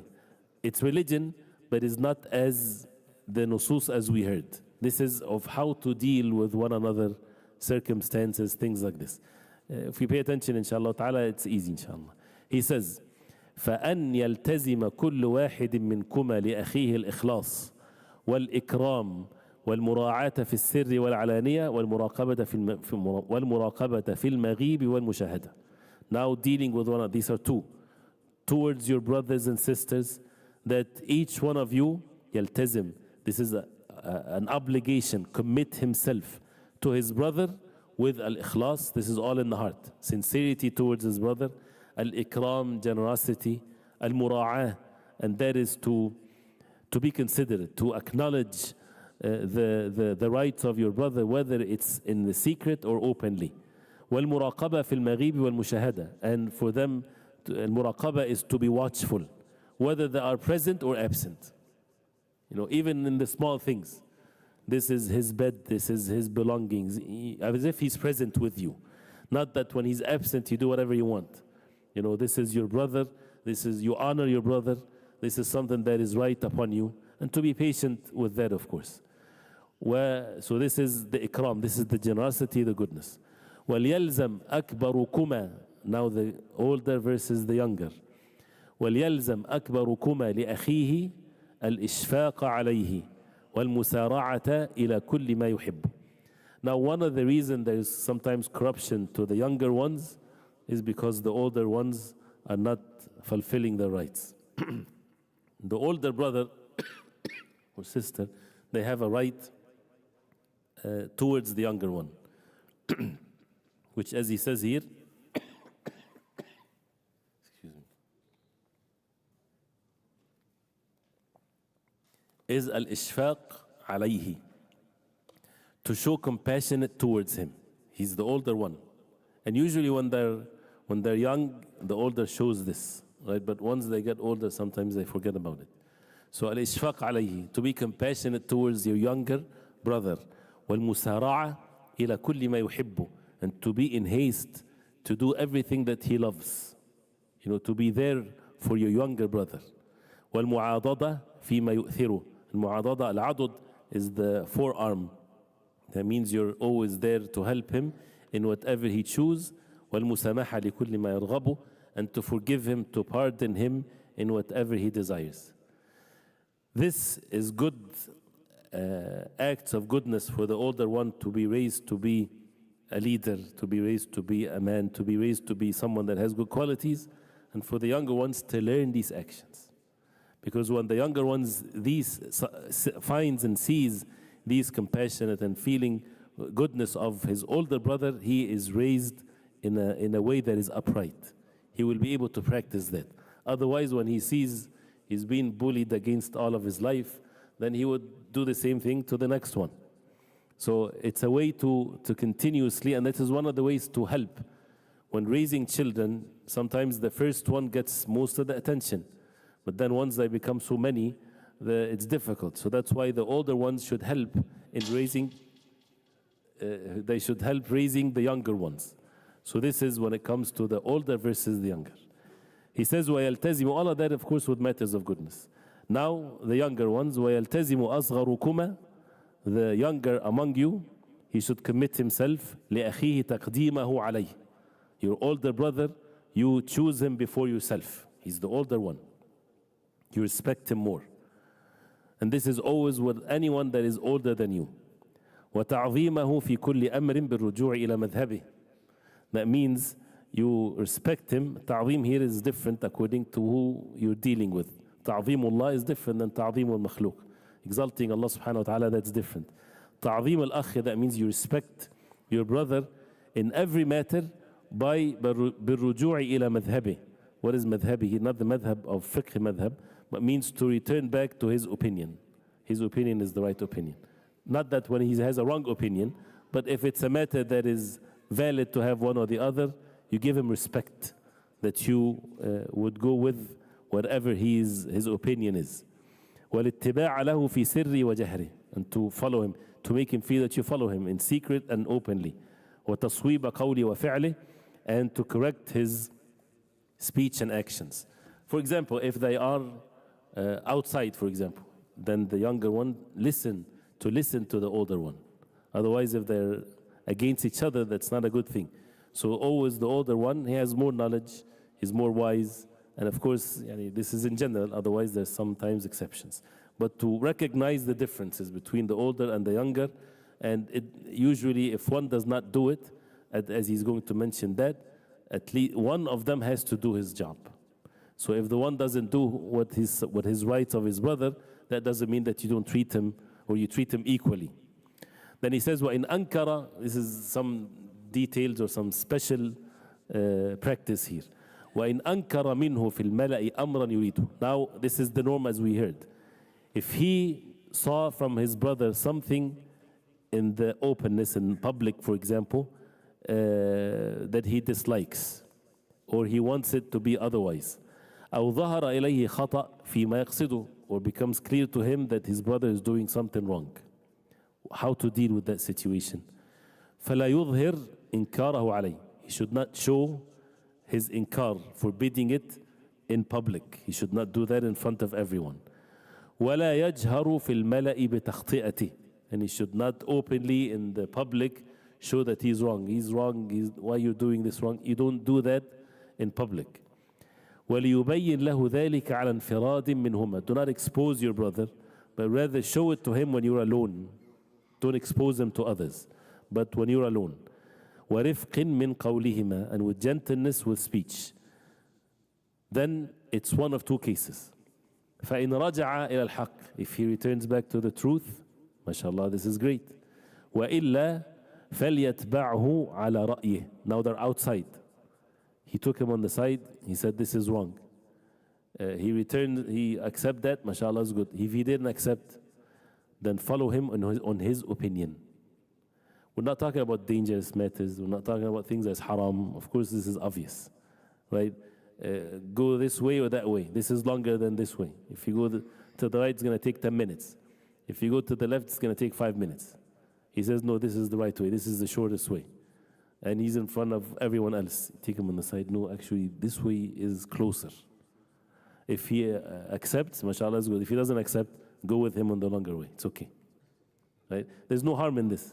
وَإِلَّا فَلْيَتْبَعُوا عَلَى رَأْيِهِ. Don't make it a big deal, and especially you're outside.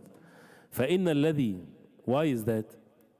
Because the issue of the dispute among one another. And that has to be fixed when they're young. فإن الذي يدخل عليكما من الفساد باختلافكما أعظم مما يحذر من الخطأ مع اتفاقكما. The fasad, the corruption that comes as a result of you becoming dispute is greater than what is warned against from the mistake if you are together upon it. If you both together and you make something wrong but it's not a sin, is better than you are in dispute and you're doing the right thing. Understand? Why? Because the togetherness is an important one. And there are many things in the Deen of Islam to preserve the unity of the people that sometimes they would undermine certain things. But not with sins, of course. He says, مَا لَمْ يَكُنِ الْخَطَأ, and that's here the clause here. As long as the mistake is not in the Deen. As long as it's not in the Deen, في أمر الدين. فإن كان في أمر الدين, if it's a matter of the deen, حراما حلال, فليتبع الحق حيث كان. Then he has to follow the truth no matter what it is. وليثابر على نصح أخيه. Now if it's a matter of deen, halal and haram, and your brother, your older brother insists that he would do the haram and you have to go with him, you're not going to go with him. If it's haram, if it's clear, then you follow the truth. But then وَلْيُثَابِرْ عَلَى نُصْحِ أَخِيهِ. Be diligent and do the best you can to advise your brother. وَتَسْدِيدِهِ مَا اسْتَطَاعَ, to make him upright to the best of your ability, but with the condition وَلَا يُخْلِ يَدَهُ عَنْ تَعْظِيمِهِ وَتَوْقِيرِهِ, but without taking his hand away from respecting him and honoring him. Not that he's a sinner, so how dare he does this, you're this and that. No. So you do not follow him in the sin, but you still have to respect him and you have to honor him so that the goodness comes as a result of that. It's not about this is a mean to what comes afterwards, and the consequences of it is very important. And that's why this issue, how many cases you would find when people grow up, they were good when they were young with each other, and then they grow up, they have families, and they're married, and then disputes comes.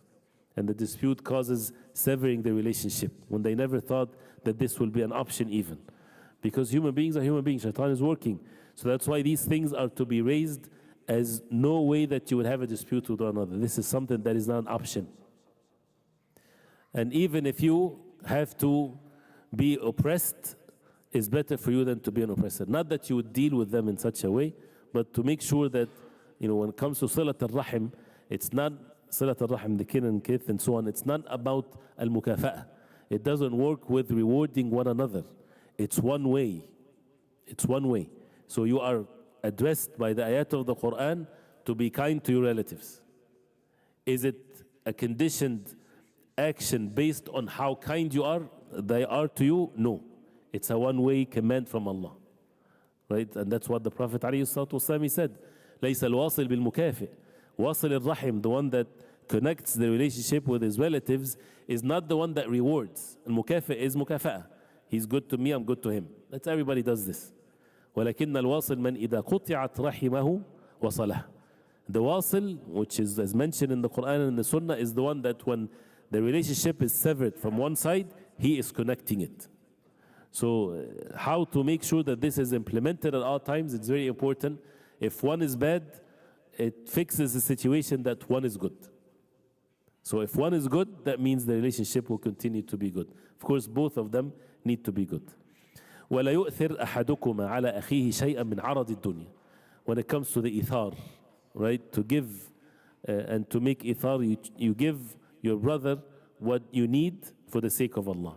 Do not have ithar, do not choose for yourself any matters of dunya and you deprive your brother from it. فَيَبْخَلُ بِأَخِيهِ مِنْ أَجْلِهِ. So he become greedy with his brother because of it. وَيُعْرَضْ عَنْهُ بِسَبَبِهِ. Or he would turn away from his brother because of this materialistic things in this world. أو ينافسه فيه, or he compete with him with matters of dunya. وَمَنْ وُسِّعَ عَلَيْهِ مِنْكُمَا فِي دُنْيَا. Two brothers. One is given more dunya, one is more wealthier than the other in matters of dunya. فَلْيُشَارِكْ بِهَا أَخَاهُ. Let his brother share with his brother some of it. وَلَا يَنْفَرِدْ بِهَا دُونَهُ. He should not be have it only for himself, exclusively for himself. وَلْيَحْرَصْ عَلَى تَثْمِيرِ مَالِ أَخِيهِ. One of the ways to do that is to help his brother to invest in his money so that he also would gain money. مَالِ أَخِيهِ كَمَا يَحْرِصْ عَلى تَثْمِيرِ مَالِ. The same way that he is eager to invest and increase his money, he helps his brother with this matter also. وأظهر التعاضد والتواصل والتعاطف والتناصر. To show التعاضد, this forearm that means the strength, the support to one another. التواصل, the connection. التعاطف, compassion. التناصر, to help one another. حتى تعرف به. See, to the extent of which that you become known to people that these brothers are amazing. They're always supporting one another. فإن ذلك مما ترضيان به ربكما. This is what you please your Lord by doing this. وَتُغِضَانِ بِهِ عَدُوَّكُمَا. And you make your enemy angry. As when the brother of Yusuf, he came to him, he said to him one word only. إِنِّي أَنَا أَخُوكَ. That's it. فَلَا تَبْتَئِسْ بِمَا كَانُوا يَفْعَلُونَ. Even though the other brothers were bad, but he said to him, I'm your brother. He did not say, I'm your brother that is going to support you. It's sufficient to say, I'm your brother. That's the end of it. What is the meaning of I'm your brother? All of these things and more. The same thing with the brotherhood of the Deen. That's why you're my brother. It's not just a word to be said. There is actions to be applied. He said, وَإِيَاكُمَا وَالتَّنَافُسَ وَالتَّقَاطُعَ وَالتَّدَابُرَ وَالتَّحَاسُدْ وَطَاعَةَ النِّسَاءِ فِي ذَلِكَ. And with all due respect to the sisters, but this is very important. إِيَاكُمَا, be warned against competing with one another in matters of dunya that brings dispute. At-taqatu', severing the relationship. At-tadabur, turning away your backs to one another, turning away from one another. Wat-tahasud, envy. وَطَاعَةَ النِّسَاءِ فِي ذَلِكَ. Never obey your women in this. Never obey your wife with regards to your relationship with your brothers and sisters and your mother and your father. Never. Meaning, if she tells you, I don't like the wife of your brother, I'm not going to, you need to be away from your brother because he's like this, these types of things. You play politics, maybe you hear it, but then you know you never apply it. Why? Because this is deen. No one is to affect your relationship with your brothers and sisters and kin and kith. This is deen. And many of the cases where people severed their relationship because of this, because of the spouses. It can happen the other way around also, but the man, we said that before, and this is matters of goodness. This is not matters of evil. The mother has a right, for example, unto her. The one that is responsible for his mother is the husband and wife, for example. His mother has more priority to him, of course. And for the wife, her husband. The woman, the most important one in her life is her husband. Once she's married, he's more important than her father and mother. This is the deen. This is the shara. The feelings, I lived with all of my life with my parents. Who's this strange man that now his rights is more than my parents? Yes. It doesn't mean that you're going to be mean to your parents. Of course not. And doesn't mean that the husband will be telling you to be mean to your parents. But your husband has more rights on you. This is the goodness of the Sharia to establish the deen of Allah. The goodness that comes as a result of that. And this is one of the trials that parents go through. The parents, they go through this. This is my daughter that I raised all of my life. And then you just hand your daughter to a strange man and he has rights on her more than you. Yes, if her husband tells her, you don't go to this place, and she calls her father, can I go to this place? Yes, sure, go. Which one should she obey? Of course, her husband. So with goodness and matters of ishra and mu'ashara. But the point here is never to listen to these matters when it comes to the relationship. فَإِنَّهُ مِمَّا يُفْسِدُ دِينَكُمَا وَدُنْيَكُمَا. This would ruin your deen and your dunya. And of course, a goodly, righteous wife, she would never, do such a thing with matters of relationships. وَيَضَعُ مِنْ قَدْرِكُمَا. And this would put down from your respect and honor. وَيَحُطُّ مِنْ مَكَانِكُمَا. Would make you disrespectful. وَيَحْقِرُ أَمْرَكُمَا عِنْدَ عَدُوِّكُمَا. And your enemy, when you see you like this, he will belittle you. وَيُصَغِّرُ شَأْنَكُمَا عِنْدَ صَدِيقِكُمَا. Your friend will belittle you. And this is true. If you say, for example, you and your brother are together out with other people. If you say something bad about your brother with your friends, what these friends would look at you, oh mashallah, you're stronger than your brother. No, they would look down upon you. How can you treat your brother like this? Making fun of your brother, belittling your brother, things of that nature. وَمَنْ أَزْدَى مِنْكُمَا إِلَى أَخِيهِ مَعْرُوفًا أو مكارمة أو مواصلة فلا ينتظر مقارضة عليها.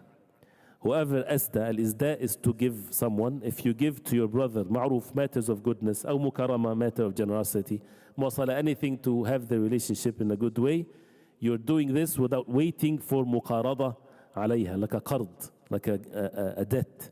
You're not giving it as a loan, even if it's not something physical.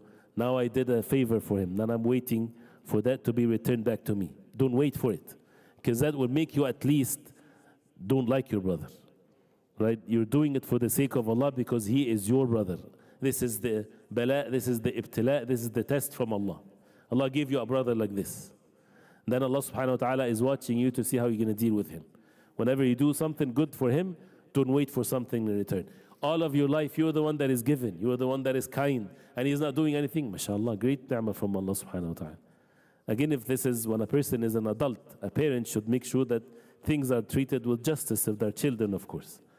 So فلا ينتظر مقارضة عليها ولا يذكر ما أتى منها, and he should not mention anything of it just for the sake of Allah.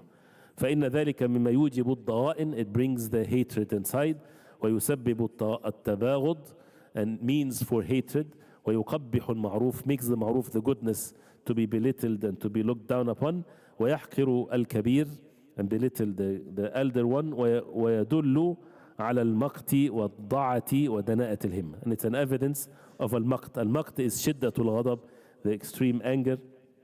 والضعة, الضعة when someone is low, resentments, lowliness. ودناءة الهمة, and baseness of aspiration. When someone is weak in the himma, part of having علو الهمة, to be high in one's aspiration and goodness, is that you don't look, you overlook these silly things that people get angry for, but rather you do the good for the sake of Allah. You're witnessing the rewards from Allah subhanahu wa ta'ala alone. Then he says, وَإِنْ أَحَدُكُمَا زَلَّ وَتَرَكَ الْأَخْذَ بِوَصِيَّتِي. Now, after all of what's mentioned, if one of you made a mistake and did not fulfill my wasiyah, did not follow what he's been talking about here, في بر أخيه, in the kindness towards his brother, ومراعاته, and considering him, فليتلافى الآخر ذلك بتمسكه بوصيته. This is what we were talking about. If one of you is bad, did not adhere to this wasiyah of mine dealing with one another, then let the other don't do this. Let the other one hold fast to my wasiyah. Not that he did not fulfill it, I also, why just me? No, you be the one that hold fast to it. وَالصَّبْرِ لِأَخِي, and to be patient with your brother. People are sent in this life to us to test us. This is how human beings are in our life. Allah subhanahu wa ta'ala sent this wife to be your wife, this husband to be your husband. These children, Allah decreed and created them to be your children. And this is your brother that Allah subhanahu wa ta'ala created for you to test you. So be patient.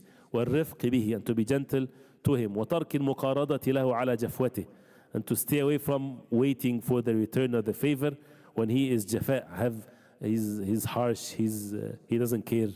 وَالْمُتَابَعَةِ لَهُ عَلى سُوءِ مُعَامَلَتِهِ, and don't follow him in his bad manners with you. فَإِنَّهُ يَحْمَدُ عَاقِبَةَ صَبْرِ, the outcome, the end, you will be praiseworthy. Just be patient. The end of it is beautiful for you if you keep on being patient with such a thing. وَيَفُوزُ بِالْفَضْلِ فِي أَمْرِ, and he would attain the fadl, the righteousness in his affairs. وَلَا يَكُونُ مَا يَأْتِيهِ أَخُوهُ كَبِيرُ تَأْثِيرٍ فِي حَالِهِ, and at the same time what his brother is doing should not have any major thing in his life. Don't dwell on it too much. Why he's doing this to me? Why? This is another thing is with the mental strength, that some have weaknesses so much in their mental strength. A word disturb their day and month, and just be at ease. This is how life is.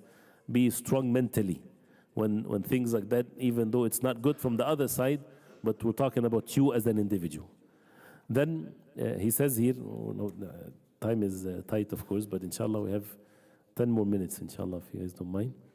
He says, وَعْلَمَا أَنِّي قَدْ رَأَيْتُ جَمَاعَ. This is the experience. Now we, as you see here, the wasiyah, ayat from the Quran, things from the Quran and the Sunnah and Deen and matters like this. Now the experience of life, which is from the tawfiq of Allah, from the help from Allah subhanahu wa ta'ala to someone, al-hadath, when someone is young, is to learn from the experience of those who are elders, and they care for him, and they have religion, and they have knowledge. And whoever turn away from this, it might take them a longer time. They make the matter easy for them and shorter for them. He says, وَعْلَمَا أَنِّي قَدْ رَأَيْتُ جَمَاعَةً لَمْ تَكُنْ لَهُمْ أَحْوَالٌ وَلَا أَقْدَارٌ. As they say, مَنْ يَعِشْ يَرَى, whoever lives, he would see. He says, I've seen group of people, they were not having any status and nothing whatsoever, no level of goodness or status in this world. أَقَامَ أَحْوَالَهُم, that what made them have status, وَرَفَعَ أَقْدَارَهُم, and the level elevated, is اتفاقهم وتعاضدهم, that they are united, they're supporting one another. When you have brothers together supporting one another, the outcome of them, he said, I've seen group of people, their affairs becomes good. وقد رأيت جماعة, and I've seen group of people, كانت أقدارهم سامية, they used to be of a high level of status. وأحوالهم نامية, and their affairs were growing. محق أحوالهم ووضع أقدارهم اختلافهم. When they disputed, it ruined their affairs and they became in a very lower level. فاحذر أن تكون منهم. Be warned that you are like them. And this is what التنازع, this is whether it's in the ummah. فلا تنازعوا فتفشلوا وتذهب ريحكم واصبروا. Do not be in dispute, otherwise you will fail. وتذهب ريحكم, your strength will be blown away. This is in anything, whether it's a masjid, whether it's people upon da'watul haqq, those who follow the sunnah. You dispute, your da'wah will be dispersed. You're the losers because Allah subhanahu wa ta'ala's religion is going to be victorious. So who are the ones that lose because of their dispute and the hasad and things like that? Those who are upon these matters, they are the ones that lose. You see someone is doing that, you save the situation by not having the dispute to be connected. Dispute takes two sides for it to happen, right? So if one side in a dispute, don't let it happen by you, from your end, you're not having a dispute. So then the goodness comes. And this is something that many people do not see, because a tanazu' is with two parties. So that's why you're not responsible for others, but we're responsible for our own actions. Then he mentioned Silat al-Rahim and other things, but we'll keep this as the last one, inshallah, and we'll see when we can continue whatever is left. He says, ثم عليكما بمواصلة بني أعمامكما وأهل بيتكما, the relationship of the relatives, your cousins, والإكرام لهم, being generous, والمواصلة لكبيرهم وصغيرهم, to have the مواصلة, the connection to the elder and the young, والمشاركة لهم بالمال والحال, to help. This is the issue with relatives, and not to have the agreed that you cut the relationship because you're far away from them, with money, with status. والمثابرة على مهاداتهم, to struggle to give them gifts. والمتابعة لزيارتهم, to visit them. والتعاهد لأمورهم, to make sure that the affairs are good. والبر لكبيرهم, to be righteous to the older among them. والإشفاق على صغيرهم, to have compassion to the young. This is the cousins, this is the uncles, this is the relatives. والحرص على نماء مال غنيهم, and to make sure that if someone is rich, to be eager that he increase his richness. والحفظ لغيبهم, and to guard those who are absent among them. والقيام بحوائجهم, and to take care of their needs. دون اقتضاء لمجازاة, without expecting any return. ولا انتظار مقارضة, without waiting for as if it's a debt. فإن ذلك مما تسودان به في عشيرتكما. These types of things, what is the outcome of it? You become leader among people. You become the best, not the opposite of what a person might think. وتعظمان به عند أهل بيتكما, and you become exalted, respected by your family. وصل رحمكما وإن ضعف سببها. Connect your relationship with your relatives even if it's weak, but keep it connected. وقرب ما بعد منها, make near what is far. واجتهد في القيام بحقها, and struggle to make sure that you fulfill its rights. وإياكما والتضييع لها, be warned against ruining the relationship of the kin and kith. قد روي عن النبي صلى الله عليه وسلم أنه قال من أحب النساء في الأجل والسعة في الرزق فليصل رحمه. Whoever wants that he lives longer and he has spaciousness in his provisions, rizq, let him connect the relationship with his rahim. This is one of the means to increase one's life, not just the barakah, but increasing one's life, and everything is the knowledge of by Allah subhanahu wa ta'ala, and to have more rizq is to be kind to the relatives. He says, وَهَذَا مِمَّا يَشْرُفُ بِهِ مُلْتَزِمُ. When someone is upon this, he's honored by it. وَيَعْظُمُ عِنْدَ النَّاسِ مُعَظِّمُهُ. And he's exalted and respected among people, the one that respect that. Some people, they respect these types of matter, relationship, صِلَةَ الرَّحِمِ. This is part of their life. They're not ignorant about it. وَمَا عَلِمْتُ. Again, this is from the experience that makes the matter from the nusus clear. وَمَا عَلِمْتُ أَهْلَ بَيْتٍ تَقَاطَعُوا وَتَدَابَرُوا إِلَّا هَلَكُوا وَانْقَرَضُوا.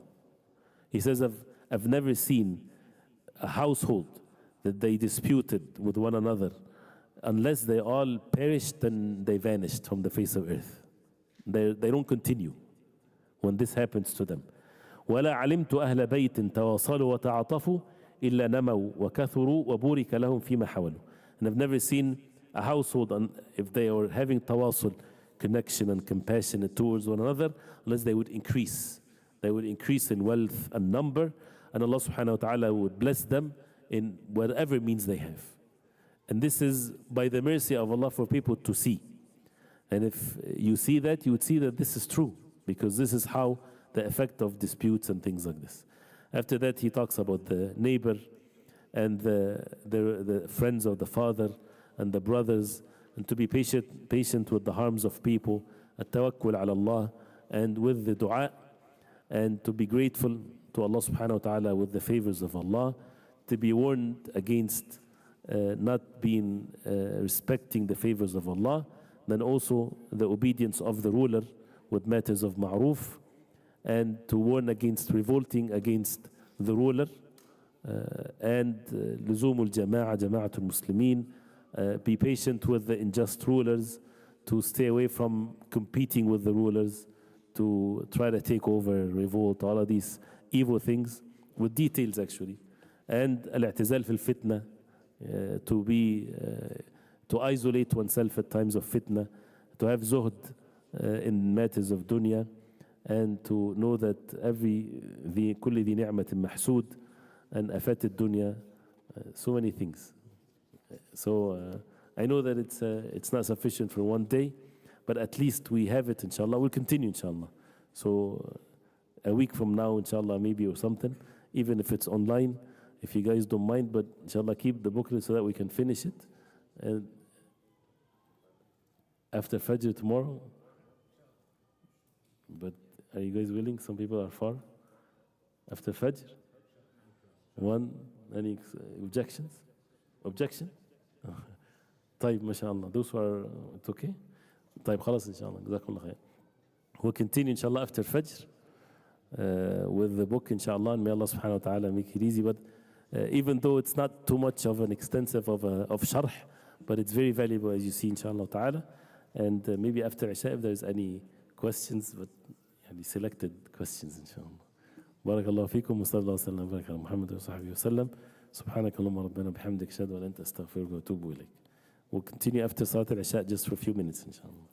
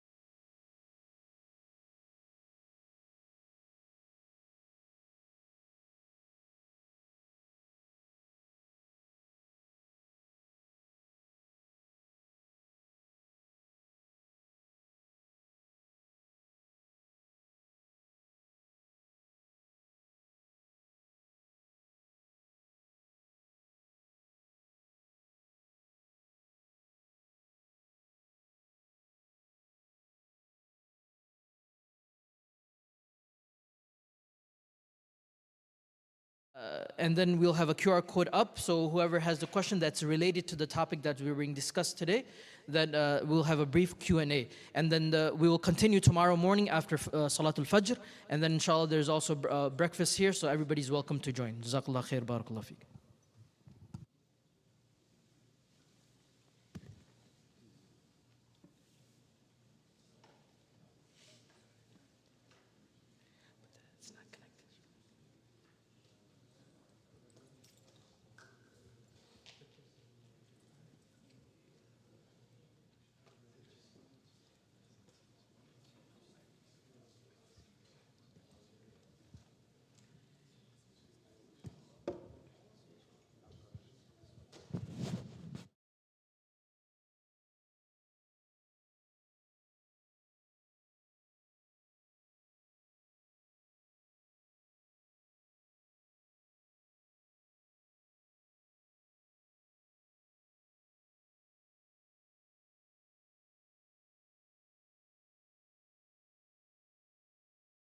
الحمد لله رب العالمين والصلاة والسلام على أشرف المرسلين نبينا محمد وعلى آله وصحبه أجمعين.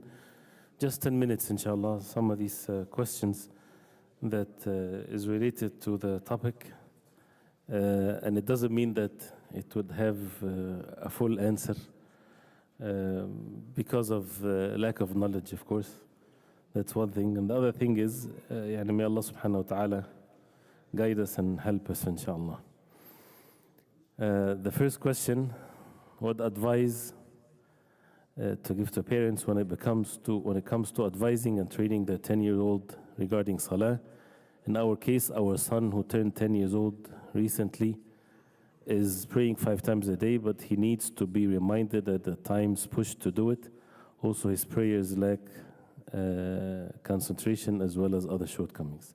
As we know the hadith of the Prophet ﷺ, مروا أولادكم بالصلاة وهم أبناء 7 واضربوهم عليها وهم أبناء 10. You command them to make salah when they're 7, and واضربوهم. الضرب is to strike when they're 10 years old. That means 10 years old, there's no excuse to miss the salah because they've been used to it for 3 years, every day, 5 times a day. And one of the things that we should first to start with is to seek forgiveness from Allah. We all, as parents, we have shortcomings. And that's why we ask Allah subhanahu wa ta'ala to forgive us, and then to be patient and never to give up, and one of which is the salah. There's no choice. We should not have in them that they have a choice in this. So that with goodness, with gentleness, of course, and if to go to the masjid with the father, for example, if this is applicable, and to remind them, as long as they're making the salah, and then remind them of the khushu' and to get to know Allah, the tawheed of Allah with His names and attributes, for them to love Allah subhanahu wa ta'ala. And of course the environment has a great effect. Who are the friends? Who they see? The school?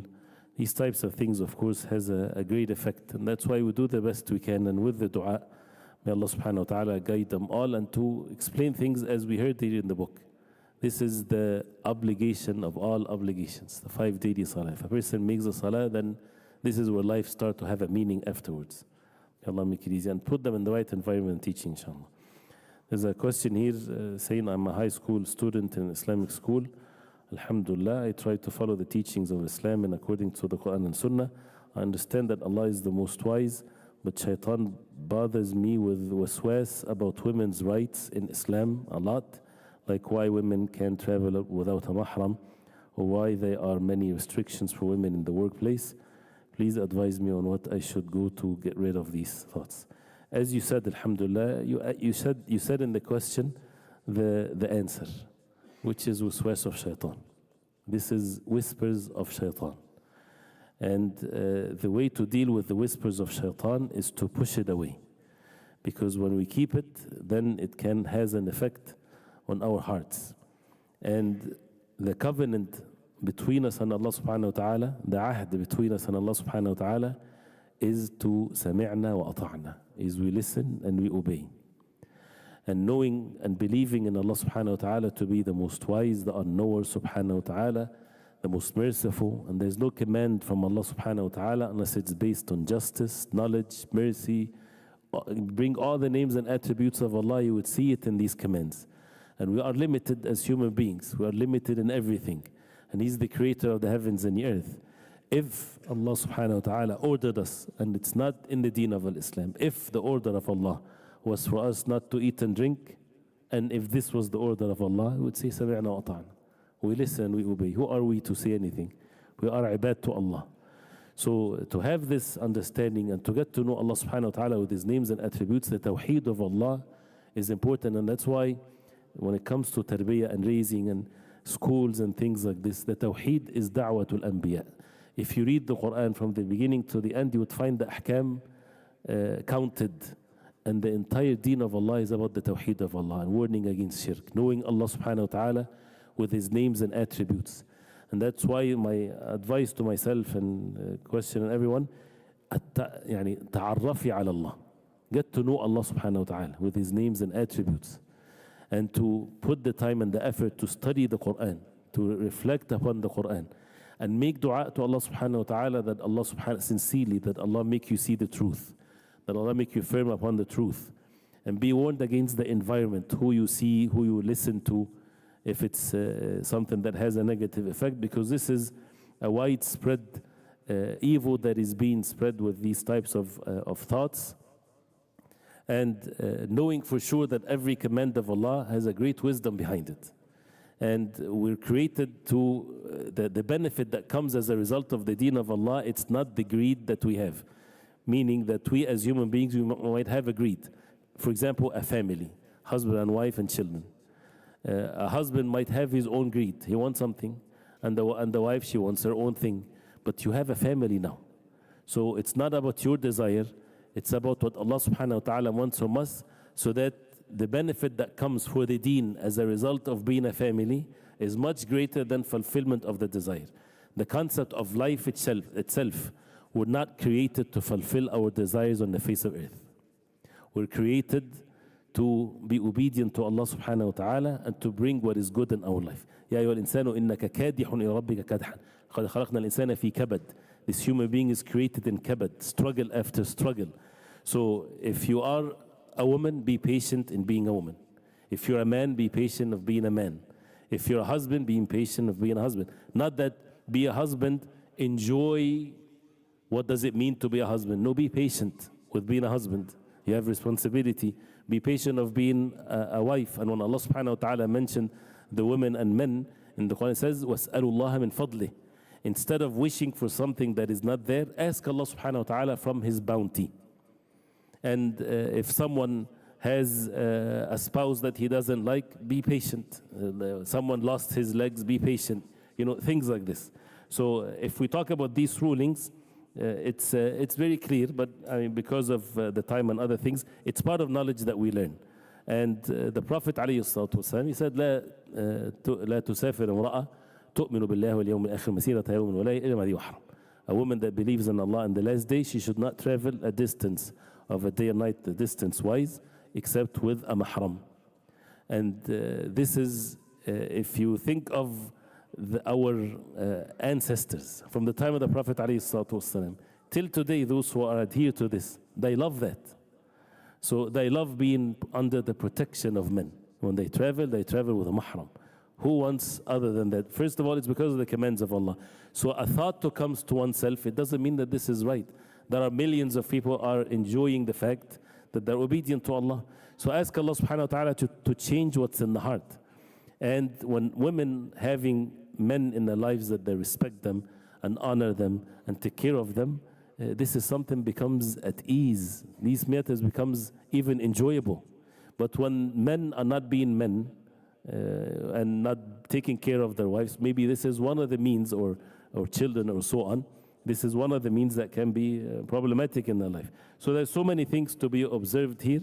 And the same thing for the workplace. It's important to understand what's the purpose of our life. Is the purpose for a woman versus a man? You know, both they have the purposes to worship Allah subhanahu wa ta'ala. Men are made to be the ones to go and put themselves into the fire of this world, to earn halal money, to come back to the house, to give it with ease into the hands of his wife and to take care of his household. And she earns it halal, she eats it halal, for her it's halal. For her, she enjoys the halal of the environment of her home. And he's the one that is putting himself into fire. I mean, not literally, but he has to face all of these difficulties. And it doesn't mean that it's haram for women to earn. Of course, women have their own financial identity in the Deen of Islam. But to put things in the right perspective so that these generations are not lost. And this is because, again, the greed. And this is one aspect of it.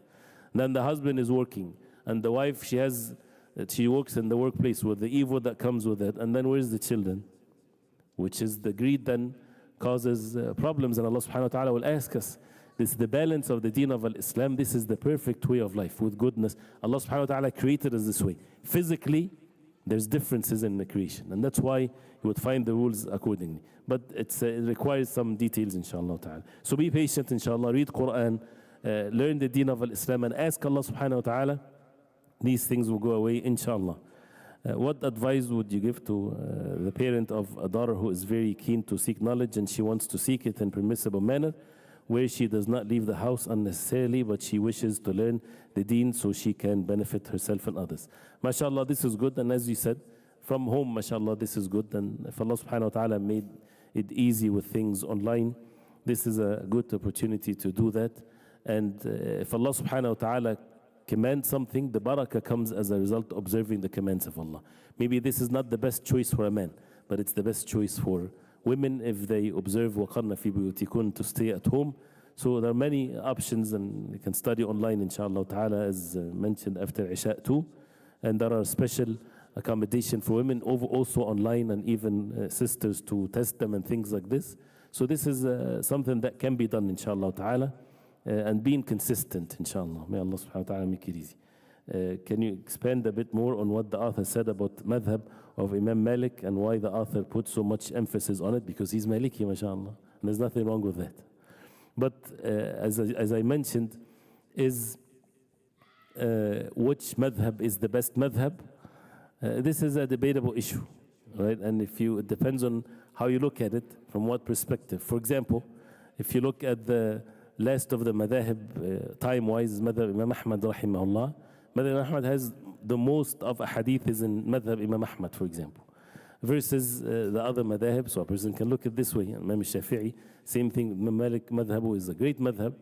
But the point that was mentioned is, if you want to study fiqh, that's what the ulama they say. If you want to study fiqh, you study the madhab that is well served in your locality by people of Ahlul Sunnah.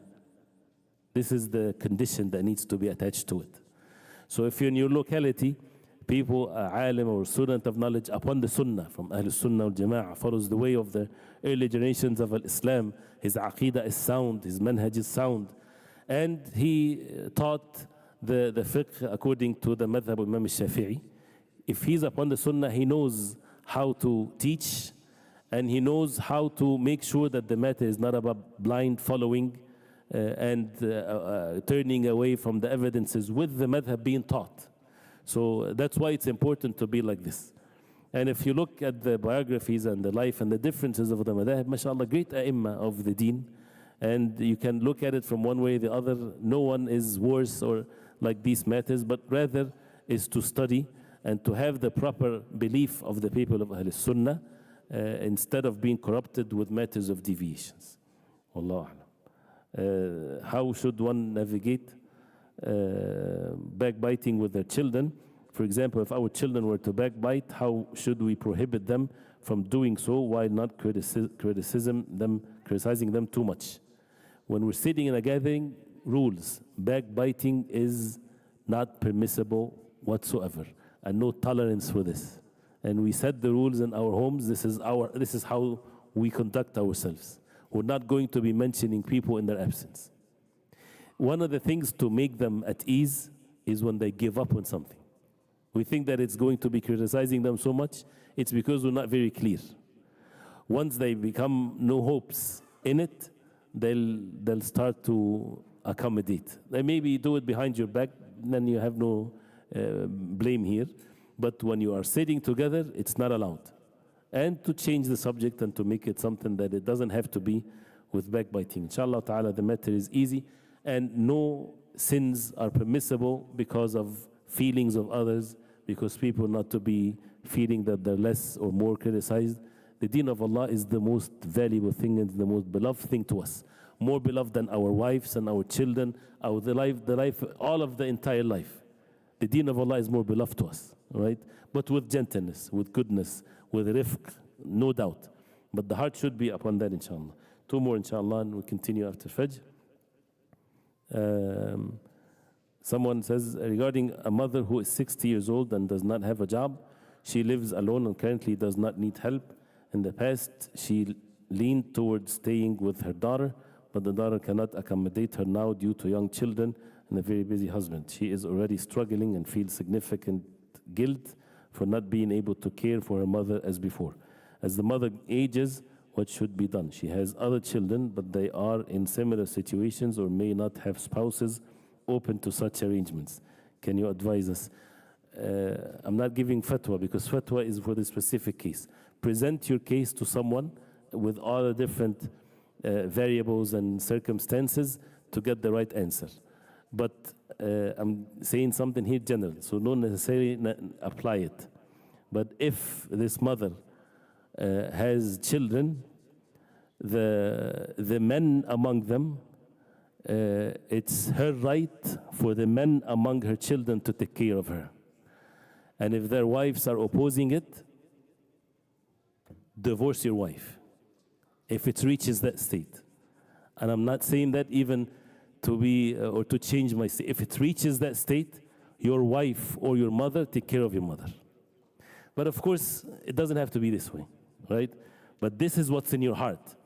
Then Allah subhanahu wa ta'ala made in you as a man to be able to have siyasa, right? That means not everything is my mother or you with kind words, right? The wife, when he's with his wife, you're the best wife on the face of earth. And with his mother, you're the best mother on the face of earth. And he doesn't have to say to his wife that I have to take care of my mother, things like this, but she's going to come, and then he becomes very kind to the wife. Be extremely kind to the wife. Fulfill whatever she is asking for, if you have the means. But never, because of the wife, that you would not take care of your mother. This is something that is not even a question.